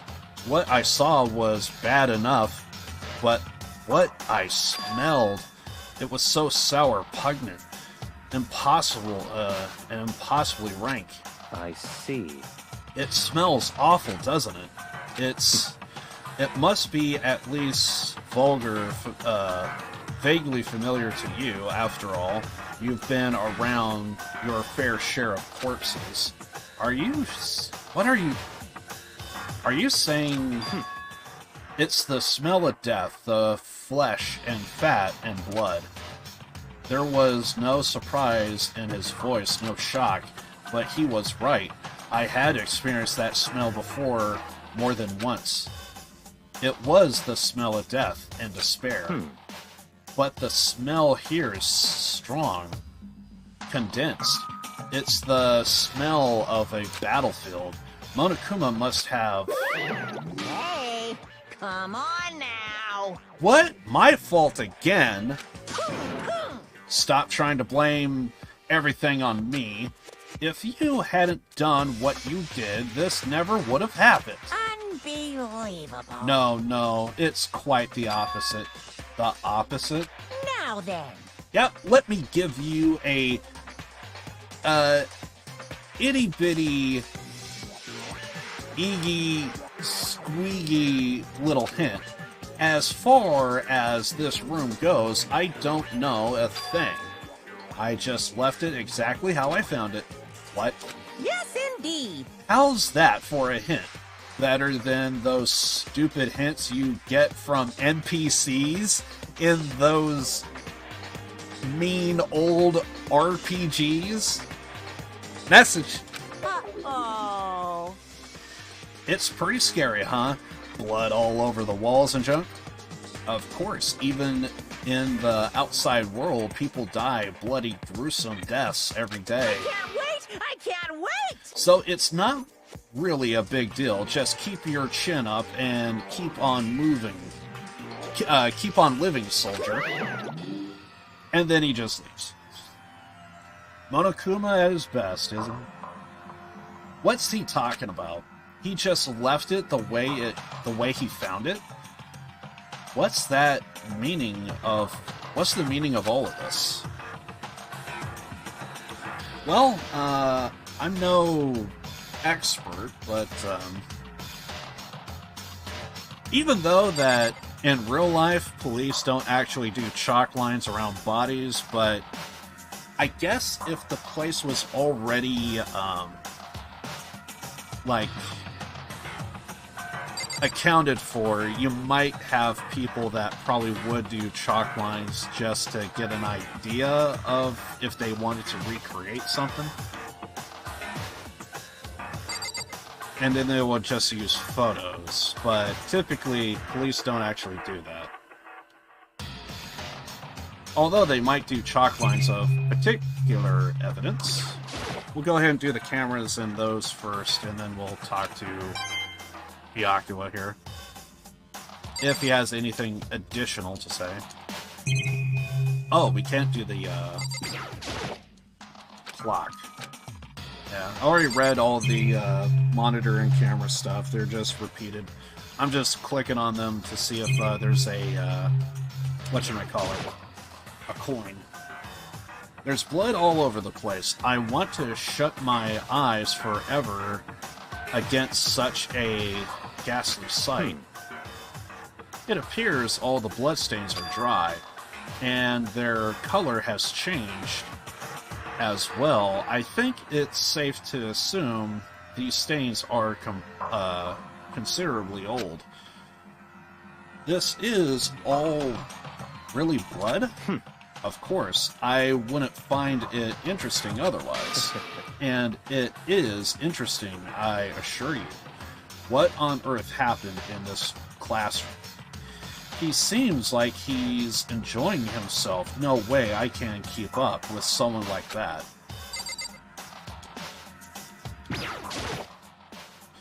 There are white chalk outlines drawn all over the floor. How many bodies were there? I've seen this kind of thing in detective shows and stuff like that. Not real in real life. You always see it at the scene of a murder. I wish I could say I don't believe it.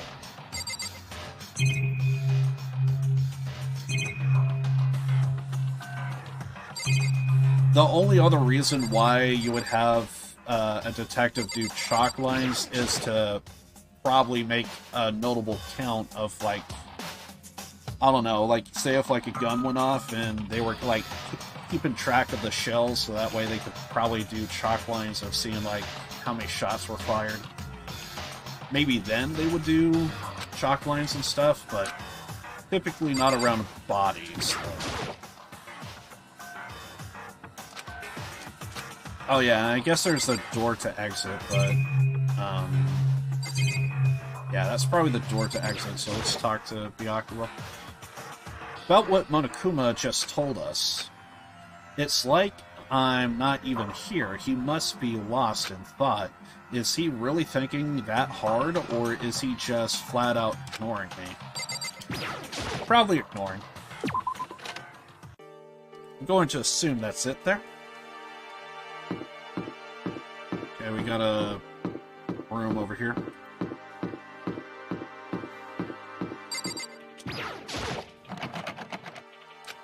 And it's locked. We came all this way just to be denied here. The sign in the hall says... Biolab? Interesting. Biolab that we are forbidden from seeing into. It kind of sounds like something out of an old cheesy horror movie. And the wording on the door says raw for whatever reason. Nameplate says Biolab. Door says raw for whatever reason.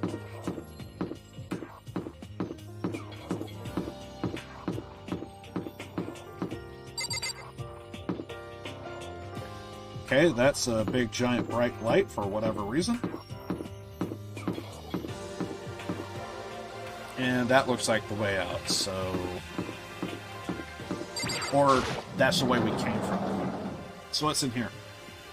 We'll save the bright light for last, whatever that is.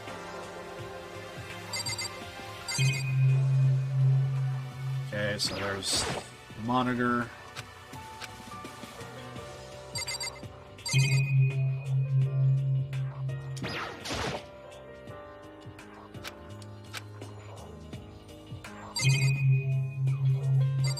Guess we'll click on this. That target seems pretty far away. Gotta say, pretty proud of my eyesight. Almost gonna get 100 coins. A suit of armor is on display. It's extremely Japanese.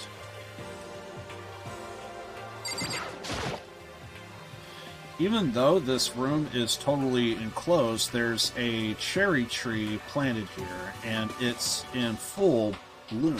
Hey. It's quite elegant. This is what you consider elegant? Indeed. I lived overseas for a long time, so this kind of Japanese-style scenery is refreshing. But considering our situation, isn't it kind of out of place? I'm also wondering why there's like a bunch of like stuff falling, like leaves falling. It's practically like it's snowing leaves. There's a bunch of wooden lockers in here. The wooden lockers and keys remind me of super old class public bathhouses. or school bathhouses. I'll read that again. It's a straw post used for sword practice. Did they use it for training here too? Yeah, I think I fucked up on that. I think I said class something or another. There's a bunch of wooden lockers in here. The wooden lockers and keys remind me of super old school public bathhouses. Okay, I think that's it. So, what does Kyoko have? What Kyoko told me yesterday, what the heck did she mean? Nukuro Ikusaba, the 16th student, lying hidden somewhere in this school. I should also probably point out, the one thing that, if you ever do play the game and ever do get around to watching the anime, there is one small thing that I will say that I do like about the anime, is a lot of the artwork that you do see in the game does kind of show up in the anime as well. So, like cutscenes like this, you might see. So it's kind of interesting that they at least visually, they do try and stay very close to the actual source material, which is a small nuance that I would say is a very strong positive. The one they call the ultimate despair. Watch out for her. Kyoko. I'm not going to say anything. Huh? I can't say anything. Kyoko narrowed her eyes. Her gaze darted up to the surveillance camera. Hey. You understand why, right? She was trying to tell me that whatever it was important the mastermind couldn't find out. But how did Kyoko get her hands on information that could be that important? So then... We are finished here.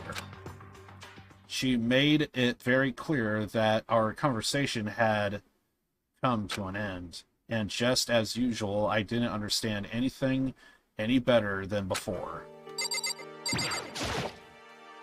I forget, did we click on the flowers? Cherry blossoms? Even though this room is totally enclosed, there's a cherry... Yeah. Hey. Quite elegant. Indeed. Okay, I think that's it. Okay, there is this, but it might be the same conversation. Hey. Yep, same conversation, Indeed. So not gonna bother. I think we got everything. I'm gonna leave. I think we're good. Okay, so, bright light. What the hell is this? Wait. Okay, yeah, we're good. Thought maybe there was another door that we would look at. Oh, it looks like a greenhouse. Okay, got a little shed over here. Just to be sure, I should take a look in that tool shed. Oh, we can actually go in. This place seems totally disorganized, from a lawnmower to fertilizer, flower pots to farm tools. Sometimes there are moments like this to where I kind of forget that this was a thing in my first playthrough. Because I think when I first played this, I want to say it may have been 2019-ish, I think, is when I first played Danganronpa, so... And leaning against the back wall, is that a pickaxe? That is a pickaxe. I'm guessing that's fertilizer. Bags of fertilizer are piled up. There are so many different kinds to choose from. Who knew there was different kinds of shit? There are different kinds of gardening tools here. Are they trying to get us to become self-efficient? Who knows? There's something carved into the handle of this pickaxe. Crazy diamonds. Mondo? I feel like I remember seeing that somewhere. I think that's what they called Mondo's biker gang. What? There's a lawnmower here. He's a character from previous, earlier in the game. Even with this here, who's actually going to take care of the lawn? Is there even a lawn to...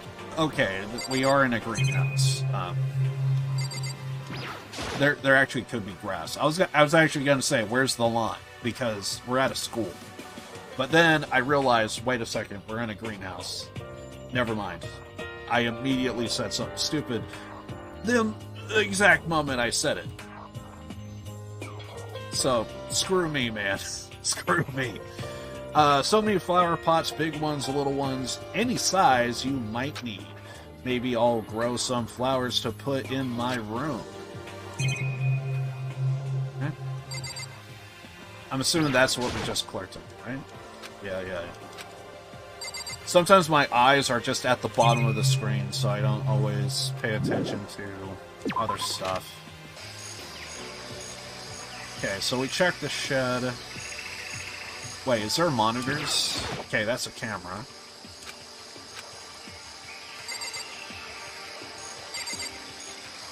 Okay, that looks like a monitor.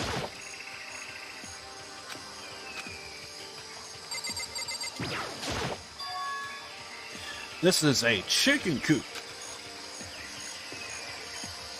What's a chicken coop doing here? This place even has chickens, huh? They are just regular chickens, right? They don't eat people or lay bombs instead of eggs or crazy or something crazy like that. It seems safe. It's a chicken! It's a chicken! I actually didn't think it was gonna say it's a chicken. It's not gonna, like, lay a bomb, is it? We're gonna click all of them, but it's not expecting to be fed like humans, is it?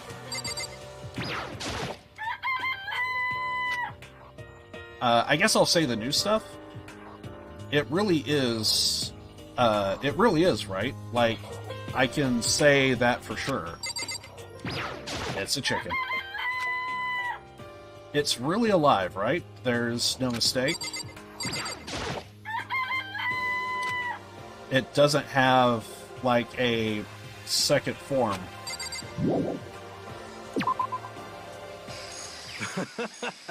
Really curious if those are mutant goddamn chickens. You like chickens too, Makoto? Yeah, I love these little guys. They are seriously cute, right? And there's exactly 5 of them here. Exactly. 5. You know the number that comes after 4 and before 6, at least, in terms of natural numbers. Anyway, whenever the number 5 pops up, that's a good omen. It contains the mysteries of the cosmos. I'm at least 30% right.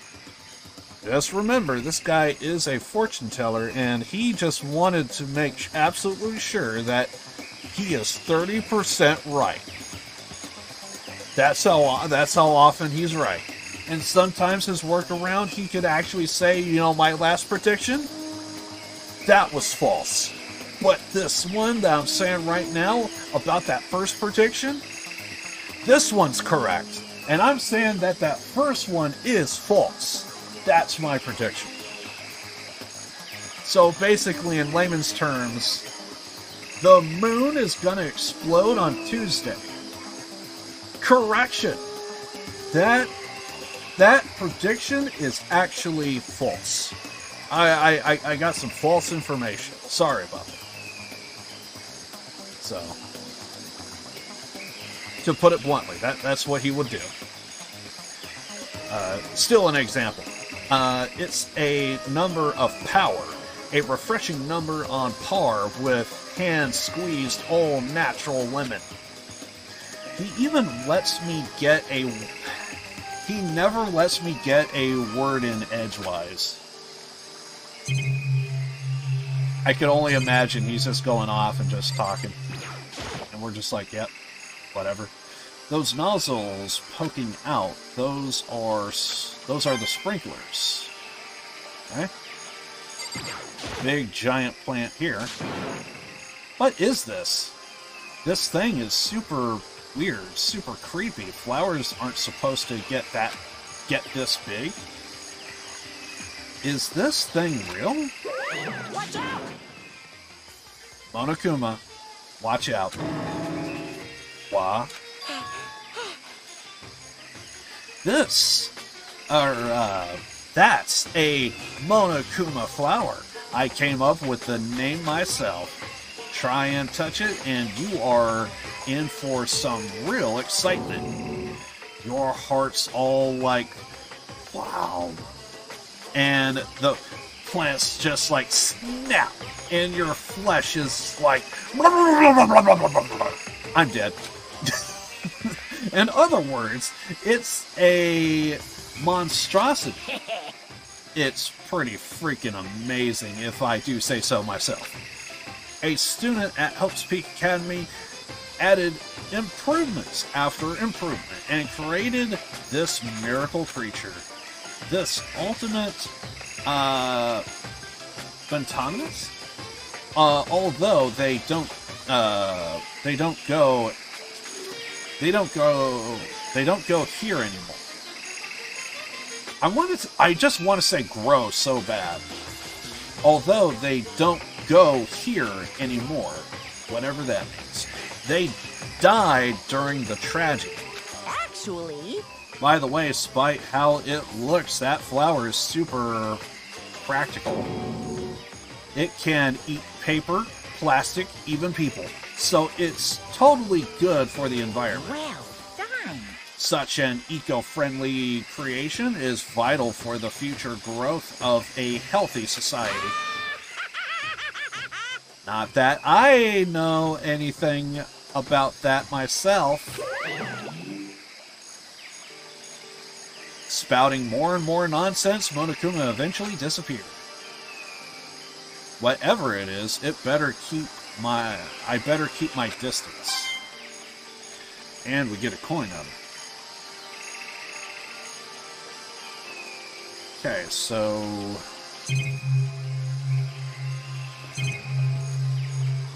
is that something? That is something. There's some kind of control panel set near the wall. Does it control the air conditioning or something?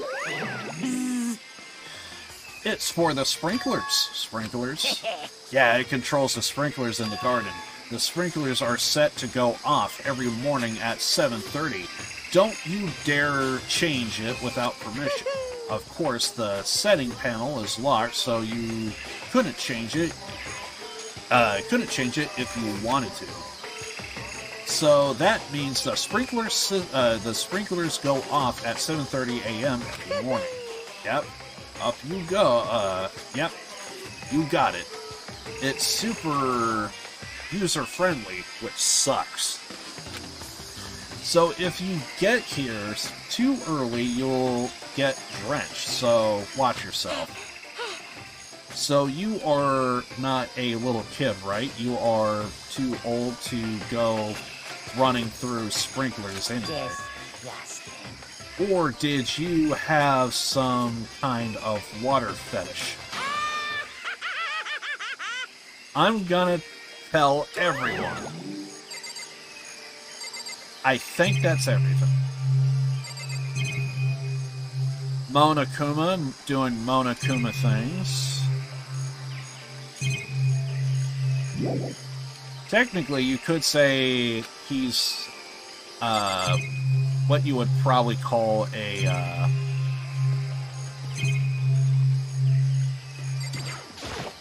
Yo! At first, I thought I saw blue skies, but turns out they just painted the walls and the ceiling. You know? But the plants are all real. It's been a while since I've smelled vegetation. It helps me relax. That's not what you are thinking, is it? Why? Is it that bad? Don't you get it? Don't you realize the true horror of this plant life? It's there, just beneath the surface, beneath their calm exterior. They are always watching and waiting, and when they decide they can leave us in charge of Earth anymore, they'll put their plan for global human extinction into action. Well? I'm serious. 30% right. I guess I've seen what there is to see up here for now, but once again, nothing I found seems to make any real sense. I need to head back to the dining hall and find out what the others turned up.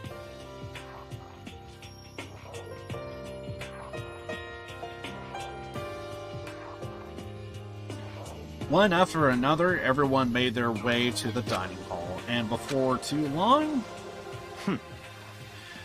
it would appear everyone has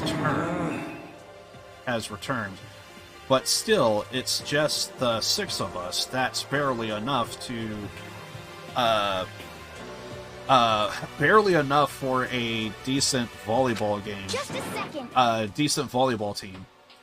Don't be a sourpuss. We gotta think positive. Besides, even if one more person dies, we can still field a basketball team? We can still field? I think they mean fill. F-I-L-L. That don't sound right. We can still field. F-I-E-L-D. Seems like that should be fill. F-I-L-L. Whatever. We can still field a... Well, I guess field could probably work as well. It's just they have a court, not a actual, like, football field. Or I guess you can't call it a basketball field. Unless you play on the dirt. Then I guess it can be a field. Maybe. But anyway. You can still field a basketball team. Hey. That's like reverse positive thinking. Anyway, there's no time to be depressed. For the sake of everyone we've lost, we have to do our best. Can we stop all this group hug nonsense? I actually kind of jumped the gun on that. That was my bad. Try that again. System. Transcripts. We need to find out what everyone discovered. Gotcha. Oh yeah, I should probably click on a bunch of this stuff in here. I checked all the windows on the 5th floor, front to back. That used to kind of be Sakura's job, but anyway, no dice. There were metal plates on all the windows, just like everywhere else. Correct. Which means no chance of escape on the 5th floor either. So, But when I was looking around, I realized something about the layout of the school. What exactly did you notice about the layout of the school? Just a second. You took a good look around the 5th floor yourself, didn't you, Makoto? Why do you ask? Then. Because if you did, you must have noticed the 5th floor is lacking something every other floor has. Something on all the other floors, but not on the 5th floor. Are you talking about stairs? There aren't any stairs leading up from the 5th floor. That's what you're talking about, right? Does that mean the 5th floor is the end? Correct. We are finally starting to get a clearer picture of the school. All that's left now is to solve the underlining mystery. But that's the hardest part. Even if it's hard, we still gotta do it. Yeah, Hina's right. Everything will be okay as long as we work together. I'm sure we'll make it out of this. No, not I'm sure. We absolutely will make it out, no matter what it takes. Yeah, I should have clicked on my usual stuff, because there could be points. Okay, it looks like that's no dice. Oh, got a coin. Worth. Kinda. Maybe. By the way, did any of you find it? For the record, for clicking on coins, there is like a gift shop, essentially, and you could like use your coins at the gift shop, and basically you would be able to get presents. And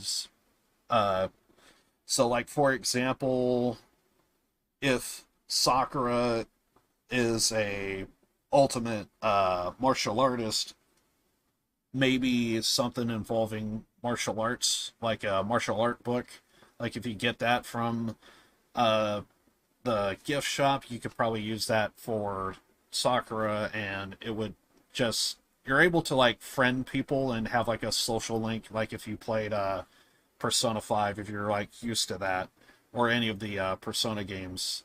Basically, you could like friend people, like hang out with them, and basically you'll become closer, and the more you become closer to somebody, you would get like certain perks for the trials and stuff, yada yada yada. And yeah, basically with that, you would be able to just kind of like friend people quicker, and etc. So, and I'm sure each character probably has like their own skills and perks that they would give if you friend them. So if you want to speed through the process, if you can find something that relates to them, it will speed up the process quicker. Otherwise, you probably have to go them a couple more times, essentially, if you want to fill up their rapport, essentially. By the way, did any of you find it? The other strange room on the 5th floor? Well, no, strange is a massive understatement. The smell of flesh and fat and blood. The white outlines of countless corpses. It was more dreadful than anything I've ever encountered here so far. What the hell are you talking about? The smell itself was horrific.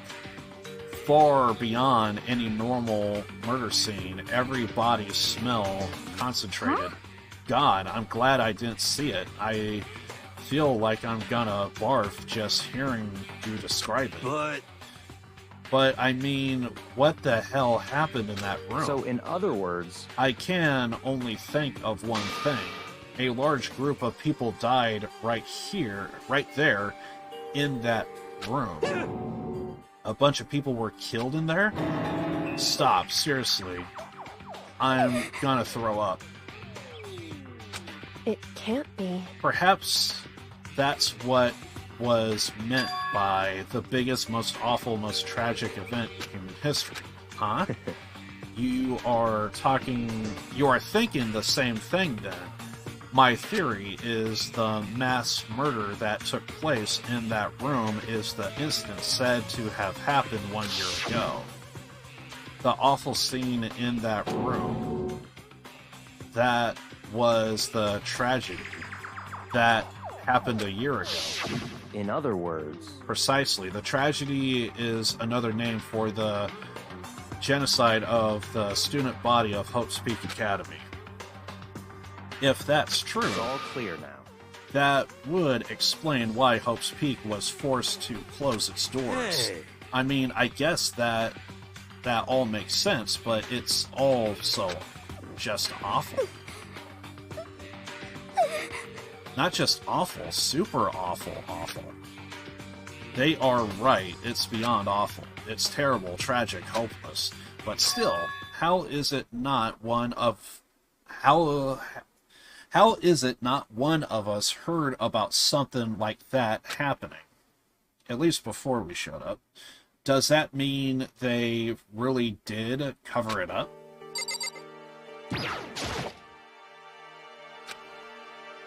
Hey, Byakuya, it seems like Toko wants to say something. What? So why are you telling me? Hey. Well, because you told her to zip it, or whatever? I've forgotten about that. Jeez, man, how... I know you like torturing her, but come on. Well, Toko, if you want to develop us all in your future breath, I won't stop you. You honor me, Master. You are weird. I don't worry, I care of the odor problem. Seriously, you are just gonna take it? What the heck? Shut up. And don't interrupt when Master and me are talking. Okay, so what did you want to tell us? Well, I was in a classroom on the 5th floor and something caught my attention. It was this. A knife? Whoa, that thing is huge. It's like Rambo size. What? It's a survival knife of some type. I need a spoon. That's not a knife. This is a knife. Oh, I see you play knifey spoony before. But what was it doing in a classroom? Well...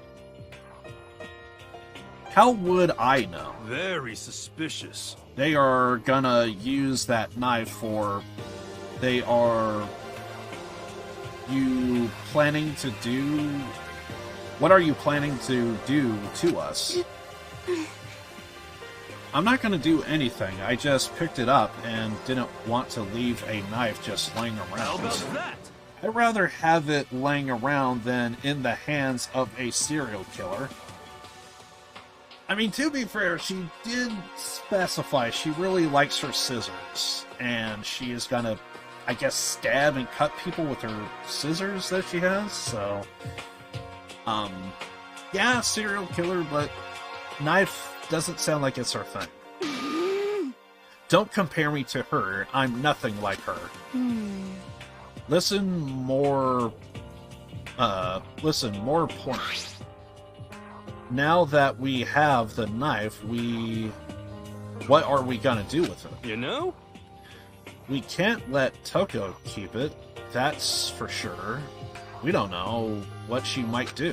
What's your problem? I don't want it anyway, it's too dangerous. So, what to do? So then... Why don't you hang on to it, Makoto? Me? Oh yeah, I totally trust Makoto to take care of it.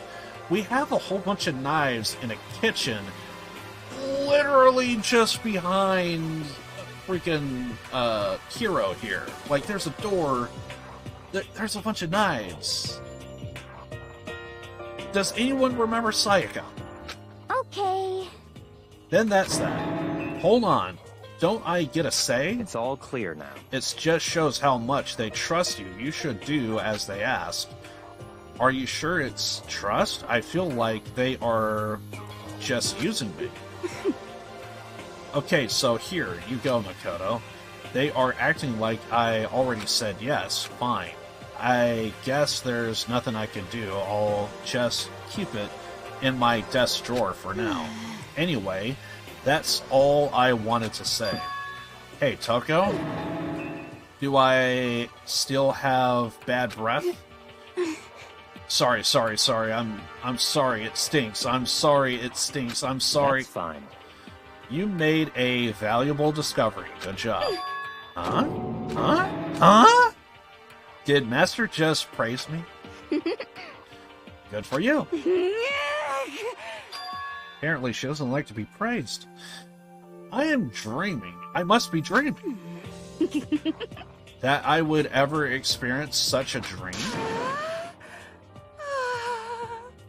I feel strange. Know what? I'm not even gonna bother. There we go, that's why. Really strange. Oh no. Whenever I look at Toko these days, it makes me feel sad. Oh, apparently I forgot about Hiro. Why are they lined up like that? Like, why? Why have Toko in front of Hiro? I don't know. Well, there's a big garden up on the 5th floor, and I found more than one thing to worry about. A stupid large plant, chicken coop, and I know what you're gonna say, but a tool shed. Monokuma said that was a Monokuma flower.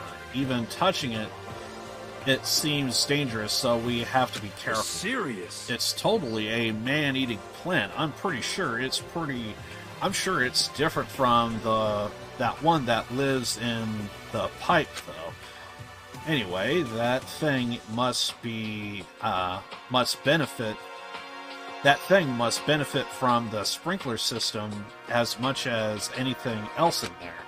Oh yeah, apparently the sprinklers come on every morning at 3:30 a.m. on the dot. Yeah, remember that? You don't want to get drenched and catch a cold. Yeah. Well, you don't have to worry. They say idiots never catch colds, you know? Yeah, but people can also sneeze and, like, touch a doorknob, and then you touch the doorknob, and then you touch your face, and then BAM! You get a cold.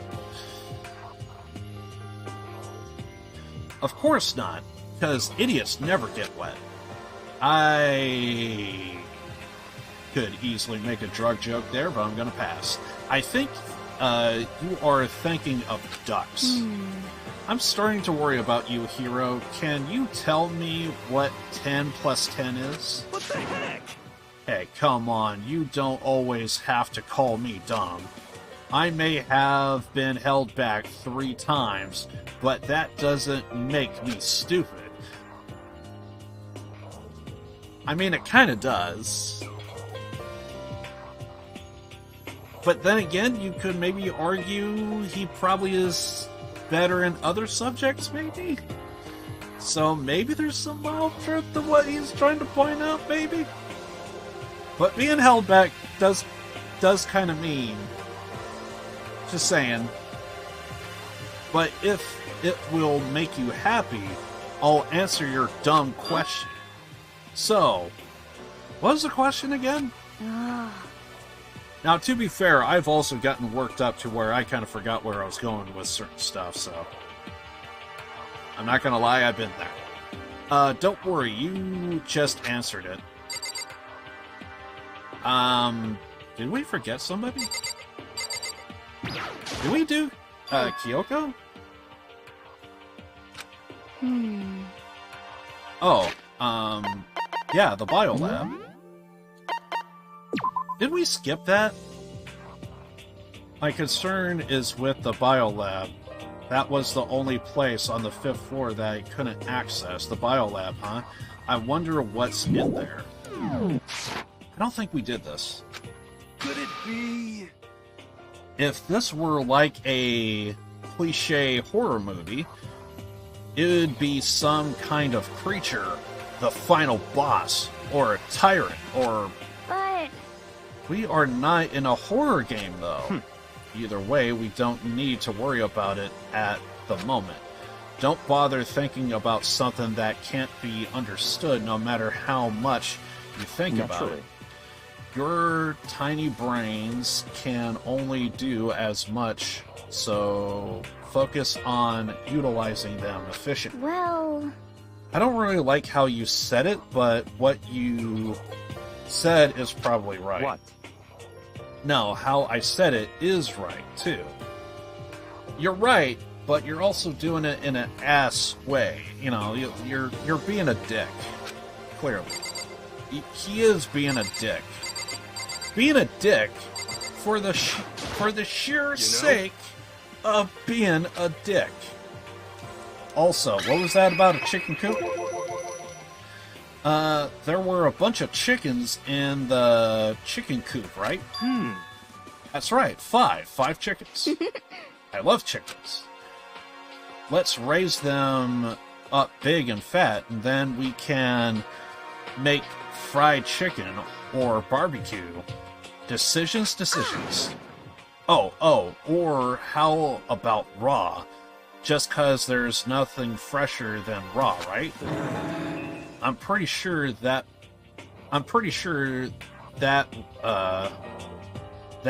kill. I mean, it could if it's raw. Because that's kind of the reason to cook stuff is you kind of kill off the bacteria. At least that's the theory. Or not theory, but that is what I'm an idiot.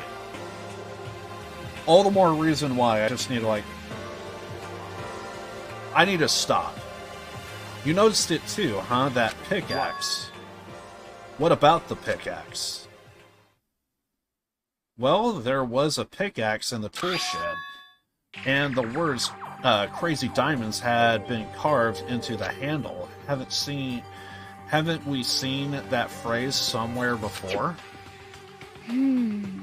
Crazy Diamonds. Yeah, that does sound kind of familiar, I think. It's true. I don't just think, I know. We definitely seen that phrase before. It's Mondo. It's his gang. Where? That's it. I remember. There you go. It was Mondo's uniform on the back of his jacket. So this dude is a de facto gang leader. Not just any gang leader, but de facto gang leader. So, yeah, part of a biker gang. Ultimate de facto gang leader. That's Mondo. It was on Mondo's uniform on the back of his jacket. His jacket said the same thing, right? Crazy Diamonds? I see. You're absolutely right. But why would that be on the pickaxe in the garden? Could it be? Mondo must have snuck it in there and done it, right? Not possible. Done what? What did he do? But we didn't have access to the garden until today. That's right! Then maybe Mondo brought it with him when he first came here, and Monokuma confiscated it. That's possible. Whatever the reason, that's what stuck out to me in the tool shed, the pickaxe connected to Mondo. Well, what stuck out to me wasn't the pickaxe at all. Then what did? I noticed was what I noticed was the lawnmower. I'm thinking maybe we can use it to call for help. Huh? How can you call for help with a lawnmower? What the heck? I don't know. Maybe I could use it to make crop circles or something? Yeah, that's it. I'm gonna make crop circles. Isn't there a ceiling? Well? Or is there a window to the outside world? We can use it. We can use those to call for help.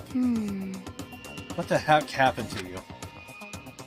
You weren't like this in the beginning, you know. You know? Well, back then my personality hadn't quite solidified yet. I didn't think it was possible, but I'm more disappointed in you now than I ever been. Well, I think that's all the new information we have for now. Now what do we do? Well, starting today, you are all under my command, but before we proceed, I need to figure something out. No way! Geez, how cocky can you be? You are gonna bust through the ceiling if your head gets any bigger? So, what is it you wanted to figure out? Kyoko's identity. Huh? Well... Kyoko's identity, but Kyoko is... Kyoko, right? Yes, but who is she? The rest of us have a clear, definable reason for having been selected to attend Hope Speak Academy. Hina's the ultimate swimming pro. Hiro's the ultimate clairvoyant. Even Makoto is the ultimate lucky student. More unlikely than lucky these days, but... So, what about Kyoko? Can anyone tell me what she is? Now that you mention it, she's never told us. Well, Kyoko doesn't really like talking about herself anyway, right? It's not matter of what she likes or doesn't like. This is the matter of trust. Can you trust someone who's unwilling to reveal their true identity? We need to avoid raising any more unnecessary suspicions, so Kyoko, it's time you tell us. I can't. Huh? What? Why won't you tell us? Wrong. I didn't want to... I didn't say I won't. I said I can't. What the heck? What do you mean? So... Because I don't remember. What? I have no memory of what I am. I have no memory. You mean... amnesia? What?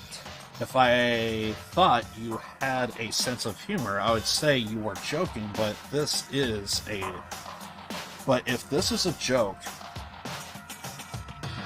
I'm not laughing. This is very suspicious. You can't be serious right now, can you? I knew you wouldn't believe me. That's why I didn't say anything. However... But it doesn't matter. Either way, the truth will make itself clear before we are done. What? So you have no intention of telling us, then I can no longer stand behind and do nothing. Hey. What are you gonna do? Torture me? Nothing so barbaric as that. It's all clear now. I will simply limit your options. I can't allow you to engage in any further suspicious activities. Limit my options. Just give up. Give me the key to your room. But if she gives you her key... but if she gives you your room key... she can't go to sleep in her room. She'll be breaking a school regulation. And if she doesn't want that, she'll talk. It's easy. All she has to do is tell us about her. Just hold on. A threat like that... That's fine. Fine. I understand. Good. You are finally in the mood for a conversation? Without saying a word, Kyoko walked right up to Byakuya and held out her room key to him. It can't be! You damn fool. Why do you refuse to talk? Because... Whether I want to or not, I can't. All I can do is keep telling you... just keep telling you that. So, Maybe she really is lost her memory. If you really think about it, it doesn't sound totally impossible. This is the worst school ever. Where only the worst stuff happens, right? Amnesia would fit right in. However... The worst school, where only the worst school thing...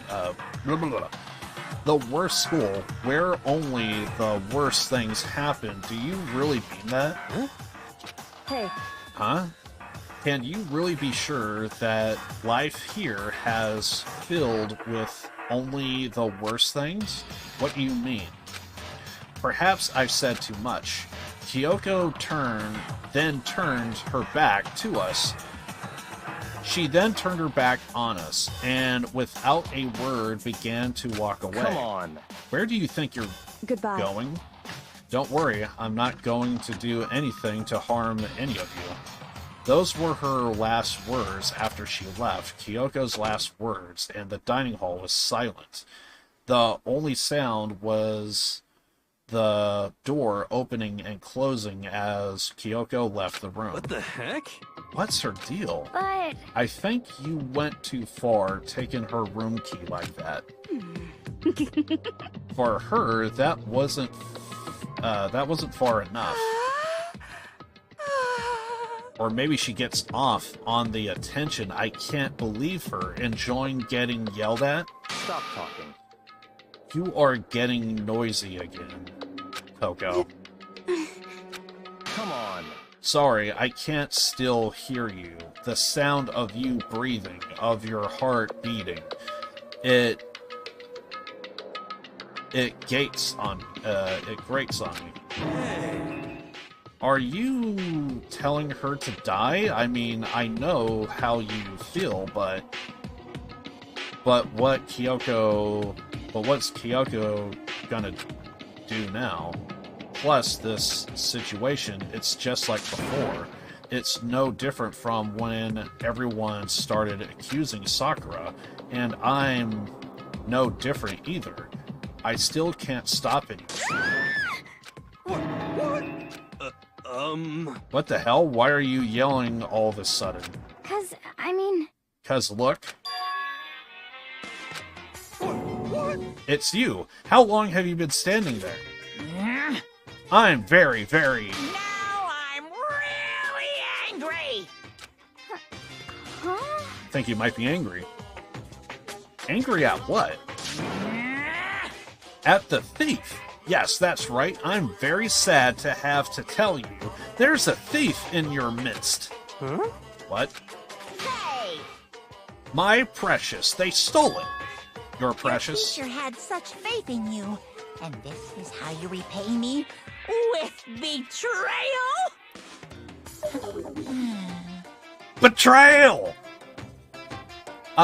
Reality is filled with so much hardship, isn't it?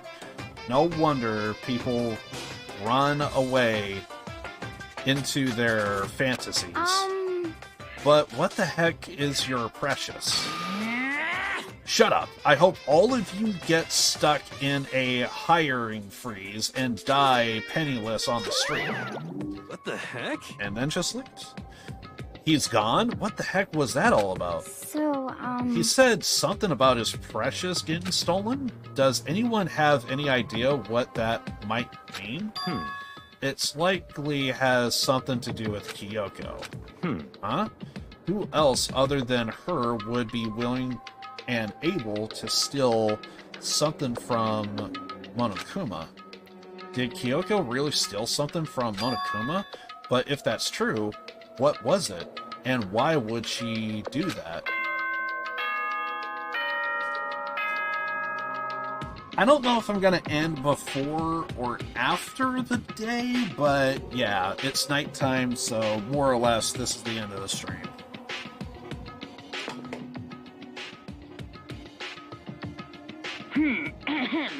This is a school announcement. It is now 10 p.m. As such, it is officially nighttime.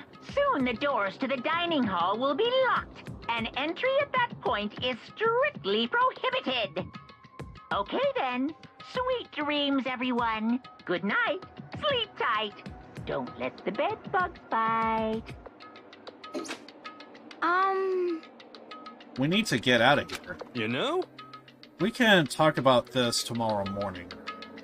We could talk about this more tomorrow, and about Kyoko. However, after what just happened with Monokuma and Kyoko, I feel like there's something in the air. I would suggest you take extra precaution tonight.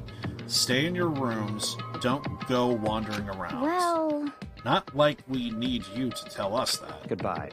Well then, let's disperse. I'll see you all tomorrow. Following his lead, each of us went back to our rooms. That's right. I need to put away the knife, and we need to put I need to put the knife... I really need to end the stream. I need to put away the knife that I got from Toko. I think the safe place for it will be in my desk drawer. But anyway, is Kyoko gonna be okay? She can't get in her room. What's she gonna do? Isn't there something I can do? Something I can. Yeah, I really need to just end the stream. I'm just kind of bumbling with my words here. I don't know. We could stop here or see what's next. Decisions. Fuck it, let's do it. We'll start of the next day. There should be an announcement of the morning, yada yada yada. We'll do that.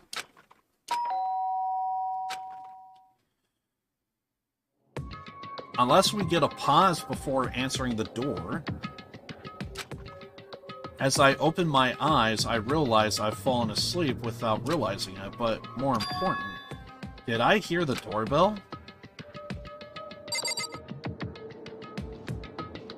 Fuck, I don't know. Fuck it, yeah, let's just go ahead and do it. Kyoko. I'll be waiting for you in the dressing room. See you there. Wait, Kyoko. Without acknowledging me, Kyoko disappeared into the depths of the darkened hallways. I know we are not supposed to go out during nighttime, but I can't just not go.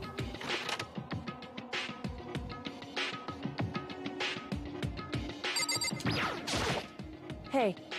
Sorry for asking you to meet with me so late. It's okay, I'm used to it. Indeed. So then... Well then, let me get straight to the point. It's something you can't talk about in front of the surveillance cameras, right? So does that mean, does this have something to do with whatever it is you stole from Monokuma? Monokuma told us earlier that someone had stolen something from him. Was it you? Indeed. That's right. So I was right. But what did you steal? So... I stole this. A key. But looking at it, I could tell it wasn't any key.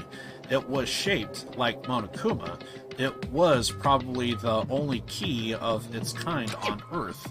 Where did you get this? So... From the headmaster's room. What? You snuck into the headmaster's room? But wasn't it locked? However... The lock was broken. Correct. What? It was Sakura. She did it for us. She did? Indeed. Remember what she said in her note? I'm not going to just lay down and die. I will fight you. So Sakura broke into the headmaster's room for us. That's right. That's right. So that we could uncover whatever secrets might lie hidden within. She did that for us. She violated school regulations to help us. She'd already decided to die, so her last act was to defy the rules of this place. Indeed. I noticed the room was open after the class trial was over yesterday. But if I'd just strolled into the room, Monokuma would have noticed right away, which is why I used you as a decoy. So you asked me to meet with you at the data center in order to... Correct. Correct. I wanted you to draw Monokuma's attention. I took the opportunity to sneak into the headmaster's room, and as a result, I found this key. Wow. Then what you told me about yesterday, did that come from the headmaster's room too? Mukuro Ikusaba, the 16th student, lying hidden somewhere in this school. The one they call the ultimate despair. Watch out for her.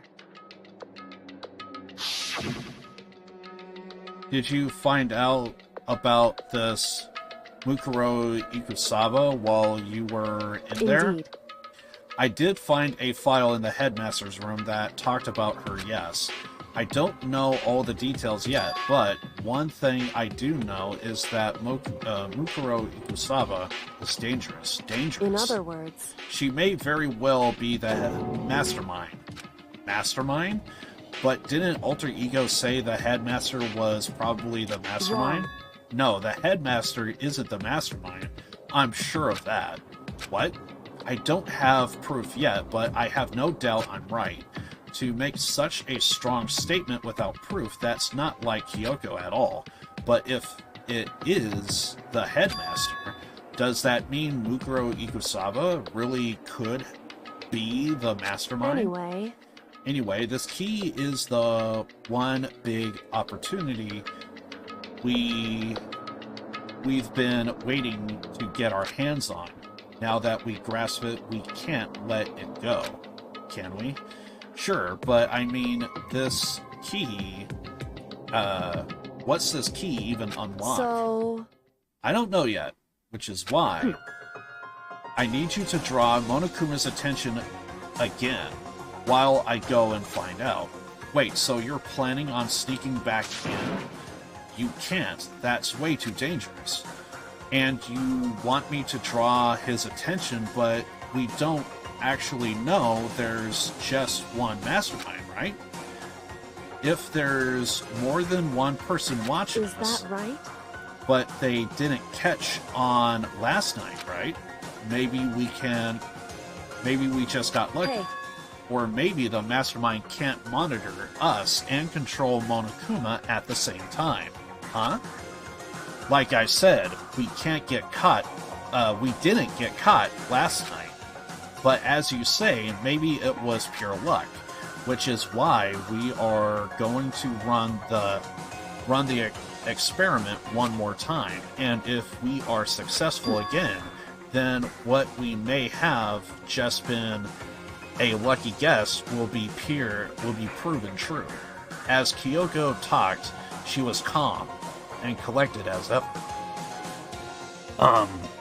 I couldn't help but just stand there and listen. Hey. If it's true, the mastermind can't catch us, can't watch us, and control Monokuma at the same time, then there would have to be a period of time where the mastermind is vulnerable. What we need to do is find out for sure if that's actually true and if we can exploit it. Maybe, but no matter what the reward, the risk is too high when I think what might happen if we Why fail. Is that? I don't think we need to worry about that much, after all. With minimal restrictions, you are free to explore Hope's Peak Academy at your own discretion. No restrictions have been placed on our efforts to solve the mystery, am I wrong? Even when I took the key, I didn't break any rules as far as I could tell. But if the mastermind decides to do something, all the rules in the world won't matter. He could just kill us all without a second thought. I see. In that case, even if the plan fails, we'll still be able to prove or disprove that hypothesis. What? Correct. In the moment of crisis, will the mastermind break their own rules or adhere to them no matter what? In other words, we gain something whether we succeed or not. Now there's no reason not to do it, right? But if you spend all your time trying to avoid danger, you'll never move forward. we know the danger. But if that risk means solving the mystery, we have no choice. Hey. Am I wrong? At that moment, I finally realized I had never seen the slightest hint of fear or despair in Kyoko's eyes. Her gaze was firm, mixed on the mystery ahead. The enemies standing before us, and with that in view, she just smiled. I can't change how I feel, and I won't if I could. Then Kyoko took something from her coat pocket and held it out to me. What's this? It's true. Consider it a symbol of my determination. Don't open it yet. Only open if something ever happens to me. If something happens. However, I'm not planning on dying, but there's always a chance of it, and death without meaning is unappealing. Hey. Please, I want you to hold on to it for me. Fine, I'll hold on to it, just because you asked me to. But I'm gonna give it back at some point. You can be sure of that. Indeed. Yes, of course. Oh, and one more thing. You can't tell anyone else about what I've discovered. Sure, but then there's a chance the mastermind might find out, right? Indeed. Well, there's that too. You mean there's something else? Well... It's nothing. Forget I said anything. I can't just forget that easily. So then... Okay then, shall we begin? Makoto. I'm counting on you, Makoto. I just have to get to Monokuma's... I just have to get Monokuma's attention, right? Well, I'll give it my best shot. Goodbye. I'm going on ahead. The rest is up to you. Her curt goodbye was no different from any other time. And like every other time, she moved at a brisk pace as she left. What wasn't like every other time was the sudden nod I felt in my stomach as I watched her walk away. No, everything's gonna be fine. I know it because it's Kyoko. Talking to myself helped shake off some of my anxiety, and then I got to work. Okay, let's do this. Makoto, Monokuma, you can see me, right? Get out here. I got a bone to pick with you. Then, a few moments later... Monokuma appears! Well, this is a surprise, you being the one to call me out. Hey! By the way. Huh? Most suspicious. What were you and Kyoko up to? Going to the bathhouse? Just the two of you? In the middle of the night? Definitely a hot and steamy moment, wouldn't you say? So warm and wet. So wet and warm. I bet you guys. Remove to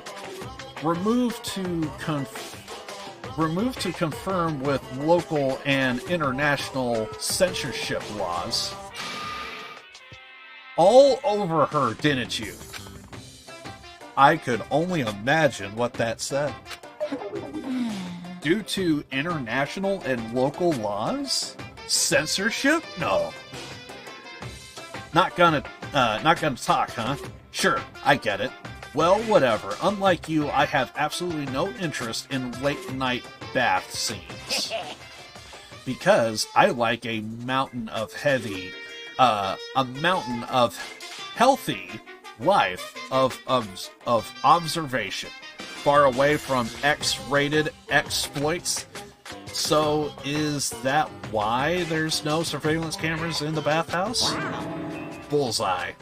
Or is it maybe because the lens gets too fogged up and you can't see anything anyway? I mean, if it gets too goddamn steamy, that is actually a good point. Sounds like that's the bullseye to me. You need something? Anyway, You went to all the trouble to get me out here. Now, what do you want? Well, there's just something I want to confirm with you. Say what? Whether I'm a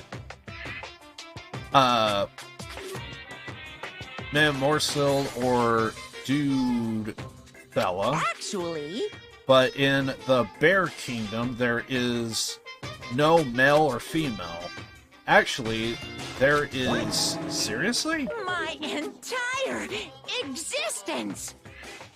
Then what am I? My entire This existence. is kind of depressing. That's enough.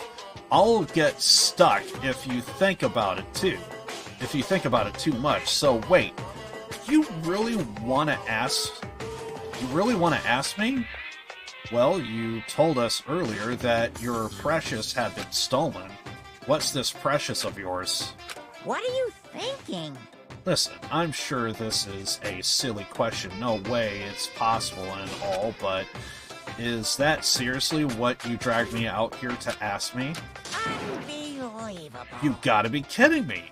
You gotta be 100 megaton freaking kidding me. You are not gonna ask something useful like how to get the best honey. Your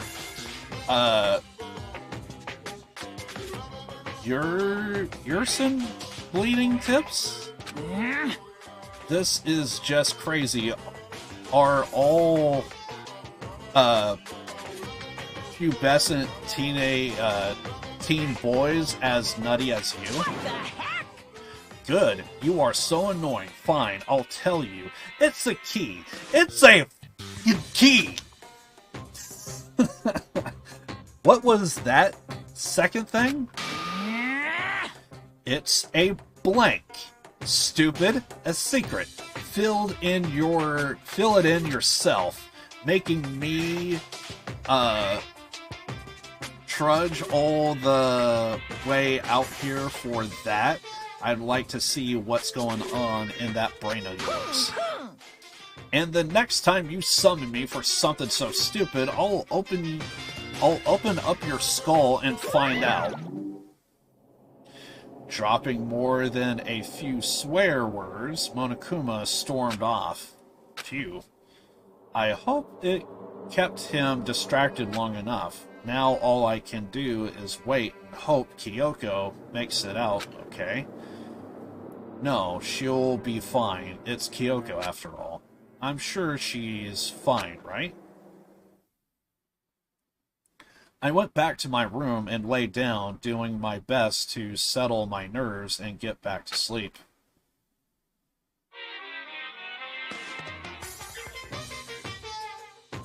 We'll save it after the... Monokuma Theater, brought to you by Spike Chunsoft Company Limited. Spark Chunsoft. That's the actual company that does do Monokuma, or not Monokuma Theater, Danganronpa. Yeah, they're behind the anime, they're behind the novels, the manga, and the game. Oh, so that's just it.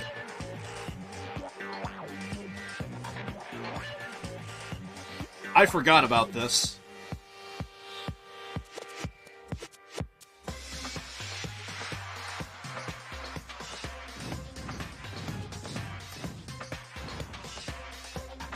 Sakura RPG confirmed.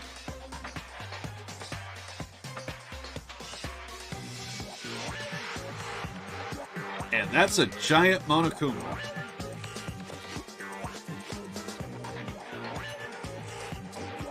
Bear seems happy. Sakura's Revenge, the game the world has been waiting for. Unfortunately, development has been canceled. Damn it! Oh, and you closed it off. I was gonna read the rest of that. Well, fuck. I guess you gotta go back and pause that to read the rest. Anyway, Sakura RPG confirmed. Apparently it was canceled, though. Not enough funds. This super stylish, super fashionable game was canceled during development, but still started back up again if Monokuma sells Then you well. guys have to recommend it to your friends, too! What they said. This is why I fucking love the game. Alright, we'll hear the announcement, and we'll pretty much call it for today.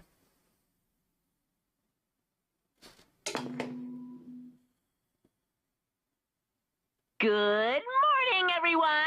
It is now 7 a.m., and nighttime is officially over. Time to rise and shine! Get ready to greet another beautiful day! We're just gonna go ahead and end it right here. This was a lot of fun, as always. I mean, it's freaking goddamn...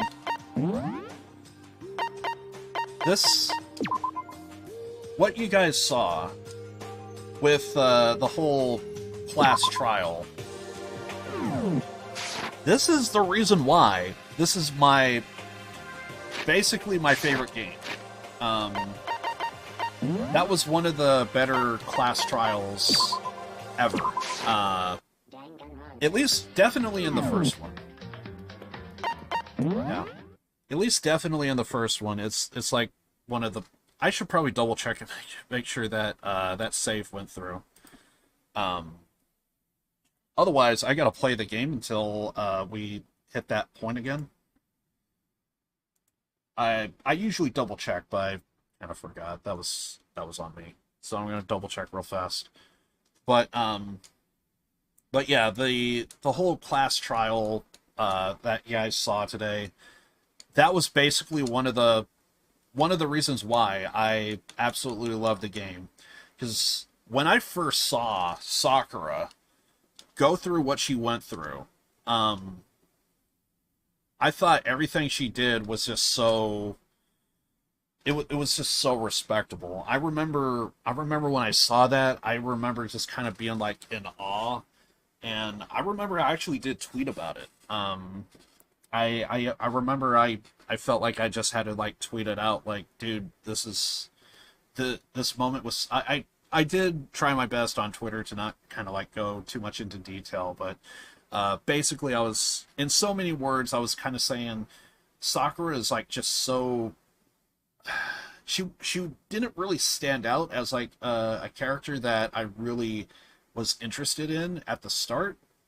She was definitely unique, I will give her that, but it didn't kind of go really anywhere. It didn't go beyond that. But then, I mean, shit went down, and it was like, I absolutely fucking love this game.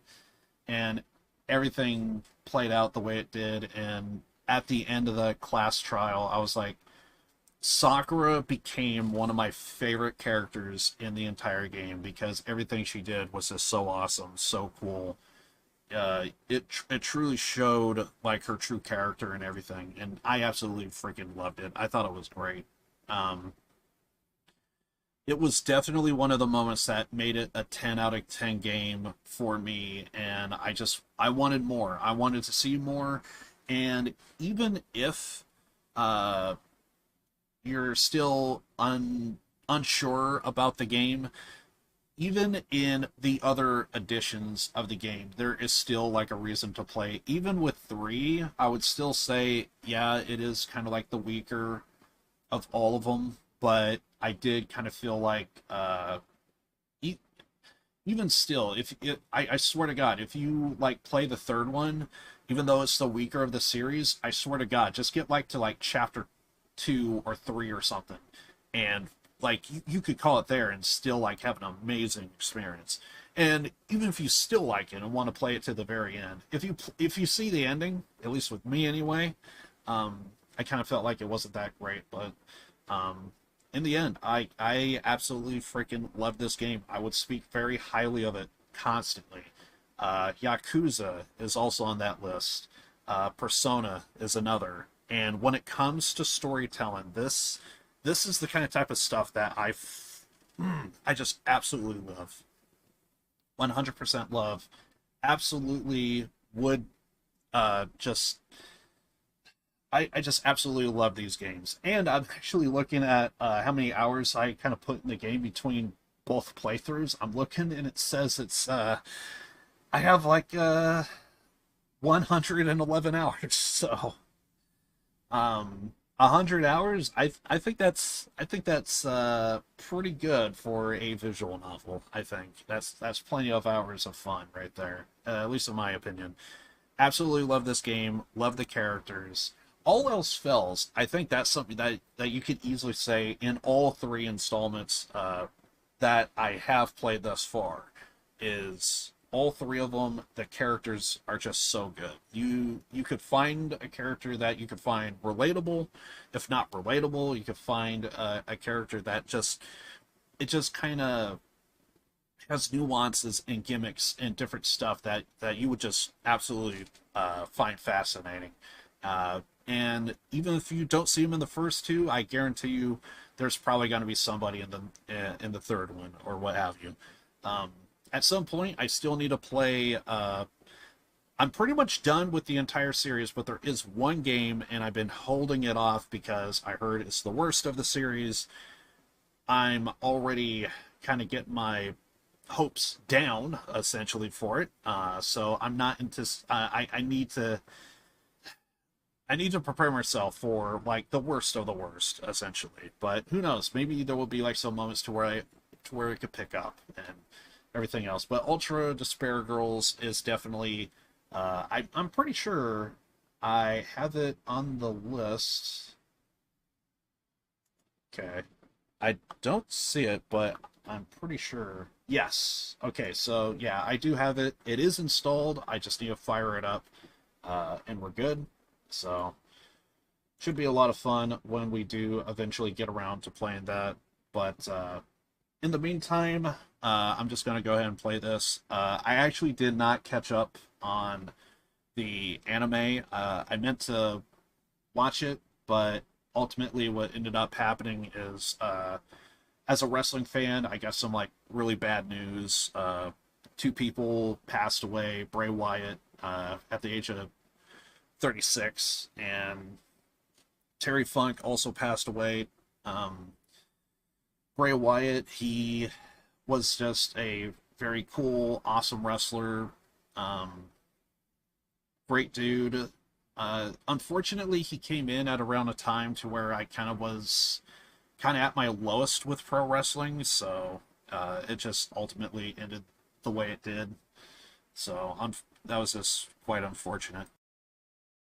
So he was doing like the Wyatt family thing, and eventually I would end up seeing like different stuff or another. I would see whatchamacallit, I would see various different things of like promos and stuff. And every single time when I have seen like a promo of Bray, like he kind of knocks it out of the park. And I want to say he was one of the guys that it did kind of feel like a lot of the fans, or at least some of the fans, they did try to listen to like his promos, because he was one of the best promo guys. Definitely, I want to say he was one of the best in the modern world, in the modern era. But great guy, great character. I easily see him going in the Hall of Fame, without a doubt. I don't think there's a soul that doesn't think that he doesn't deserve it.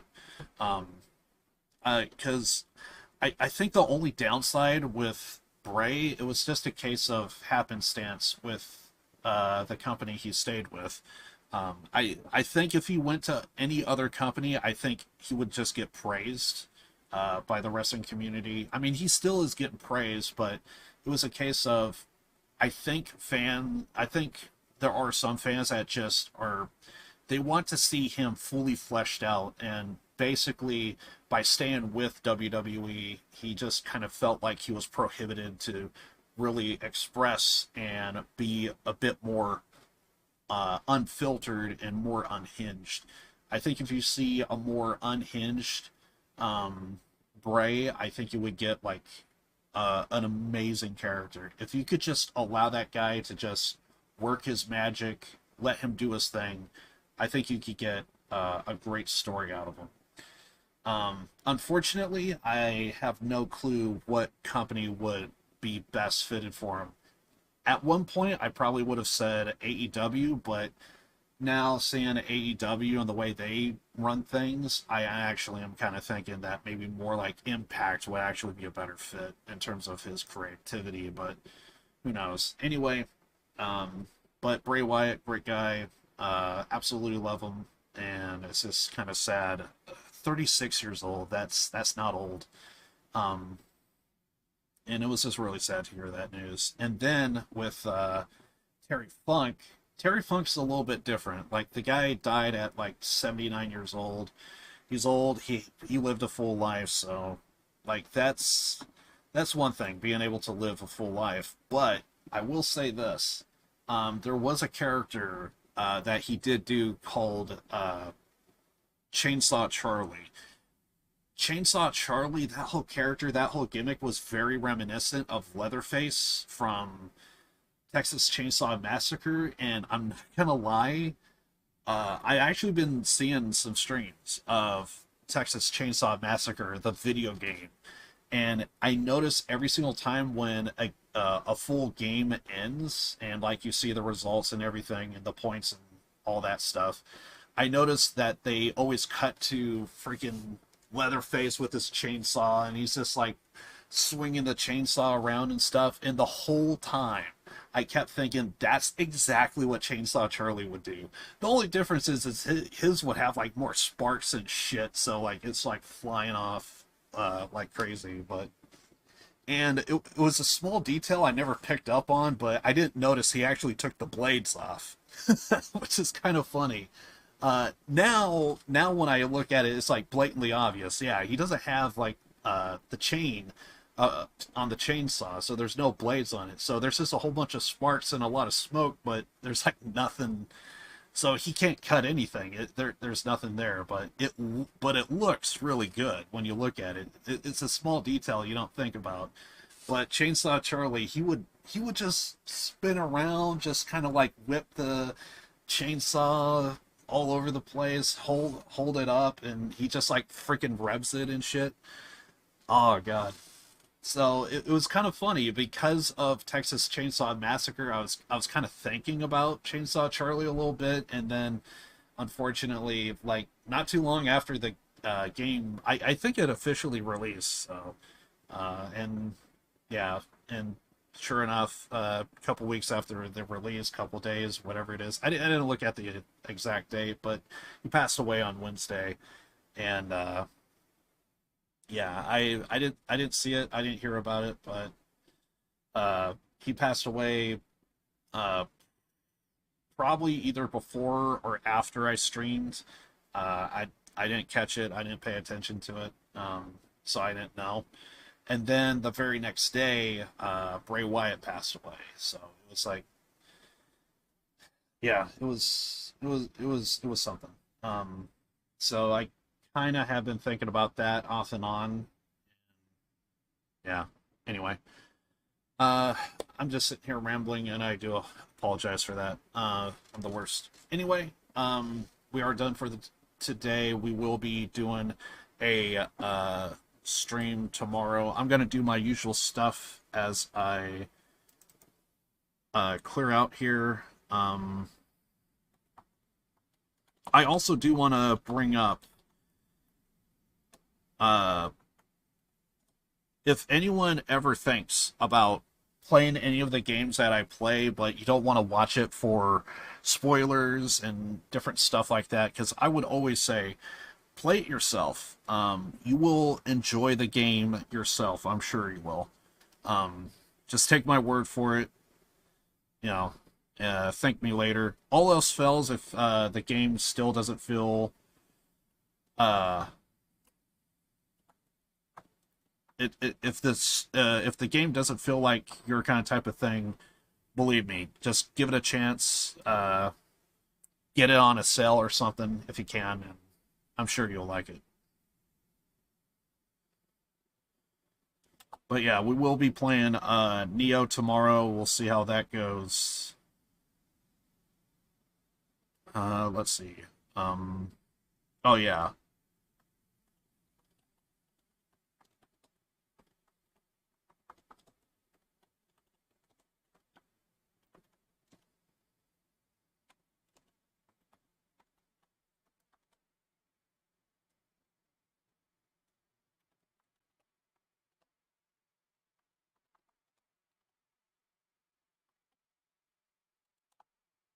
Anyway, I think that is going to be it for me.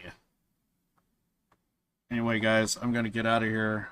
I'm going to hang out, do whatever, and I'll see you guys tomorrow for some more fun and games. Anyway, do check out my Twitter and Discord if you are at all curious about when I go live, all that stuff. I appreciate everybody showing up to the stream. Really awesome of you guys. Appreciate everybody stopping by. Really do thank you. Nelson, appreciate you. And Medic as well. I saw you in here earlier. So, but yeah, anyway, that's it for me. Again, we will be continuing Danganronpa next week on Saturday, next weekend. And Neo, if you are into that, we will be doing that tomorrow. I think I'm went back to the third region, and I'm going to clear out that. And we should hopefully clear out the third region entirely, all the side stuff, and then we should be focusing on the fourth region, and hopefully we'll eventually knock that out of the park. I don't know if we'll finish all of that tomorrow, but we'll see. We'll chip away at it, that's for sure. Anyway, guys, I'm out of here. Born to lose, live to win. I love you guys, and I'll see you guys tomorrow for some more fun and games. All right, should be a lot of fun. I know I'm gonna love it. Anyway, I'm out of here. Later.